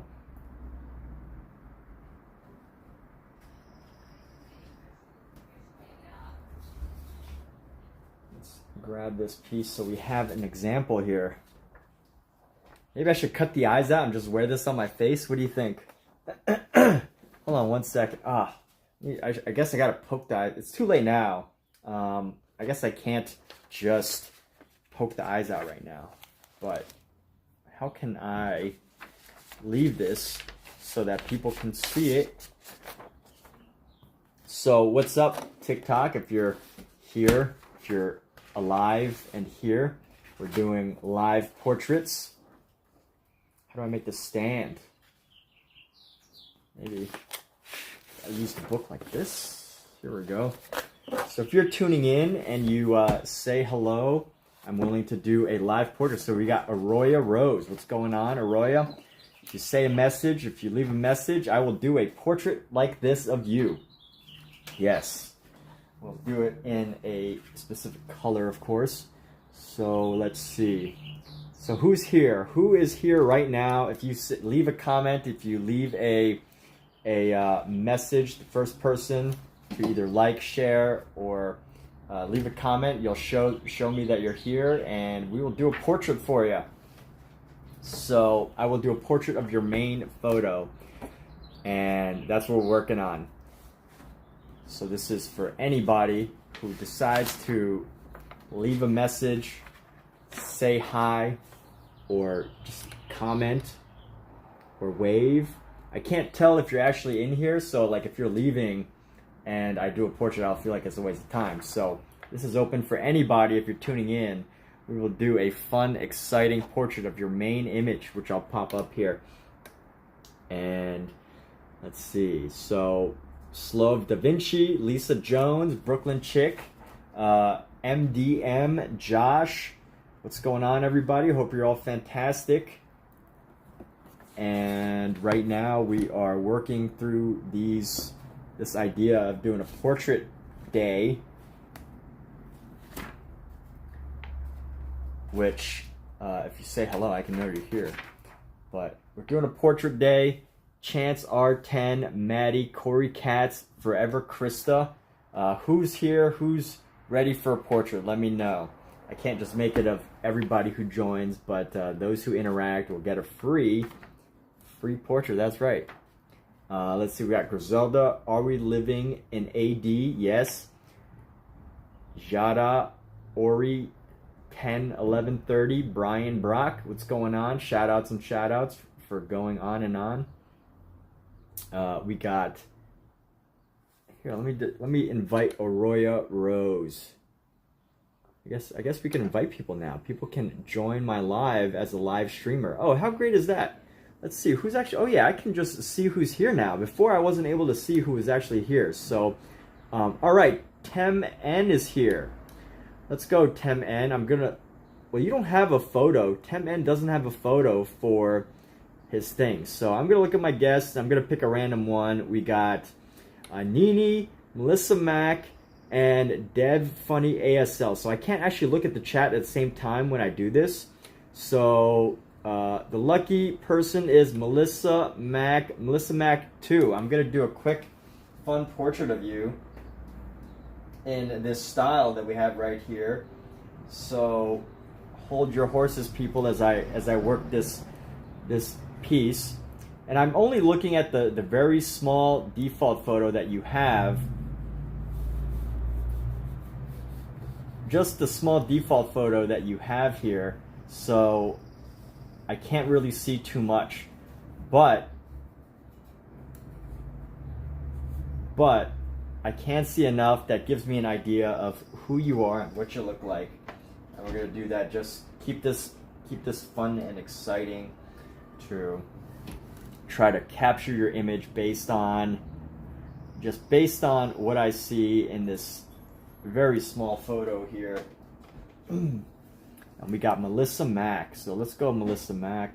I don't know if you're still gonna be here when I'm done with this, but you're in for a exciting treat, maybe.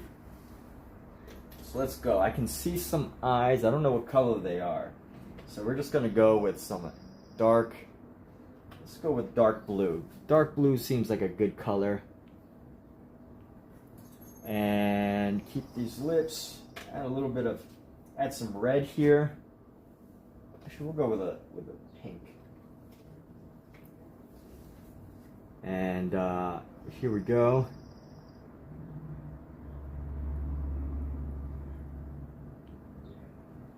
Melissa Mack is the lucky winner. If you're here, you have an opportunity to get one of these fun little portraits.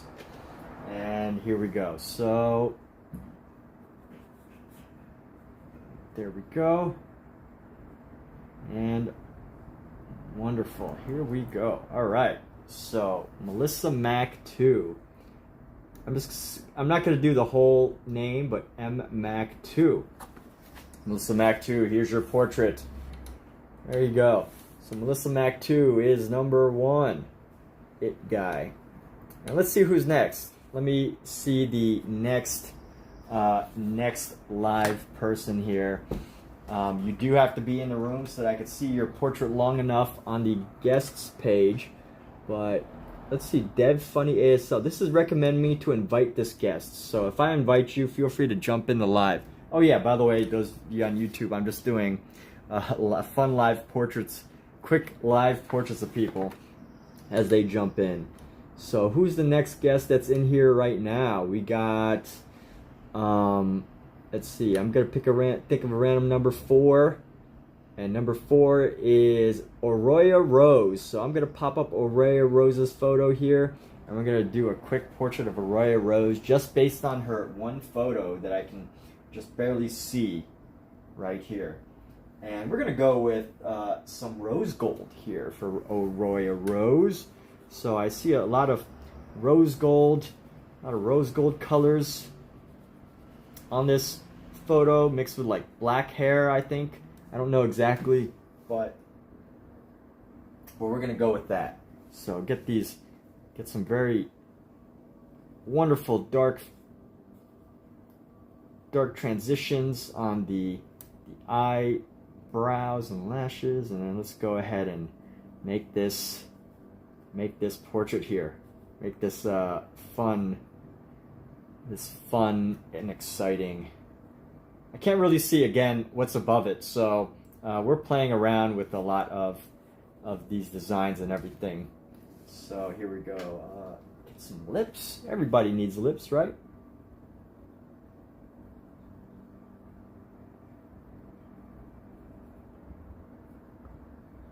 And here we go. So if you're in a room, you have the chance to get your portrait, and these are all super crazy expressionists. If you don't want the portrait, you need to say something or not be in a room, because I'm looking at who's in here.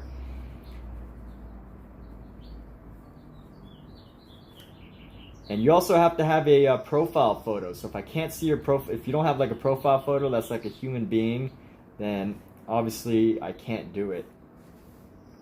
And of course, some people's profile photos are like, there's nothing I can even see, but we're just gonna go with it. We're gonna play with this, and here we go. So, Auroya Rose. Auroya Rose. Here you are. This is Portrait of Auroya Rose, number 2. And let's see who's still here. Auroya Rose. We had MMAC2. Asian dude. What's going on, Asian dude? So let's see. Asian dude has said hello. Let's do Asian dude. Where's Asian? Oh, he's not in the room anymore. All right. Well, Asian dude is no longer in the room, so we're gonna go with somebody else. Let's see. If you want to get one of these fun little portraits, let me know. Colossus by Morning 07. Yes. So if you specifically want one, otherwise I'm going to pick randomly from the guests in this room. Asian dude, you are here. So why does it say you're not here in my guest room? I don't understand. Maybe I'm just not using maybe I'm just not using this right. Like I can't see. Oh yeah, okay. So Asian dude. All right, here, I'll do one of you, but it's going to be your... Honestly, I can't see you in yours, so there's not much really that I can do, honestly, unless you change your default photo or something. It's got to be something where I can see like a face, you know, with like fun features or something.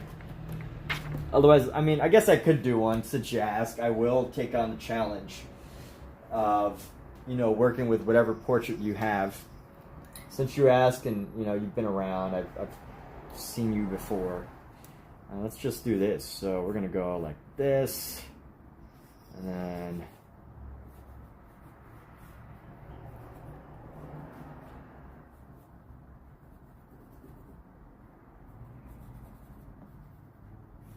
Let's see where this takes us, huh?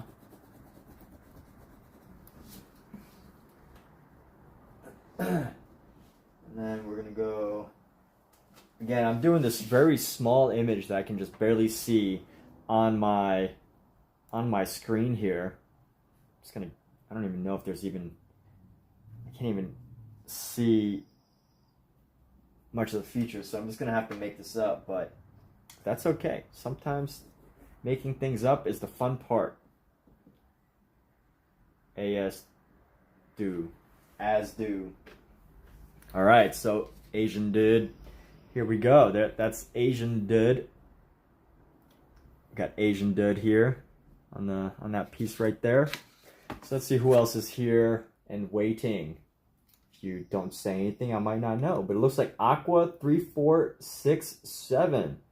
Aqua 3467 is here. We'll do another one for Aqua. So Aqua 3467. All right, cool. We'll do a fun little portrait for Aqua. Take this page off here. And let's see Aqua. All right.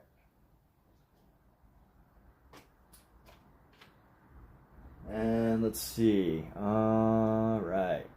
We're going to capture Aqua here.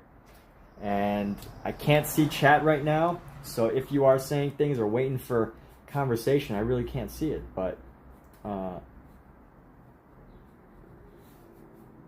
will happily see the chat afterwards and say hello. So here we go. All right. We're going to do that. We're going to go with a little bit of our, let's go with a rose gold here.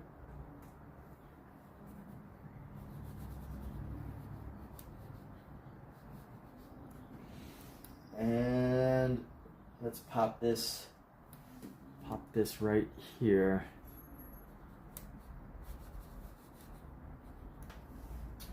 All right, and then go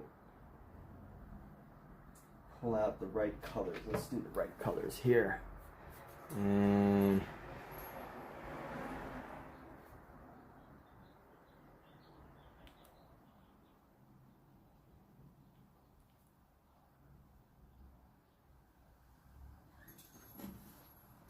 of course this hair needs to be much bigger, so we're gonna go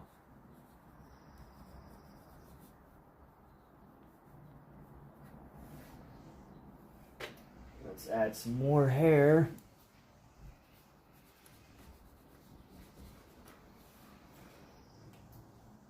And here we go. I'm gonna go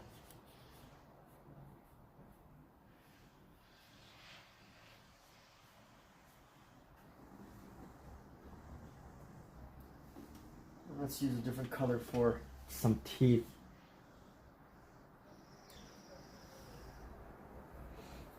And here we go. I'm gonna pop this in.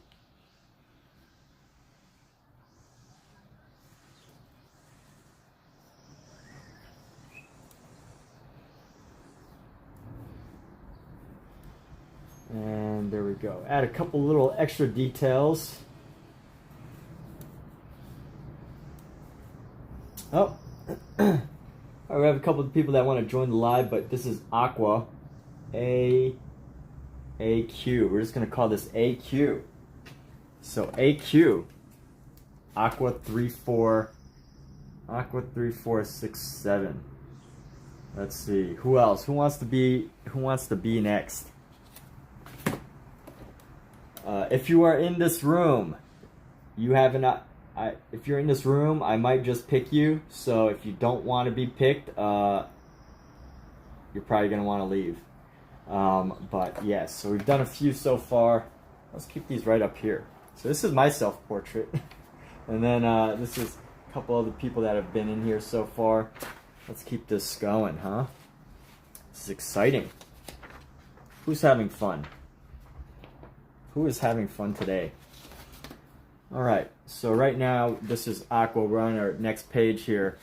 All right, who's the lucky guest that's about to get a portrait? Let's start from the back. You know what? That is a image that totally stands out. Corey Katz, my goodness. What a profile photo that is absolutely, that stands out. Especially when you're like looking at so many other profile photos, that is just a powerful, great image. So let's do that. So Corey Katz, you're the lucky one. Let's do this. Again, I can't see the whole image sometimes, so I do have to work with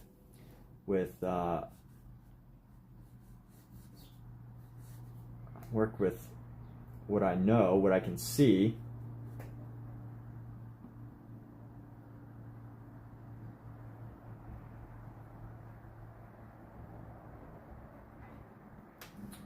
let's give it a couple different colors here. I'm gonna add in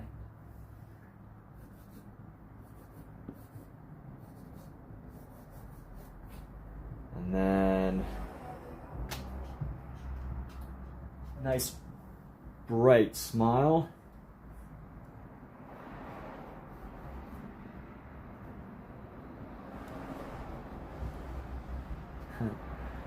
And let's throw this in. Gotta get some pearlies in there.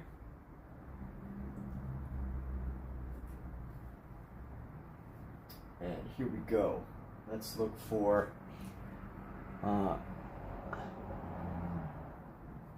let's get some of the eyes. Working on the eyes now.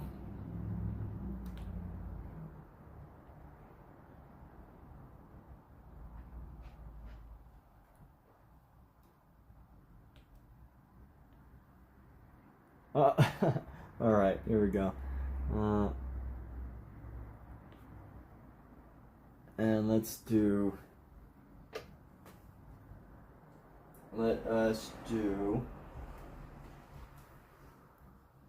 go into this with yellow ochre here.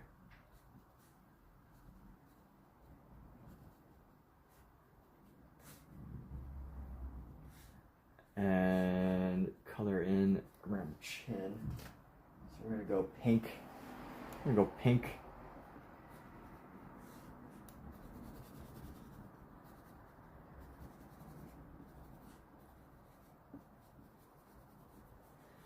And right into the neck.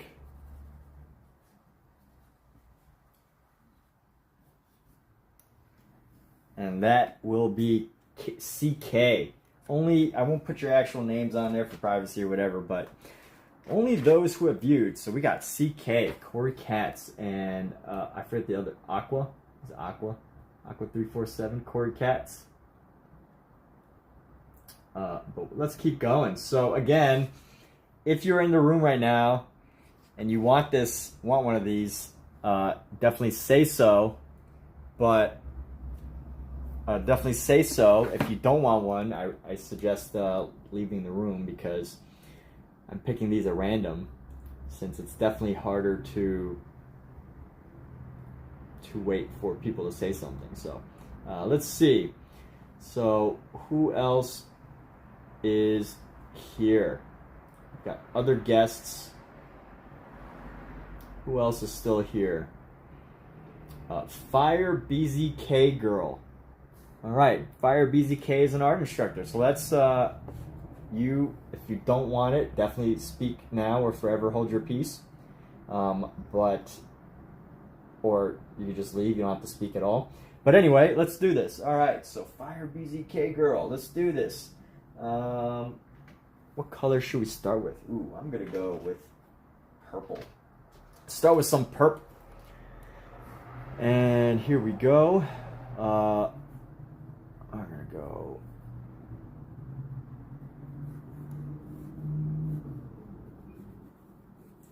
Fire BZK Girl is an art instructor. How fortunate do I get to be to do this for an art instructor?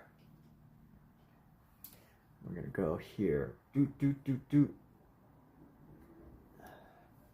a couple of fingers, of course, because there's fingers in this, right? So we're gonna go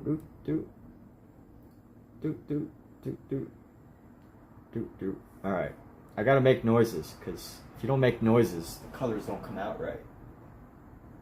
All right, let's go like this. Fire BZK. There we go. Easy enough to do eyes. And very creative image, so this is exciting, definitely.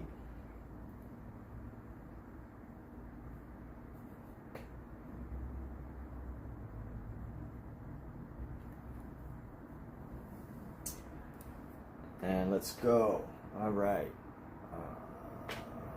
Let's go pink, pink, pink. So we're definitely going to use the pink for this. And let's do this pink on the face. And then get the neck. And then I need the dark blue for whatever this outfit is. Looks like a sweater.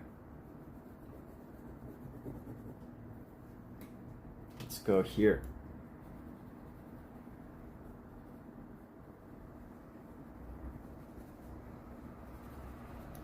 And I definitely need to update this hair just a little bit. Make this hair just a bit more right. I'm sure there's hair on the other side too, so I have to make this up the parts that I can't see. And that would be BZK. Or we'll call it FBG. And here we go. So Fire BZK girl. There we go. That's Fire BZK. Who else is here? Let's see. If you've just joined and you want one of these for fun, definitely feel free to let me know. You have to either leave a comment or say something or whatever so I can see your interest. But if you are not, if you definitely don't want one, I'm picking them at random, so you might want to leave because that means that I might accidentally pick you at random if you don't say anything as you're here. So here we go. So I'm looking at the next wonderful guest that is about to get one of these exciting, fun portraits. So I'm going through my guests page, and I'm seeing the first person has a number 7. So I'm going to go to number 7. Let's see, 3, 4, 5, 6, 7. Oh yeah, that's Arroyo. I already did Arroyo. Let's go. All right, Johnny's got an interesting face. Let's do Johnny. I can't even see most of it, which makes it even more exciting because that means I get to make up the top half. But here we go. So, you know, I get to make up the top half of Johnny. And it's fun because, like, there's just so much to design here. So let's see. Let's do Johnny. Again, if you do not want to accidentally be selected, you might want to exit this room. Not that I want you to, but just so I don't accidentally pick you. Or whatever. Right? And Johnny, let's just go with like this face.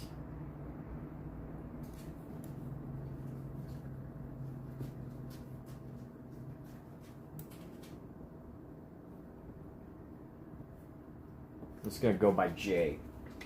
And here we go, Johnny. Look at that. All right, Johnny. There's Johnny. And again, I had to make up the top of there, but if I'm not accurate, that's cool. I'm fine with that. So let's see who wants to be next. I don't know. If you want to be next, you got to speak up. But if you don't want to be next, you got to leave because I might pick you at random accidentally. Let's keep doing this. I don't know how many of these I'll do. Let's see, 3, 7. We'll probably go for. I'll do this for a little while before I try something else. It's like a fun thing, but it's not fun when no one kind of interacts with you, right? I feel like there's something I should be doing differently to actually get y'all to say something. But anyway, nothing wrong with lurkers. So here we go. Let's do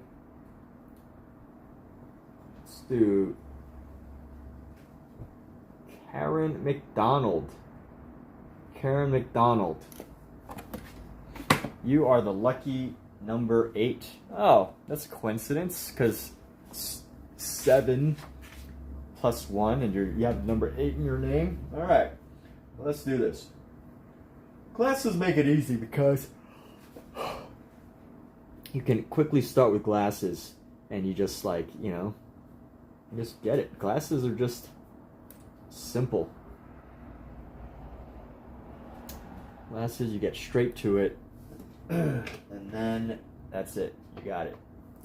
So let's do. Actually, I want to do this with dark eyes, dark eye features.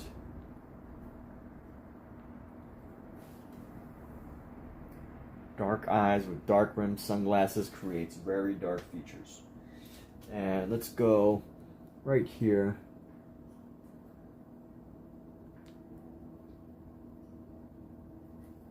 I like this. All right, and let's go.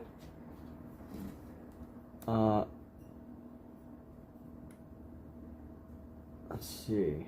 I don't know how the rest of this hair goes, so I'm gonna have to make it up, but that's okay. I make up things all the time. Let's do this. Let's go with, make the face orange. 'Cause why not?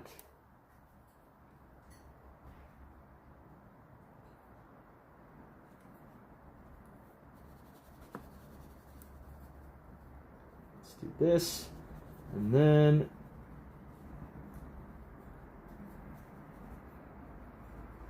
all right, so let's go around, come down, and here we go. And then we're gonna definitely do that blue striped shirt. So let's do it.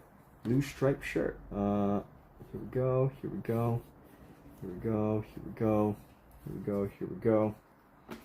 And then, oh, gotta tear this piece off.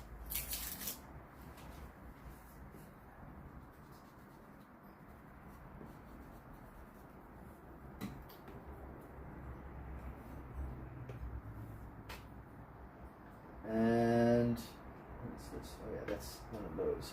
And here we have it. So this is KMC. KMC.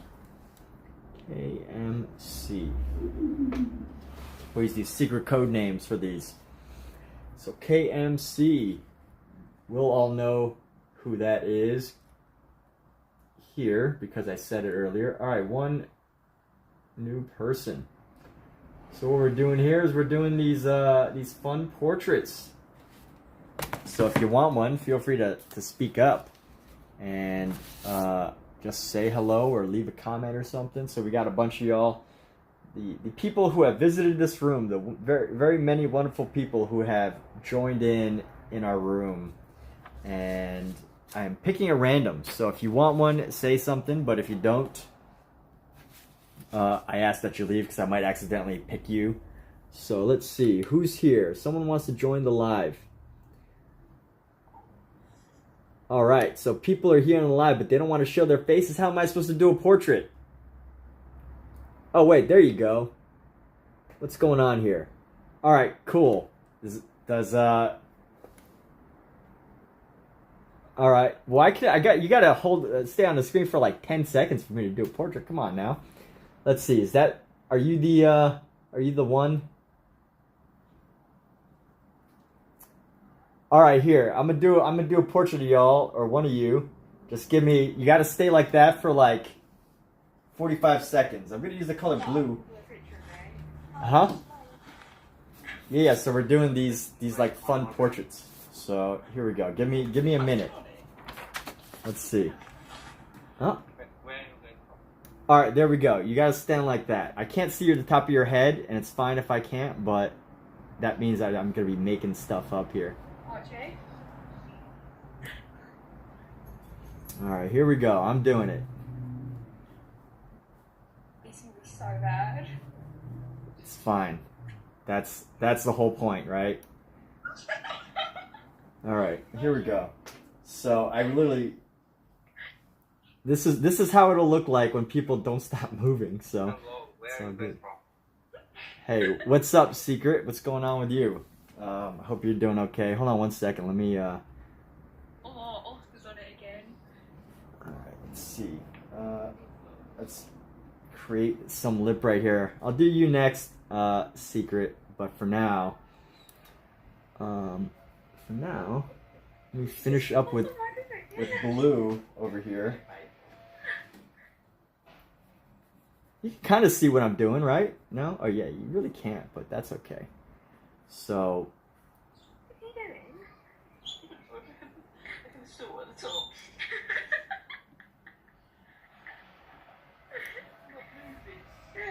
Alright. This is... Alright, here we go. This is Blue Girl. Alright, this is Blue Girl who won't stop moving and won't put herself on camera for more than 5 seconds. So this is Blue Girl, who's basically invisible. Oh, that looks so good. Yeah, I know. Thank you. Isn't it? Like, alright, so Secret, you're next. Are you up or are you, let's do. No, do the top person. Yeah, I was doing the top person, but then I can't see you anymore. So Secret. Alright, Secret's next. Secret, you have some amazing hair, dude. Yeah, it's my top, right? Yeah. Dude, you have some amazing hair. You are gifted with a wonderful, fantastic head of hair, my friend. And I can only hope that I capture that. I can only hope that I capture that in a positive way. But he's smiling, Alright, so here we go. There you go. Look at that. Look at that great smile, dude.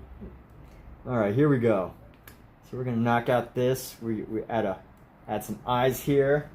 And let's see. You got a beard all around. Look at that. Alright. Got a beard all around there. And here we go. Finally, people are joining in though. I'm glad. I didn't think that this would work out the way it did.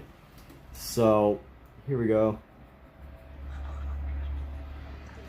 And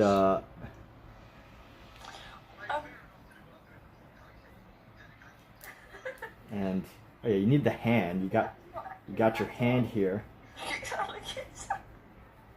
So here we go. And that is SEC. There you go, Secret. There you are, my friend. Oh, can you put them both up there? The one you did with my friend as well. Yeah, they're both here. I'm gonna say a bit more down. A bit more down. Is that? There you go. That's 20B. All right. So yeah, there we go, Secret. My man with the great head of hair. Like a masterpiece table. Thank you. See, so there you are, and you can stay on if you like, but I'm gonna keep going with this as I try to find other people to do. So let's see what other guests are here. You'll disconnect creators if I go live with I'll disconnect creators. Okay, so I'm not going live with anybody else, but I'm gonna pick another random person. If you don't want to be picked, yeah. If you don't want to be picked, we're gonna do Jamie C. Bear. Look at that default photo. Look at that main image for Jamie C. Bear. That is an awesome image, colorful, interesting, and we're gonna go ahead and just do Jamie Bear here. Oops, already messed up a little bit, but that's okay. We're gonna go Jamie Bear. All right. So, Jamie Bear. All right, let's do this. We're gonna come around, get some of that mean hair, mean beard. I mean, mean in a good way, like mean as in like that's a very. You are artist? Yes, I am. I usually do these live streams. Like or something. You want to see some my arts? Yeah, definitely feel free to share them. Yeah, for sure. I am working on this, but you know, hold on, give me 1 second. Give me 1 second because I can't really see what you're showing right now because I'm drawing Jamie C. Bear. But if you give me a moment, I will definitely jump in and. Okay, just okay. First you draw. After that, I will show my work. Yeah, cool. Yeah. Give me like another second here. I need a minute or more. I like drawing. Yeah, man, drawing is an amazing activity. So here we go. Gonna go with Jamie C. Bear here.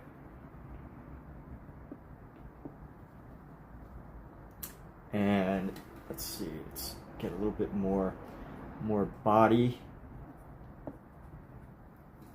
And we're gonna go with the gray tank top.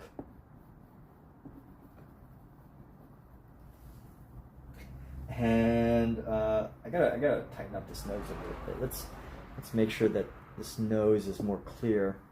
Yikes! Need a clearer nose. and then we can be good to go. All right. Well, there we go. We're gonna call him B, JB, JC. Oop, bad color right there. JCB, JCB. All right. So we've got SCC, JCB, and a whole bunch of other great people. There you go. Jamie C, the B. All right. So some great people on this. All right, let's see. So Secret, you wanted to share some stuff. Let's check these out. Okay, I will show you This is my self-portrait. work. Yeah, all right. I'm looking forward to this.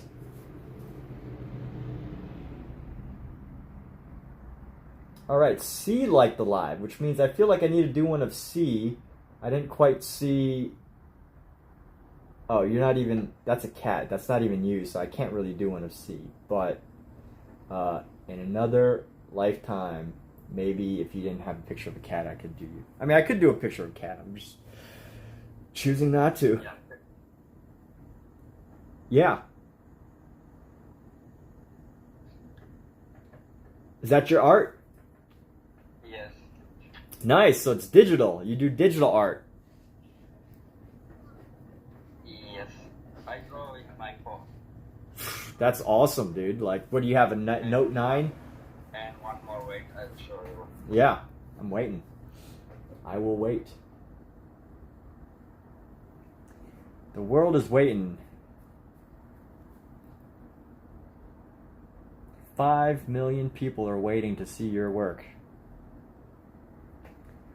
All right. And as we wait, let me tear out this page and we'll... Oh, look at that. The good old dark things closer and light things further away, creating... Yeah. Actually, I want one more wait. Creating a sense of distance. That's some great work. Some good old concept art style stuff. Very cool. Let's see what else. It's going to show us one more, everybody. And for those of you on my YouTube, we are on TikTok, aka Huzzah Creative, Huzza Creative, and we're doing live quick portrait drawings. So let's see.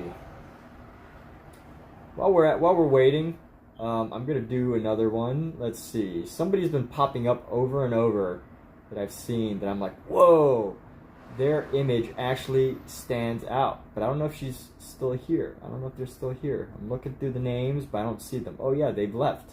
Darn.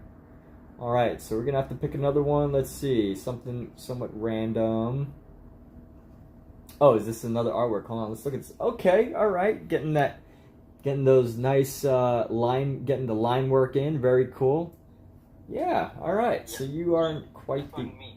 I draw my own. Very cool. Oh, she is back. So Fairy Finds is up. We're gonna do Fairy Finds as this next portrait. So thanks for sharing, Secret. It's great to see other people's work. And yeah, that's very cool. Awesome. So we're gonna do Fairy Finds right now. And I can't see all of your hair, Fairy Finds, so I'm gonna have to make up like more than half of it, but that's okay. So so here we go. Now I'm not drawing because I'm now working in the chef because I'm now chef. Oh, you're a chef now? Yeah. That's cool. You like being a chef? Yeah, I'm working in the hotel industry. Great. Well, that's awesome. Yeah, where are you from? I am in the United States of America. Okay, nice to meet you. In- I'm from Maldives. From where? Maldives. Maldives? Yes. That's like a resort country, right? Yeah, full of the small islands.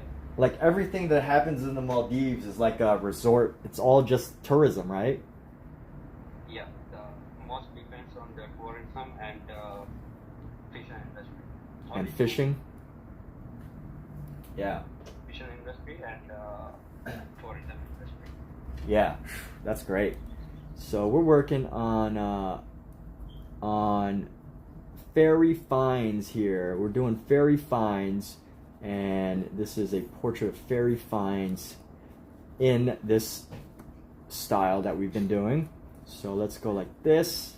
We're gonna add a little bit more. She's added so much character and interest into her profile photo that I can't just leave it at whatever I've done for almost other people. Let's see, how do we do this? Let's go around. I'm making up part of the outfit here. I'm making up part of the outfit. And let's go with the inside of this outfit. We're gonna go with the blue. And there we go. So we're gonna call this FF. All right, I don't know if you're still here, Fairy Finds, but this is Fairy Finds. So, Fairy Finds, yeah, there we go. So you keep it as FF. I can't see if anyone else has requested, but yeah. So everybody, of course, Secret does some amazing portraits, as you could tell. No. Well, anyways, I'm about to do another one. So if you want a portrait done, one of these finely stylized portraits, feel free to let me know. Otherwise, I'm just going to pick at random, which means if you're in this live, you might get picked. If you don't want it, I'm not telling you to leave, but I'm just saying that I might accidentally pick you, so be prepared. And here we go. All right, so here's a fun photo. We got Kylie. All right, so let's do Kylie. What I can see some skeleton stuff. So let's do that. Well, this is fun. All right, here we go. Kylie, you are up right now. You are on the block here. So let's go. Somebody's got a phone here, and then you got a face. Everybody's got a face, right? Everybody's got a face. So here we go. And again, I can't really see a big picture of what's going on here, but so I have to make up a lot of it, but that's okay. Here we go. Some of it, a lot of this is made up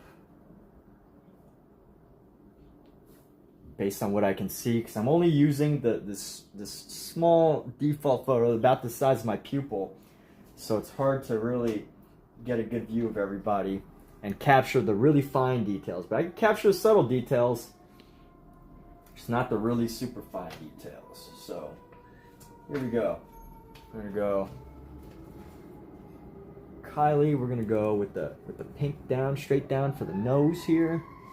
And you know what? Let's see. Here we go. We're gonna go around the side here. Side of the face with shadow, and then the other side with the bright pink. 1 second, I will come back. Only 1 second. Oh yeah, take your time, man. Like, it's all good. No rush. Okay, so we're doing Kylie right now, and let me see how I can make this slightly more Kylie. All right, we got a body here.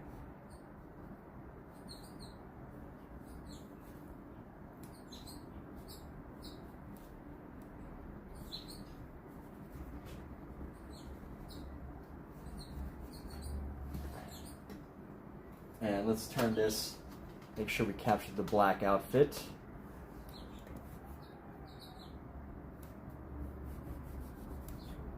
And whatever phone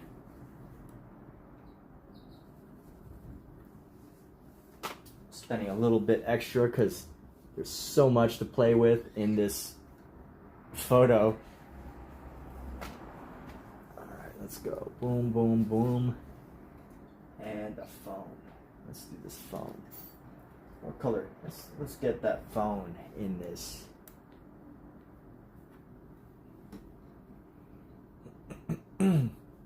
Alright, and here we go. We're gonna just name this K. Alright, K, here you are. Got a portrait of K, Kylie. Oh, wait, I did forget something really important. I can barely see the hair I don't even know if that's hair. It looks like some type of thing that's wrapped around a neck, but I think I need to I'm gonna make up some hair. I can't really see it, but I'm making it up as we go. So, you know what? We're gonna make up some hair. I'm just gonna pretend like I saw some hair, and there we go. All right, done. So Kylie, you were here, and you were randomly selected for this quick portrait. So let's go. Let's keep going. I'm gonna keep pushing these and see what else is up. So if you're here, you have a chance of getting randomly picked. If you're not here, obviously you can't be picked. So if you don't want to be picked, I would say don't be here. Here we go. So I'm gonna try to do something random, but you know, we all know random is never random. Let's go here. We're gonna go Bob. Look at Bob on that motorcycle. Bob on the motorcycle. Okay, so this is gonna be a little bit harder because I guess there's a motorcycle here. So let's play with this. Let's do a fun portrait of Bob on the motorcycle. The motorcycle man, Bob. Motorcycle man. Red. With the red. There we go. I can only see a little bit. I can't really make out too much of this photo. So we're gonna make up some stuff, but you know what, that's all good. It's fine. It makes this more exciting because I have to make stuff up. I like to make things up. And let's go. We're gonna go Bob with this mean looking. Look at that jacket. What a great jacket in this photo here. Bob with the jacket. Jacket Bob. And there we go. Of course, we got to get the hands here, and then get some more hands right there, and then get the blue jeans, of course. So whatever people can fit into their profile photo is what I'll work with.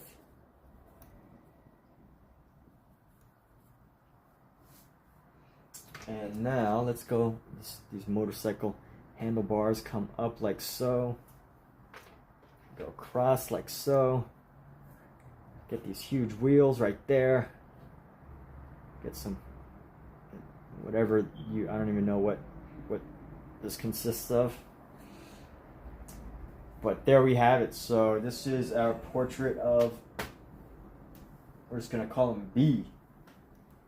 B. Alright, let's pop this over. Gotta get the right colors, organize them. Alright, B. So there is Bob, everybody. Bob the motorcyclist. So we have just finished doing B. Let's see, who else is up? Who else is still in the room? If you're not in the room, I can't do it. If you want yours done, feel free to say something. Or nothing. And let's see, who else? Or try to get invited to a live. So let's see, we got Joe U, 1, 2, 3, 4, 5. Let's see who else is here. I can't see Joe U because you don't have a default main image. Tommy is just feet.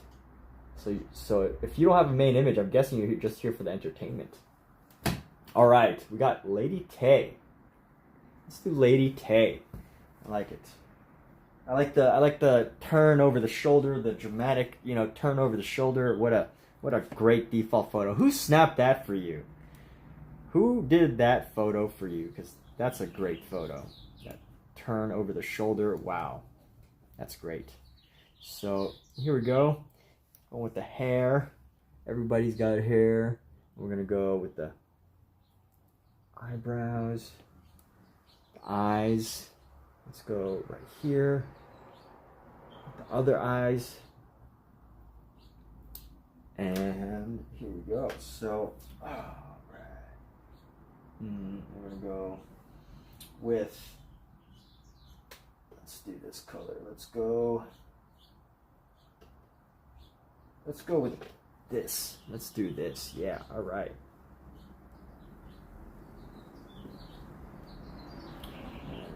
Got that.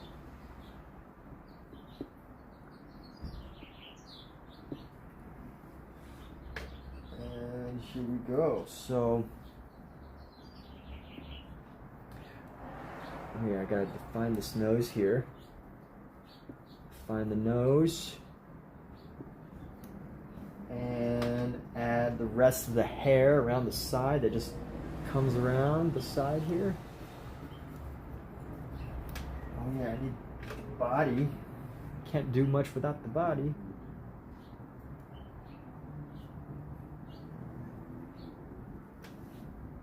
And here we go. So, wait 1 second, almost there.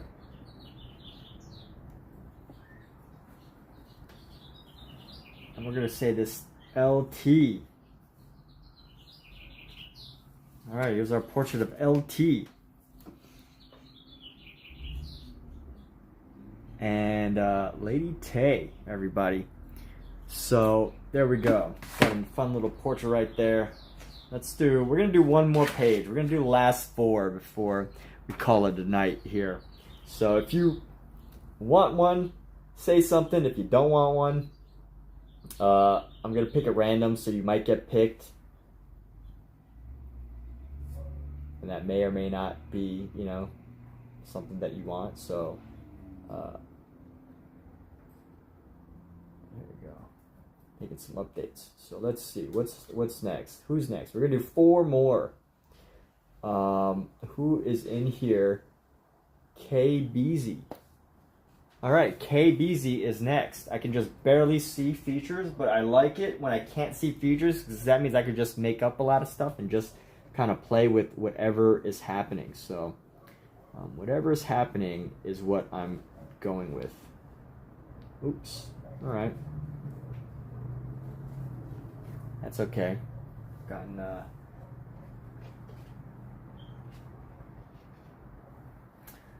we go. So let's go with. All right. Let's go. Let's do this. So got the shoulders coming down, and then you got another. Oh, look at that pose with the shoulder around the neck and all that. That's a great pose. Hey, very artistic. And we got an interesting shirt there. And then let's do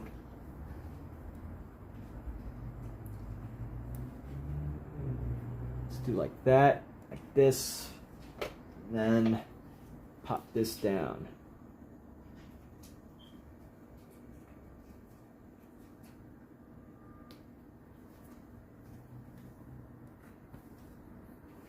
KB, here we are, KB. That was done pretty quick, huh? All right, KB, KBZ. There you go. There's a bit of KBZ right there. All right, KBZ, everybody. Let's give a round of applause. All right. So let's see what else we got. Who else is still here? Let me see who is in the room. We're gonna pick a random person to do a portrait of that's still here. We got. Who is here? Who wants one? That's the question. If you want one, definitely speak now or contain your excitement because I'm about to pick somebody else. So we got. Oh, let's do a dog. Mike, if you stay in, we'll go ahead and do your dog. We'll do this beautiful looking blue nose pit bull or something like that. I don't know for sure if that's a blue nose or whatever, but looks close enough, right? Let's do that. Let's do a doggy. Doggy, right? And I need to keep this color on top because that's gonna be. You know what? I'm gonna put a little bit of a spin on this dog here. All right, let's go with this purple. I'm gonna go.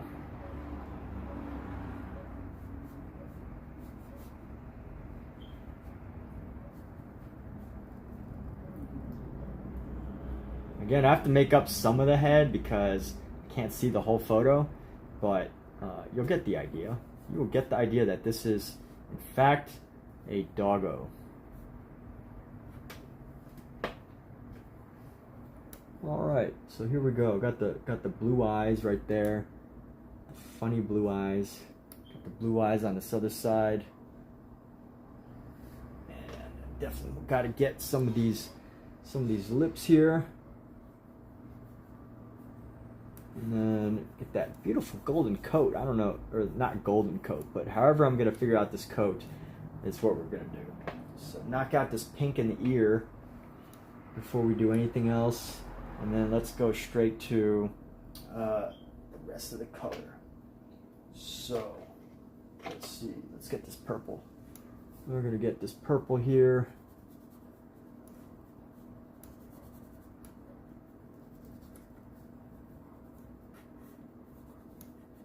And here we go. So there we go. This is Mike's dog. Mike's blue nose pity or whatever. I don't know if it's a blue nose or whatever, but that is Mike's dog. So let's see. We got room for 2 more for this evening.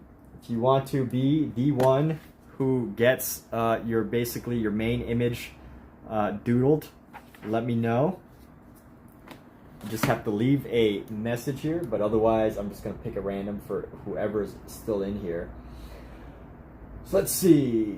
We've done the dog, the MD, Mike's dog, and wow. All right, so a lot of people that have seen this are still here, but I have to pick at some point. So let's go with all right, Brenda Krantz. Let's go with Brenda Krantz. She is the somewhat random person that I've picked for now. So I don't know how random it really is, because I feel like I've seen her face a couple times that I feel like I just have to do it. So maybe it's not so random, right? Like if I've seen it. By the way, I have blue light filter turned off on my phone, or turned on, which means the only colors I can see are colors that don't involve blue. So, which is why I use lots of reds and oranges and things like that. And let's see, I'm gonna give green.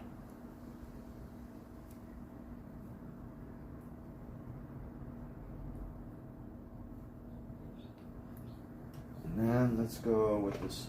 Let's go with a bright orange here. Actually, go dark orange and then a bright orange. Dark orange and red lips. Just give everybody red lips. Everybody's got red lips. Here we go. All right, so here we go. Coloring in the nose here.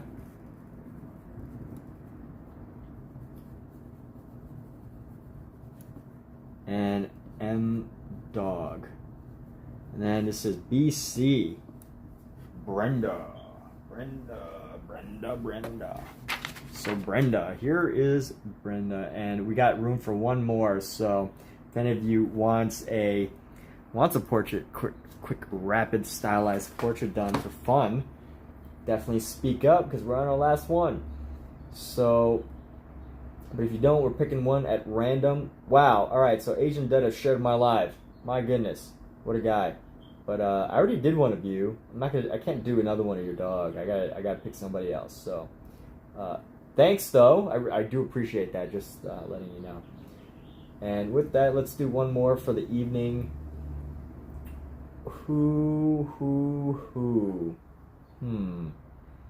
Let's do a couple. Ed Alvarado. Look at that beautiful couples photo. Hey, Shazbear, what's going on? So Shazbear on YouTube, I've been doing these portraits for people on my TikTok. So I've just been doing portraits of random people. These stylized, fun little portraits. And that's what I'm up to. But I'm almost done, actually. I'm on my very last portrait. And I'm gonna, so we're gonna do that, and we're on the last one. So let me knock this out. Got the golden hair. Look at that. Look at this golden hair. This golden hair. And then we'll definitely do face. Let's go like this. We're gonna go boom, boom, boom.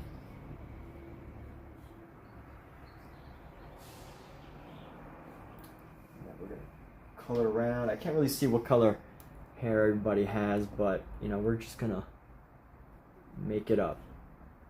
Just like I do many, many other things. I'm just making it up, people. All right. Of course, the glasses.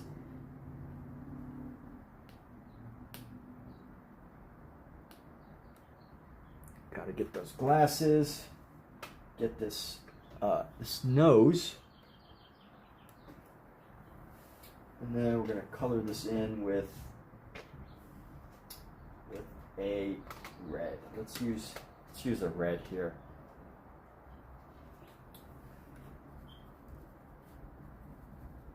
Oh, almost forgot the lips. How can I almost forget the lips here? Let's do yellow around the side. And need a mustache. Some mustachio.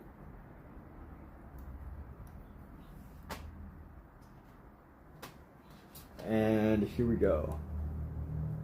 So there's some lips right there. Got the mustache.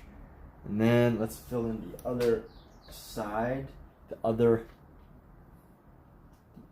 person in this wonderful photo. Other person in this exciting photo. Let's do that. Okay. Here we go.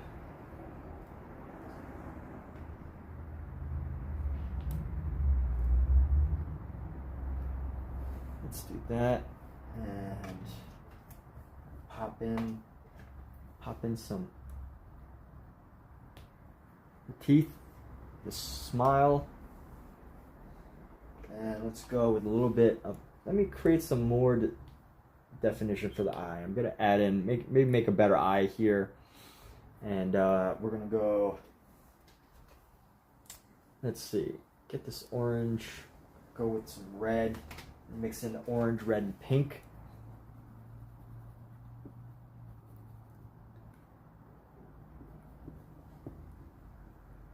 And here we go. So almost there, people. Just doing a bit more, tighten this up. I'm gonna add the black for clothing.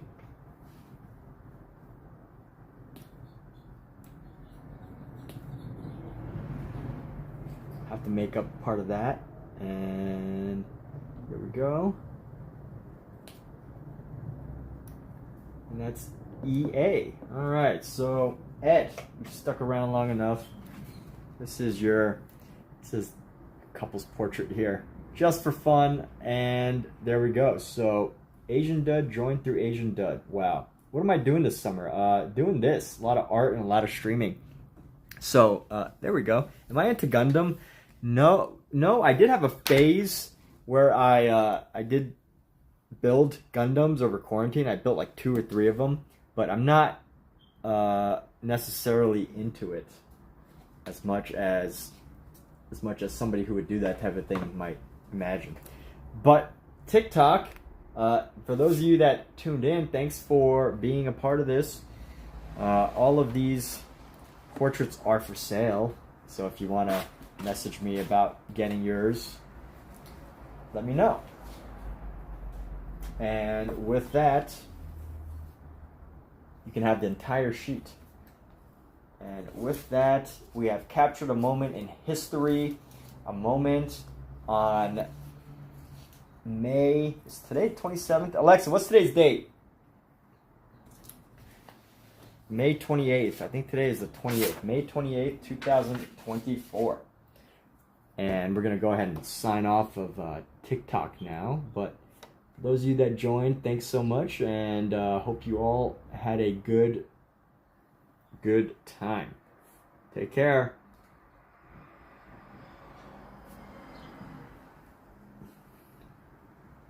So yeah, Shaz, I'm not into Gundam. But actually, I am don't know if you're still here, but I'm actually gonna call it a wrap for now. Been at this for 5 hours, so I'm gonna take a little break, and yeah, we'll talk another time. Thanks so much for tuning in and coming back as well. So talk to you soon.